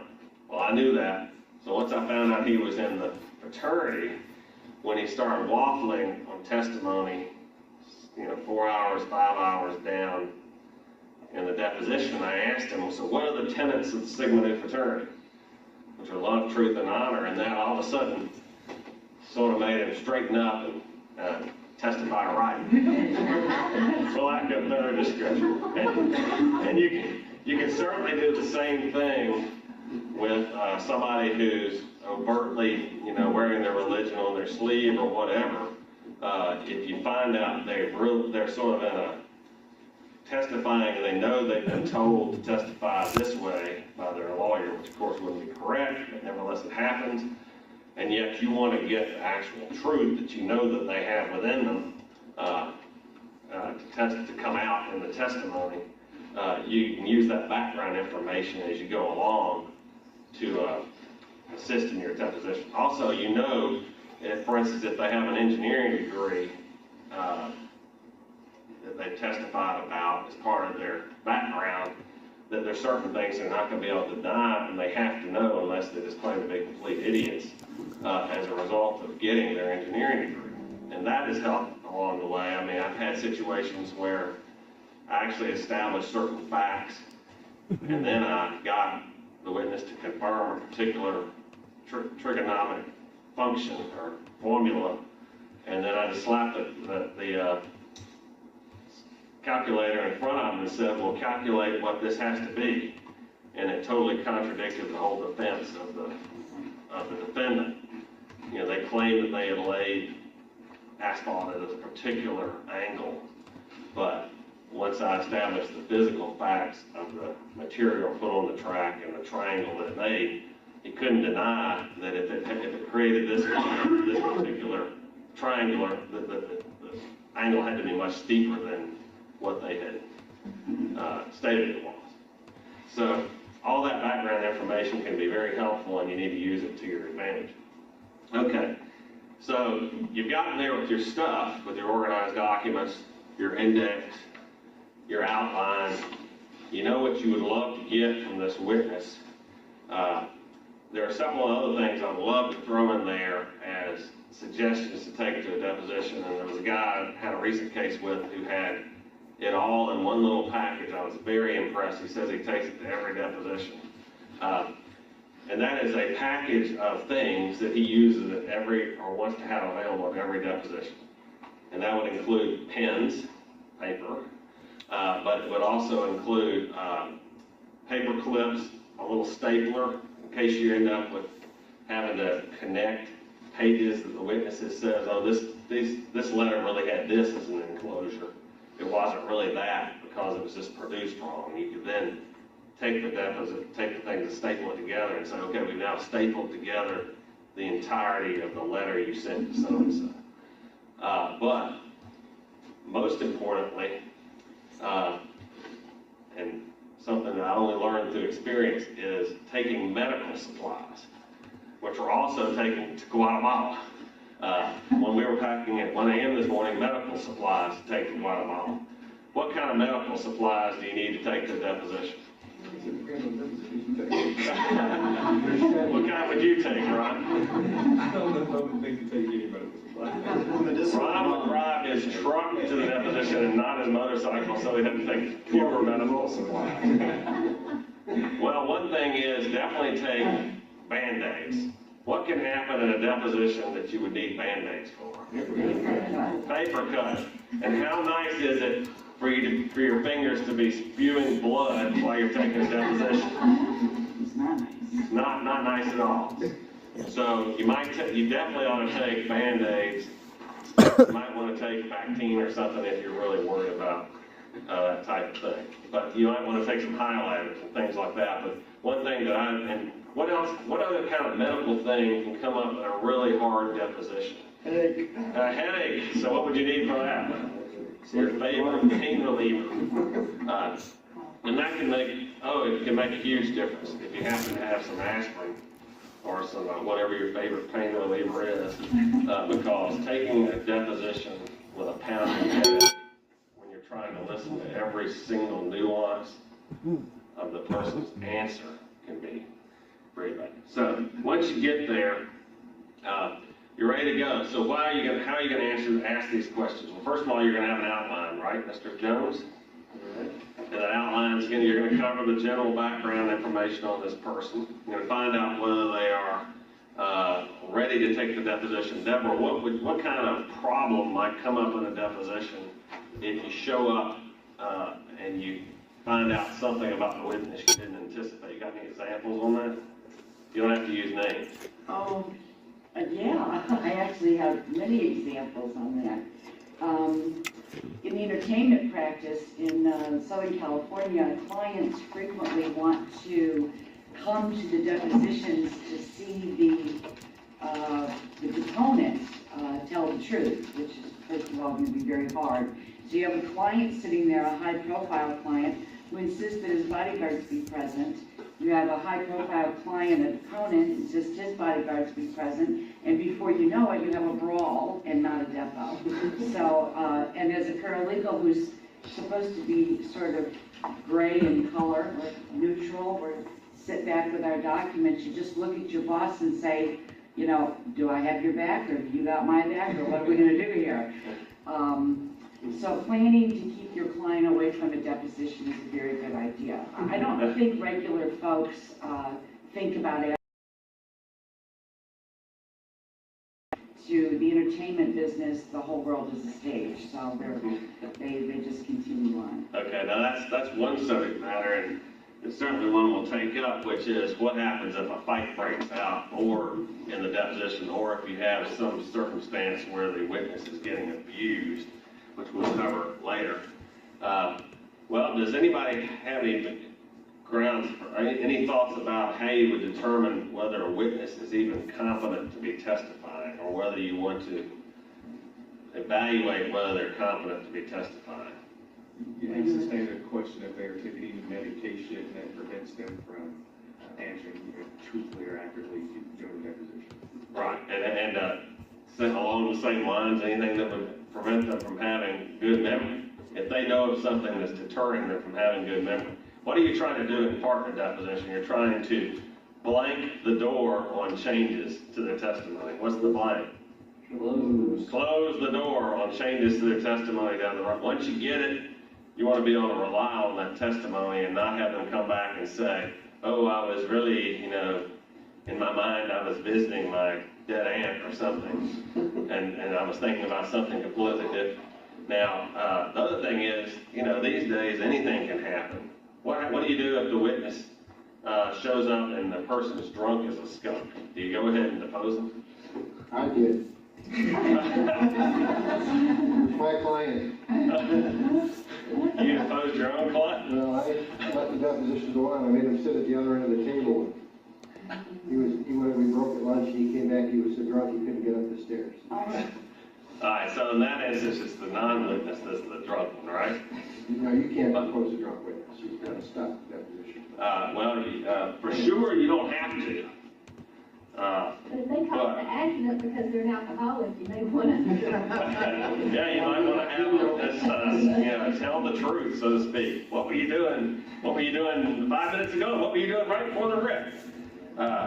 Well, you also want to make sure under Rule 91132 D that if you have some grounds to challenge the competency of the witness to testify, and you believe you need to assert that as opposed to, in other words, to the benefit of your client to make the appropriate objection, you would need to object as to any error or irregularity that might go to the competency of the witness.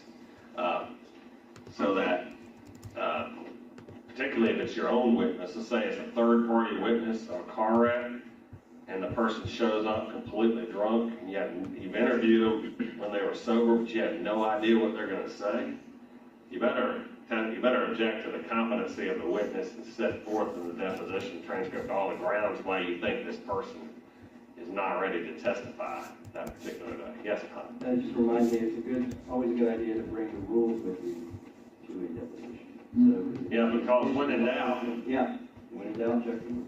Right. Because you could really end up stumbling if the other side says, well, let's get the judge on the line, and you can't cite a single rule to the judge. All you can say is, I know it's in there somewhere, Your Honor. It's not particularly impressive over the phone when you've got the judge on the line. Okay, so you find out whether the person at least believes they are prepared to give testimony in the case, and the court reporter, of course, will then do what at the beginning of the deposition, or will do what at the beginning of the deposition? Swear the witness. Don't forget it. Most court reporters will remind you.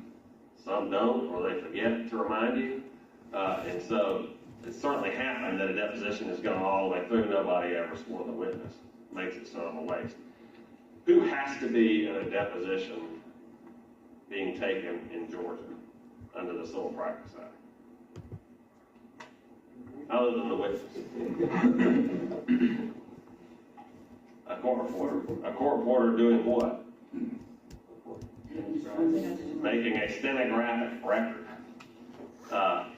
And as far as I know, there are only two types of stenographic records. You got the machine where they take it down like this, and then you have the mask they talk into. All right, let's assume you're there. You got your court reporter taking a stenographic record. Can you record it some other way as well? Yeah, you can videotape it. You can audio tape it. You can audio tape it. The rule just says as long as you have a stenographic recorder, you may record it basically any other way you want to, so long as you cover the cost of having it recorded that way. So, is there any rule against you just setting up a video camera like I have right here and videotaping the witness testifying? Used to be you had to get an order in advance to do that, but I don't think that's applied to. That's right. They amended the rule, which is 9/11/30. That just does not say. First of all, you don't have to get an order like you used to. You used to have real defined, very strict rules, like it would say only the head and shoulders of the witness can be in the frame of the camera, blah blah blah. Now it just says 9/11/30 B4. Recording of the deposition. You can record it any way you want to. I think you have to state in your notes, you can't just say you're gonna just do it eventually and then just show up with all this video equipment. I think you have to state in the notice the method that you're going to use. You can use more than one method. Yeah, I actually do put that. I usually just put in this may be video recorded in my deposition notices so that I don't forget to have it in there and decide I wanted to post. Just do it standard, maybe recorded by the video. Right. That way the other side does have notice. Whether it has to be in there, I don't know. Whether it has to be in the notice. I know I've gone through, I know we've gone from the order, and then there was a period of time for sure where it had to be in the notice, and then you've got this maybe language in the rule, which doesn't necessarily say, it doesn't say so long as you get notice in advance, it just says so long as you pay for it. So, in any event, there are lots of reasons for video depositions, and it's also lots of reasons to give notice to your opponent so they don't object. I've had one circumstance where I showed up with the video camera. It was a high-profile witness. I had noticed the video deposition, but I didn't. My client was out of money, completely out of money. I didn't want to pay another $1,000 for the videographer to be there, and the other side objected to the use of the video deposition. Called their friendly, this is in an outlying county, called their friendly judge. The judge said it can't be video recorded. And so we went into the deposition without the videographer. But, what's your solution when the court rules you can't videotape it? There's really not much solution other than going ahead and taking a normal deposition. And, I wish I'd videotaped it because the guy was such a fumbler, that it would have been, he came out a lot better on the transcript than he would have in person. Okay, asking the questions. Do you just start with, the day the contract was signed and march straight through chronologically all your questions? No. No, you don't do that. You could. Do you have to have all testimony on one subject matter in one segment of your deposition? No. No, you don't. No, you don't. Do you have to start at the beginning of the relationship between the parties at all? You, in fact, can take the deposition completely backwards, sort of like eating dessert first. If you have an email or a letter written by the opposing side, or that particular witness, particularly would be good, that capsulizes everything you want to prove as part of your deposition, you can get them to commit. Hopefully it's been signed or sent by that person. You can get them to commit to the contents of that letter or whatever, and then work backwards from there, even if that was the last thing that was ever done. I call it just taking the deposition backwards, or you know, making sure that your principal facts are established. And if it's a deposition, I mean a discovery deposition, well, then you go, after that, you go and find all the stuff out that you just want, sort of the you would like to know information, as opposed to, you want to make sure you nail down the facts that you have to have out of this deposition. And sometimes once you get them to commit to that, no matter what else they say becomes irrelevant. It's all just gibberish, sort of dicta. I wish I'd done that. I would like to have done that. I wish I could remember that. And you know, recently I had some depositions where nobody would testify to anything unless I showed them an email saying they had done it, which comes across as extremely not very believable. I guess I'll put it that way. But you have to utilize those written records of what happened. And you can go by line, inch by inch in the written record and get them to agree. You wouldn't have put that word in there if you didn't actually see the thing. We've got one right now where, you know, the guy says he's never texted in his life, but the emails show that he was texting back and forth. Also, you need to look very, very carefully at the verb tenses and everything utilized, particularly by educated people in their correspondence. I had a deposition where we were trying to prove that something had happened in a closed-door meeting between my singular client representative and a whole group of people from the other side of the dispute.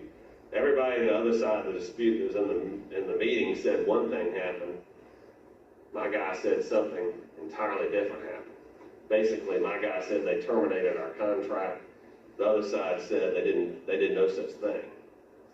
Well, what happened is we found some emails of people that were not in the meeting, but that knew the meeting was going to take place.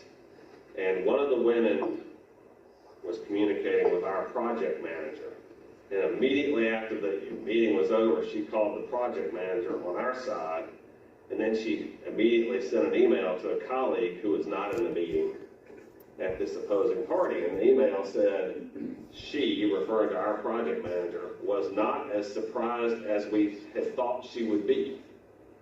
And the topic of her discussion between my project manager and her was the fact that the contract had been terminated. So the thing she was not surprised about was the termination.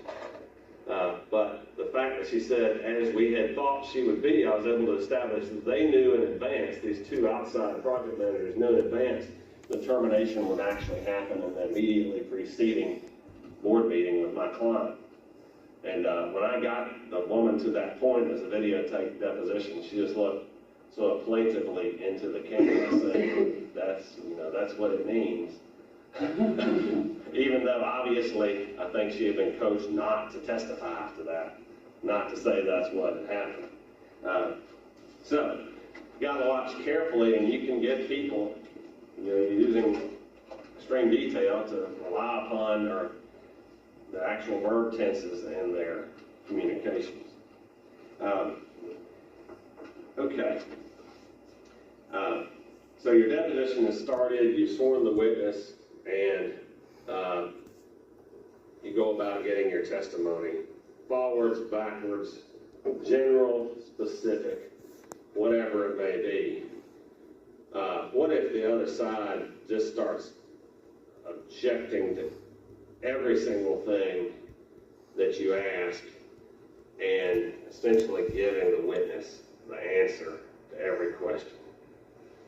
I ask, so what is your name? And the person says, I object, you shouldn't be asking them what their name is. They just testified to that. There's been no testimony about the fact that she got divorced. The person who she was divorced from, yes, he was a drug addict, but no, she had no involvement in that. Or some crazy, response like that. And it happens over and over again during the course of the deposition. Do you have any remedies? Sure. What would be a remedy? Well, ultimately, you call a judge, but before you do that, you say, the rules provide that you can say objection. objection, all objections are being reserved until later. All you have to do is say objection and it's reserved. Speaking objections are improper. You're coaching the witness. Keep doing it, I'm gonna call the judge and get directions from the judge. Okay, and hopefully that'll work. Hopefully I'll put down the opposing. It's amazing how much videotape helps. Yeah. If you can't reach the judge, then you shut down the depot? Yeah, that's your alternative. That's plan B, right? Yeah, but you have to move immediately for a protective order if you're gonna shut down the depot. You can't just shut it down and then let the other side, you gotta move for. And what rule would that be under, Mr. Munger? Oh, goodness, When in doubt. under 26, and Well, I'm looking at 91130D, motion to terminate or limit examination. That certainly covers part of it. That would be potentially prior to the deposition, and then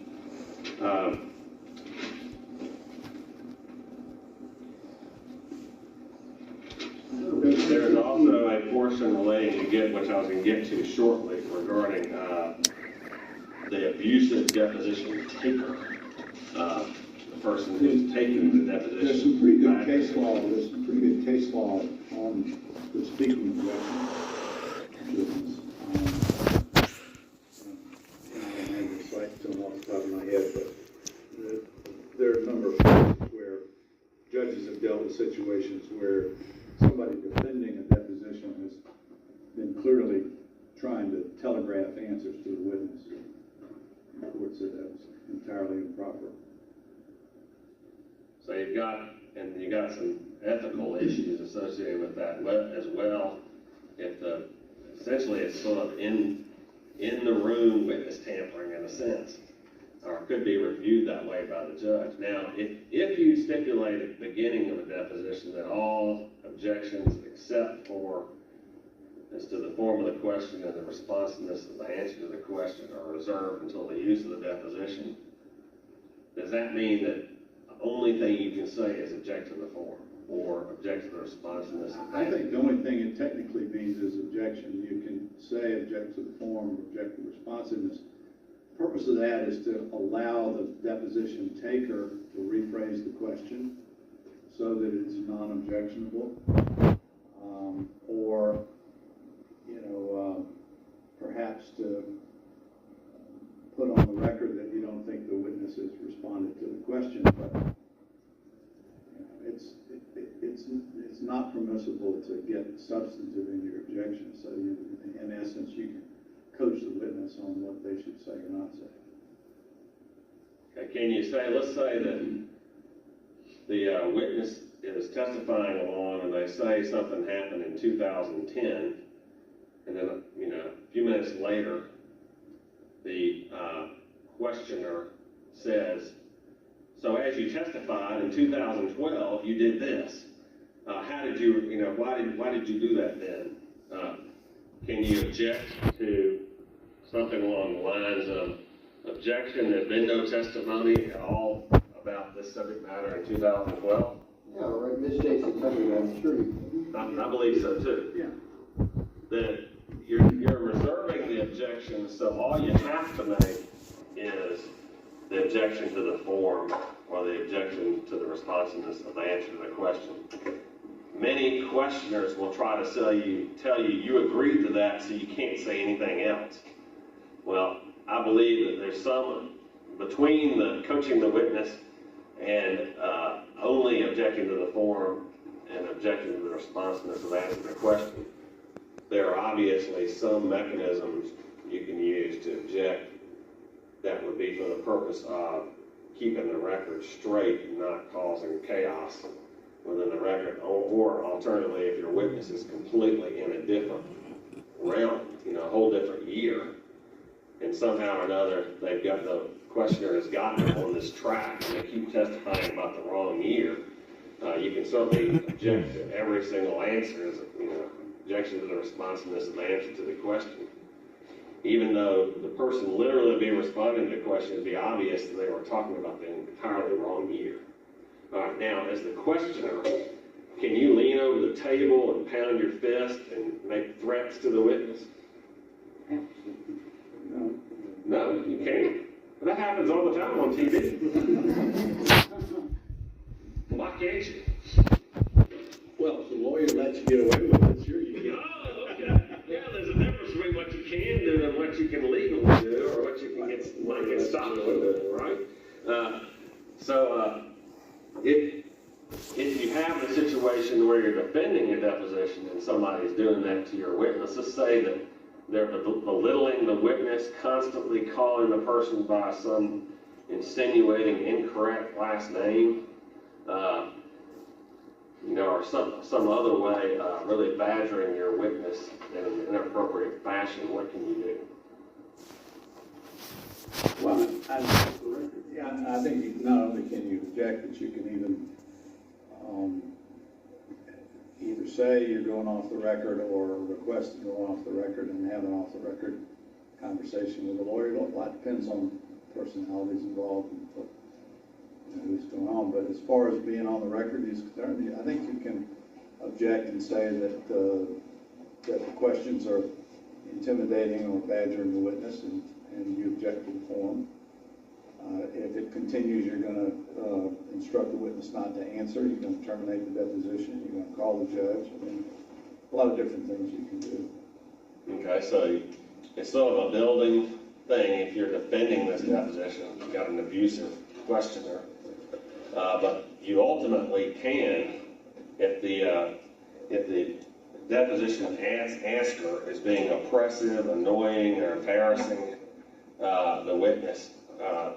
Obviously, if the witness just has testimony that's embarrassing to give, that's not the grounds for stopping the deposition.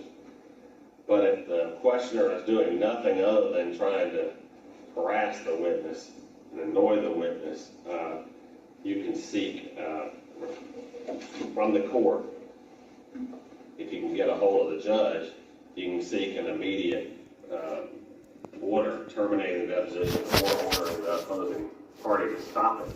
Or you can say, we're picking up the deposition, we're taking it down to the courthouse to sit in the jury room next to the judge and have this deposition continue so the judge can come in and control the deposition if need be. Now, what if you can't get the judge? Well, I think you can terminate the deposition and walk out, and you do it at your own risk. I think if you get to the point where you've made a big record and you're pretty darn sure that the record is going to establish that this witness is really badly being abused, and you can't get the judge on the line after maybe several attempts, you can make a record that you get everybody to agree, we tried to get the judge, we couldn't, we're not going to let this continue on. Most judges would honor that effort by the lawyer and not penalize him. Yeah, the risk is that the judge looks at it after the fact and doesn't think that your witness is being intimidated or harassed enough to terminate the deposition and somehow take some sanction against you, to charge you costs. They're going to order you to continue the deposition, may admonish the other party not to ask the questions that way, but there may be some costs assessed for terminating and having to do it all over again or come back and do it. Right, it's highly in the discretion of the judge, but somewhere along the way, at the end of the day, you got to do what you think is right. It may cost you something. Yes? Well, there are client issues too. I think they can play into this. If the witness is your client, as opposed to being like a friendly witness or employee of your client, or low-level employee of your client, you may also have that dynamic where a lot of witnesses expect you to be there to protect them, which you really are. But I always tell witnesses when I'm prepping for a depo that I'm there to object, but I'm not there to answer for you, and I'm not there to.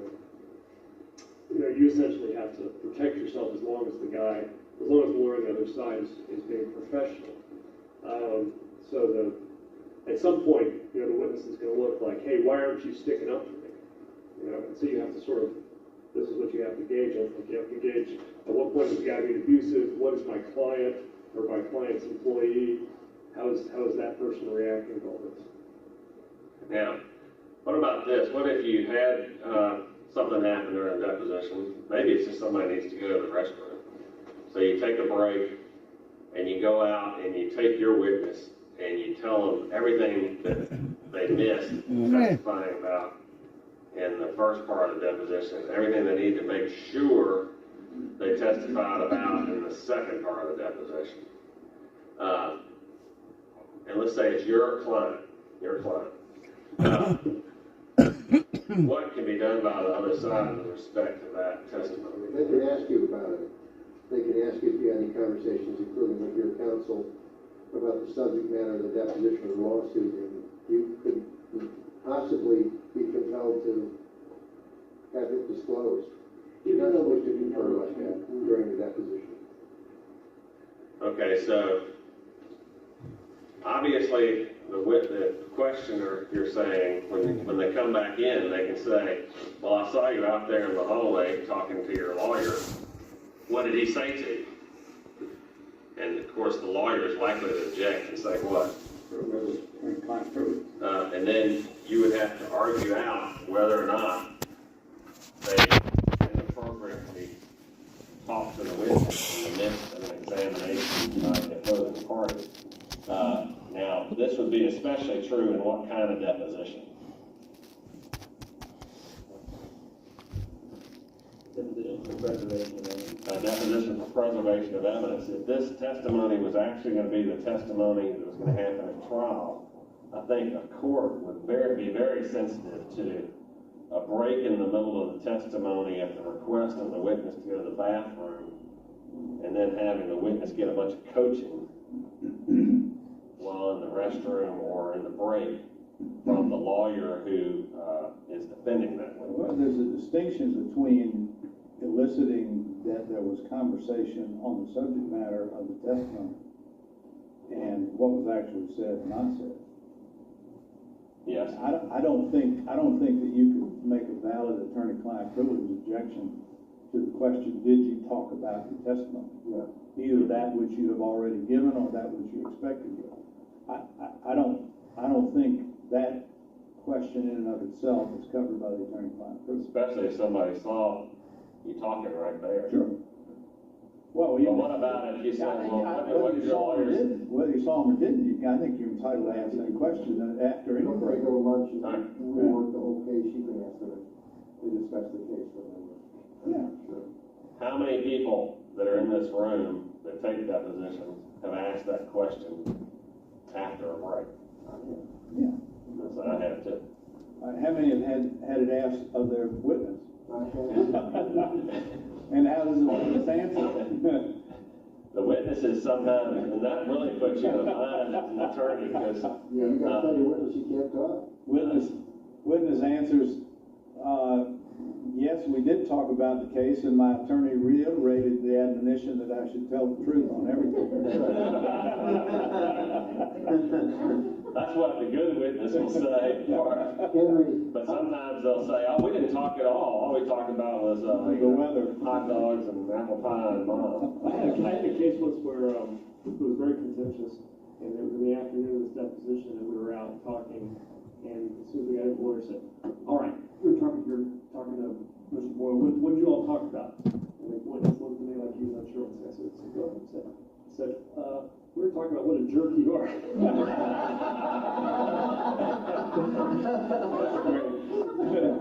that's the rest of the guy takes. Well, just be aware, Jeff. What about an expert or other fact witnesses that aren't your client?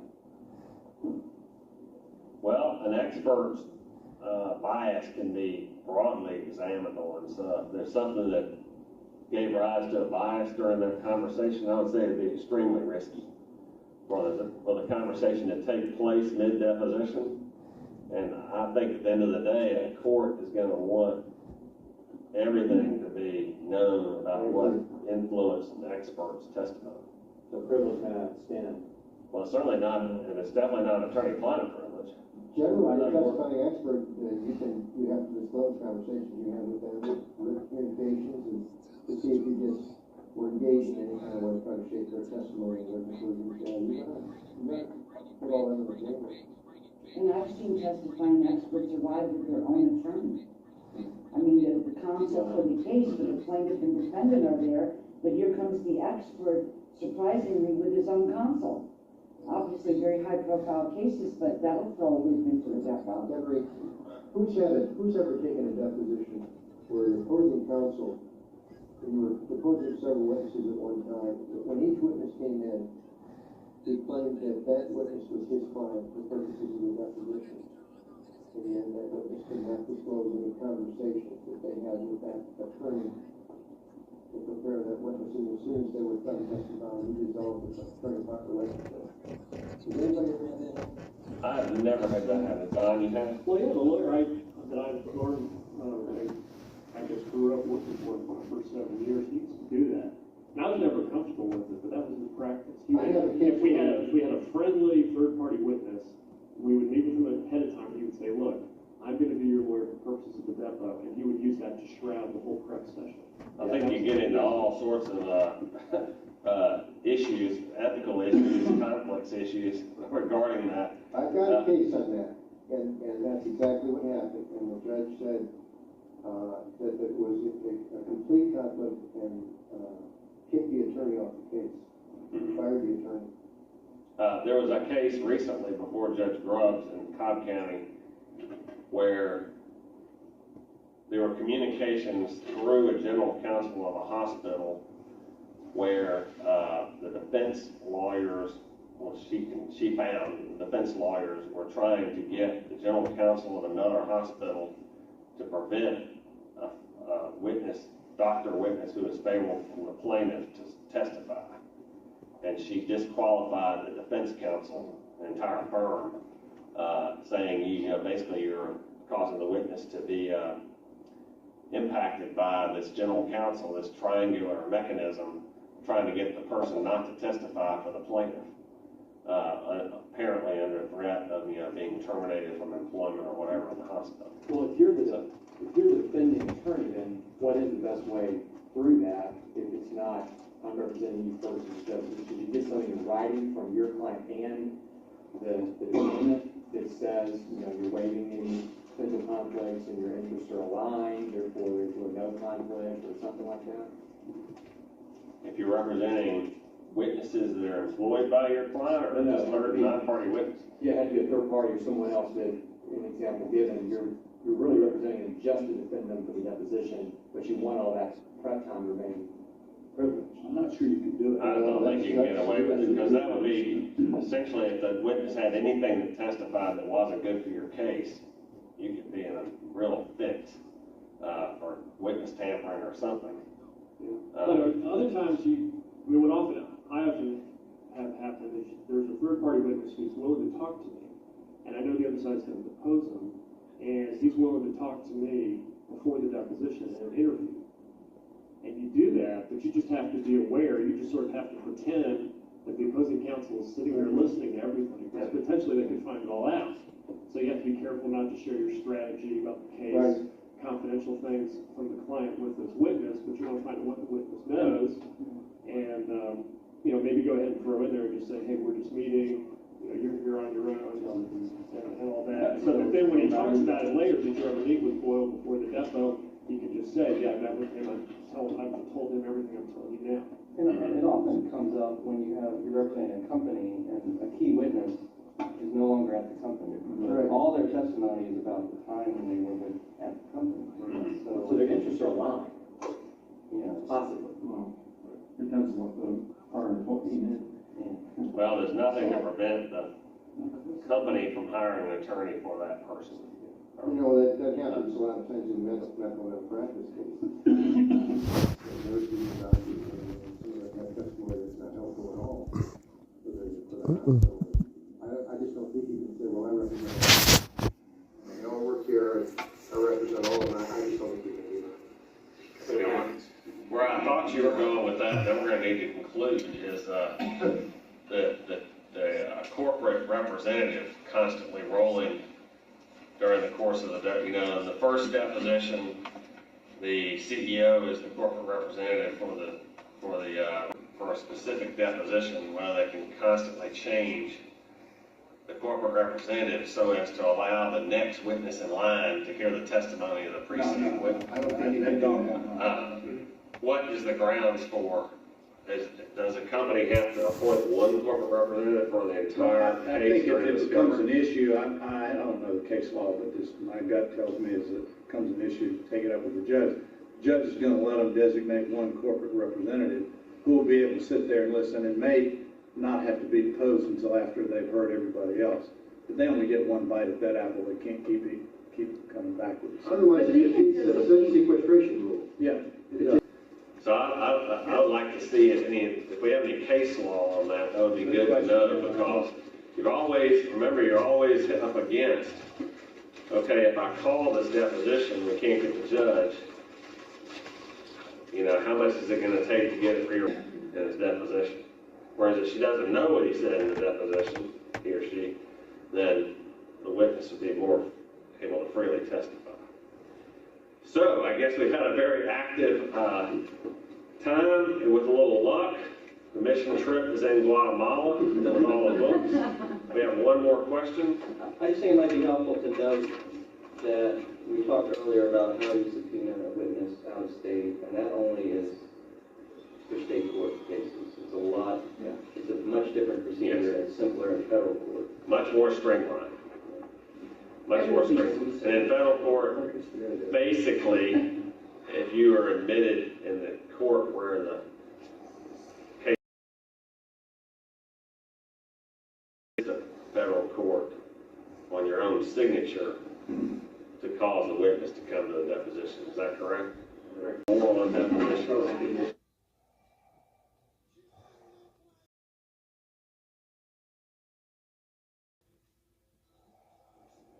Hello, this is Henry Quillian. I'm here at Taylor English Duma with my colleagues from Quillian's Kernels. This is one of quite a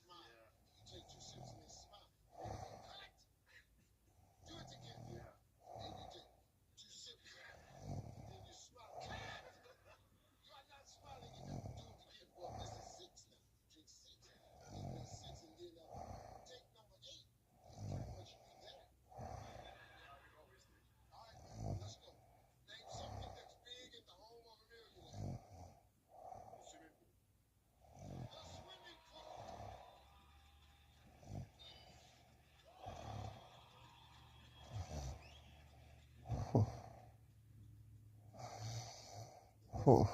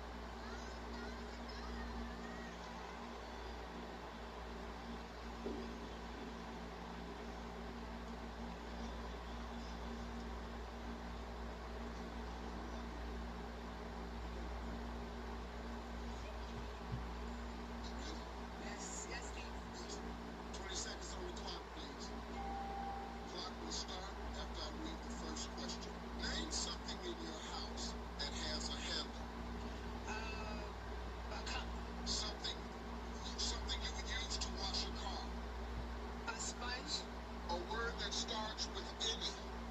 Anybody. Something that could make someone slip and fall. Wet floor, water. Something people use to listen to music. Headphones. All right, Jonathan, come on, let's go. All right, let's see how we did, darling. Name something in your house that has a handle. You said a cup, survey said. Something you would use to wash a car. You said a sponge, survey said. A word that starts with any.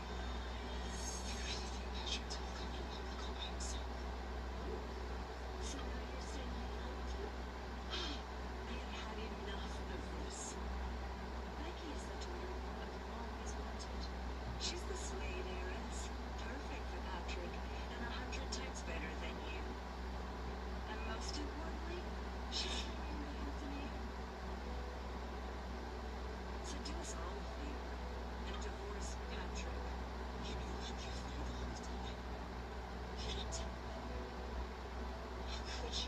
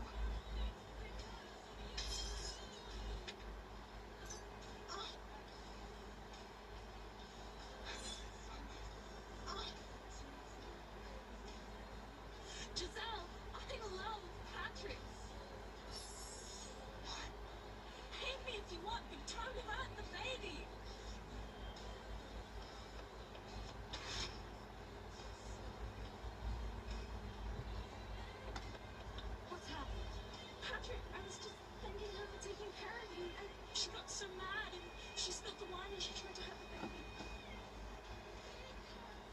Giselle, are you insane?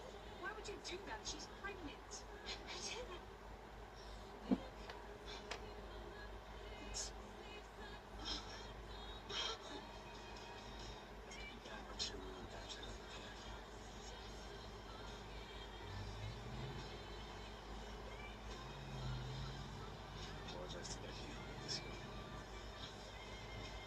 You don't get to tell me what to do.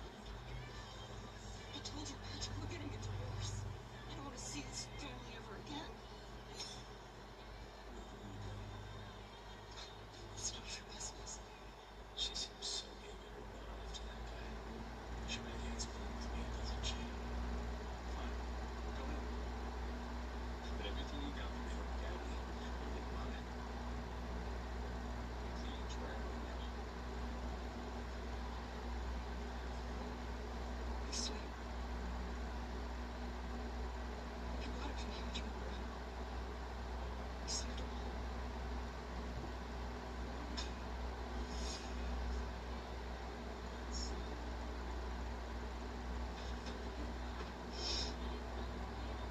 His earrings.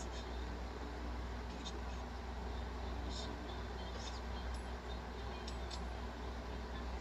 The shoes. The sunglasses were plastic.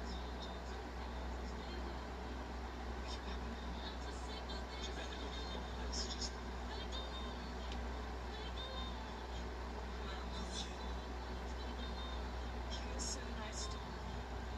Way too nice.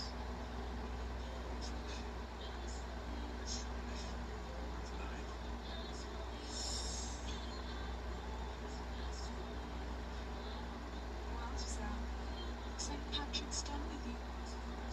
So why are you still holding on to that diamond?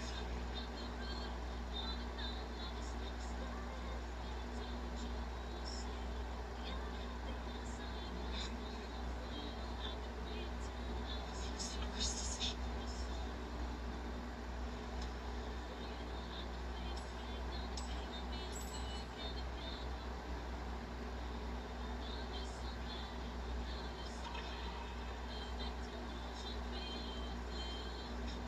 Patrick, if you feel like having, can take me somewhere quiet. I'm just stand here. I need to rest. I can't risk anything happening to my grandchild.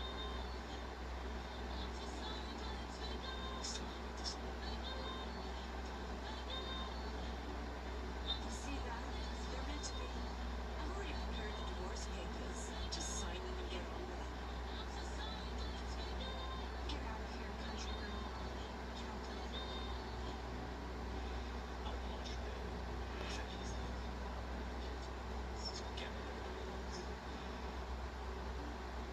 I'll stop acting just for an inside appearance. Don't worry.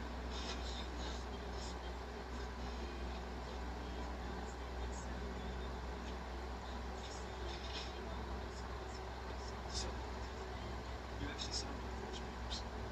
You really want the divorce?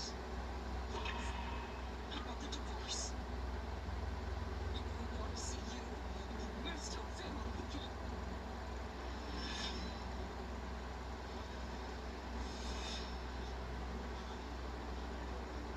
Really? She's really good.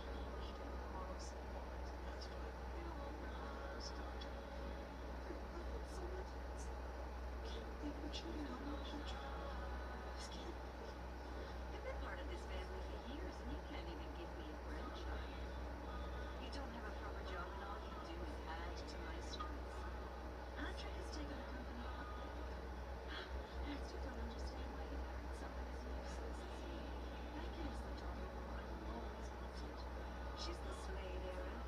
Perfect for Patrick, and 100 times better than you. And most importantly, she's taking with you today. So do something and divorce Patrick.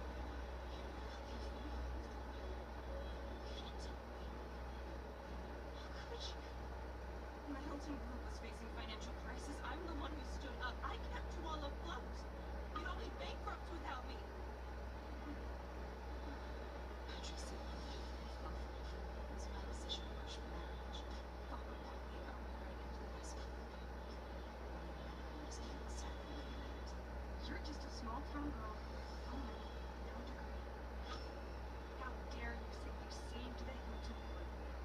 You're lucky I married Patrick. Otherwise you'd never have the chance to be in my presence. Everyone here is beyond beliefs. The only ones beyond our reach in the cities were and the Von Howards. So unless you're Von Howard, don't pretend like you're better than the rest of us.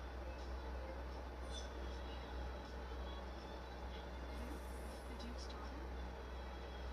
Are you crazy? So, it's enough. Let's get you changed.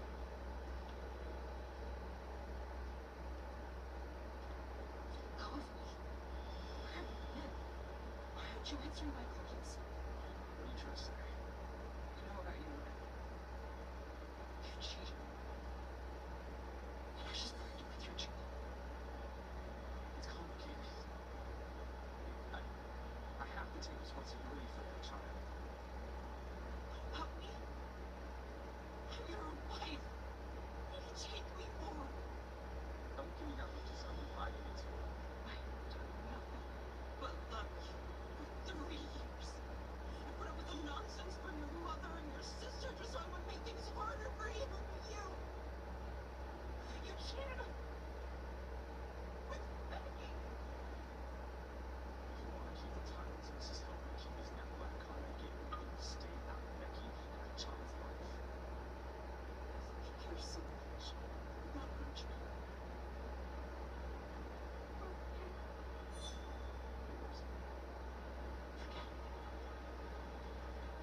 I want a divorce. So, you finally believe me.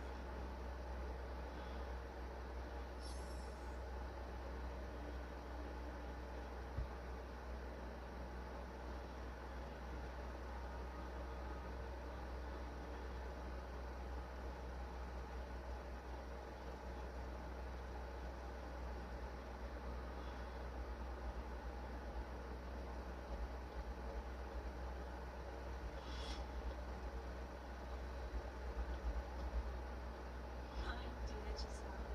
Thank you for taking care of Patrick for me these past 3 months. Maybe you should shut your mouth. You're sticking in your place. Patrick was never yours to be. He's only ever been mine. He's only with you to satisfy his economic wishes. He doesn't love you. Only me. If I had left the country, you wouldn't even have the chance to be Mrs. Hilton. What's so funny? You must really enjoy taking other people's leftovers. You want Patrick that bad. You can have him. Keep lying to yourself on your own choice. You've got better things to do. Save your life. Try and figure out how to give it to me. Give it to me. What is wrong with you? Let me go.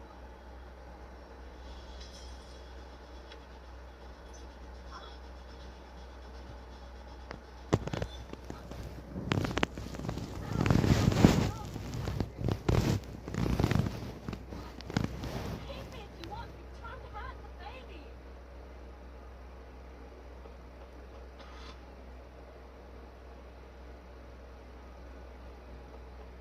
What's happening? Patrick, I was just thanking her for taking care of me, and she got so mad, and she spilled the wine and she tried to have the baby. Giselle, are you insane? Why would you do that? She's pregnant. I didn't.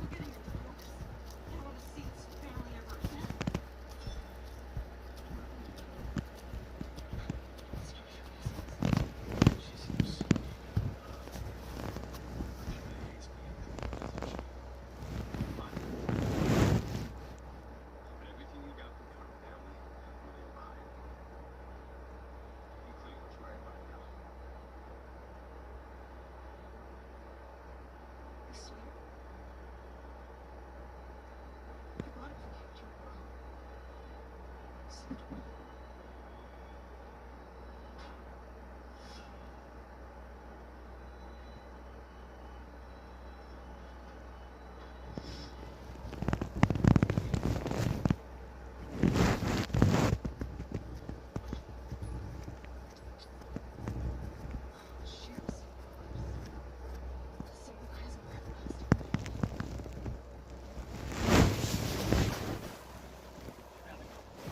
just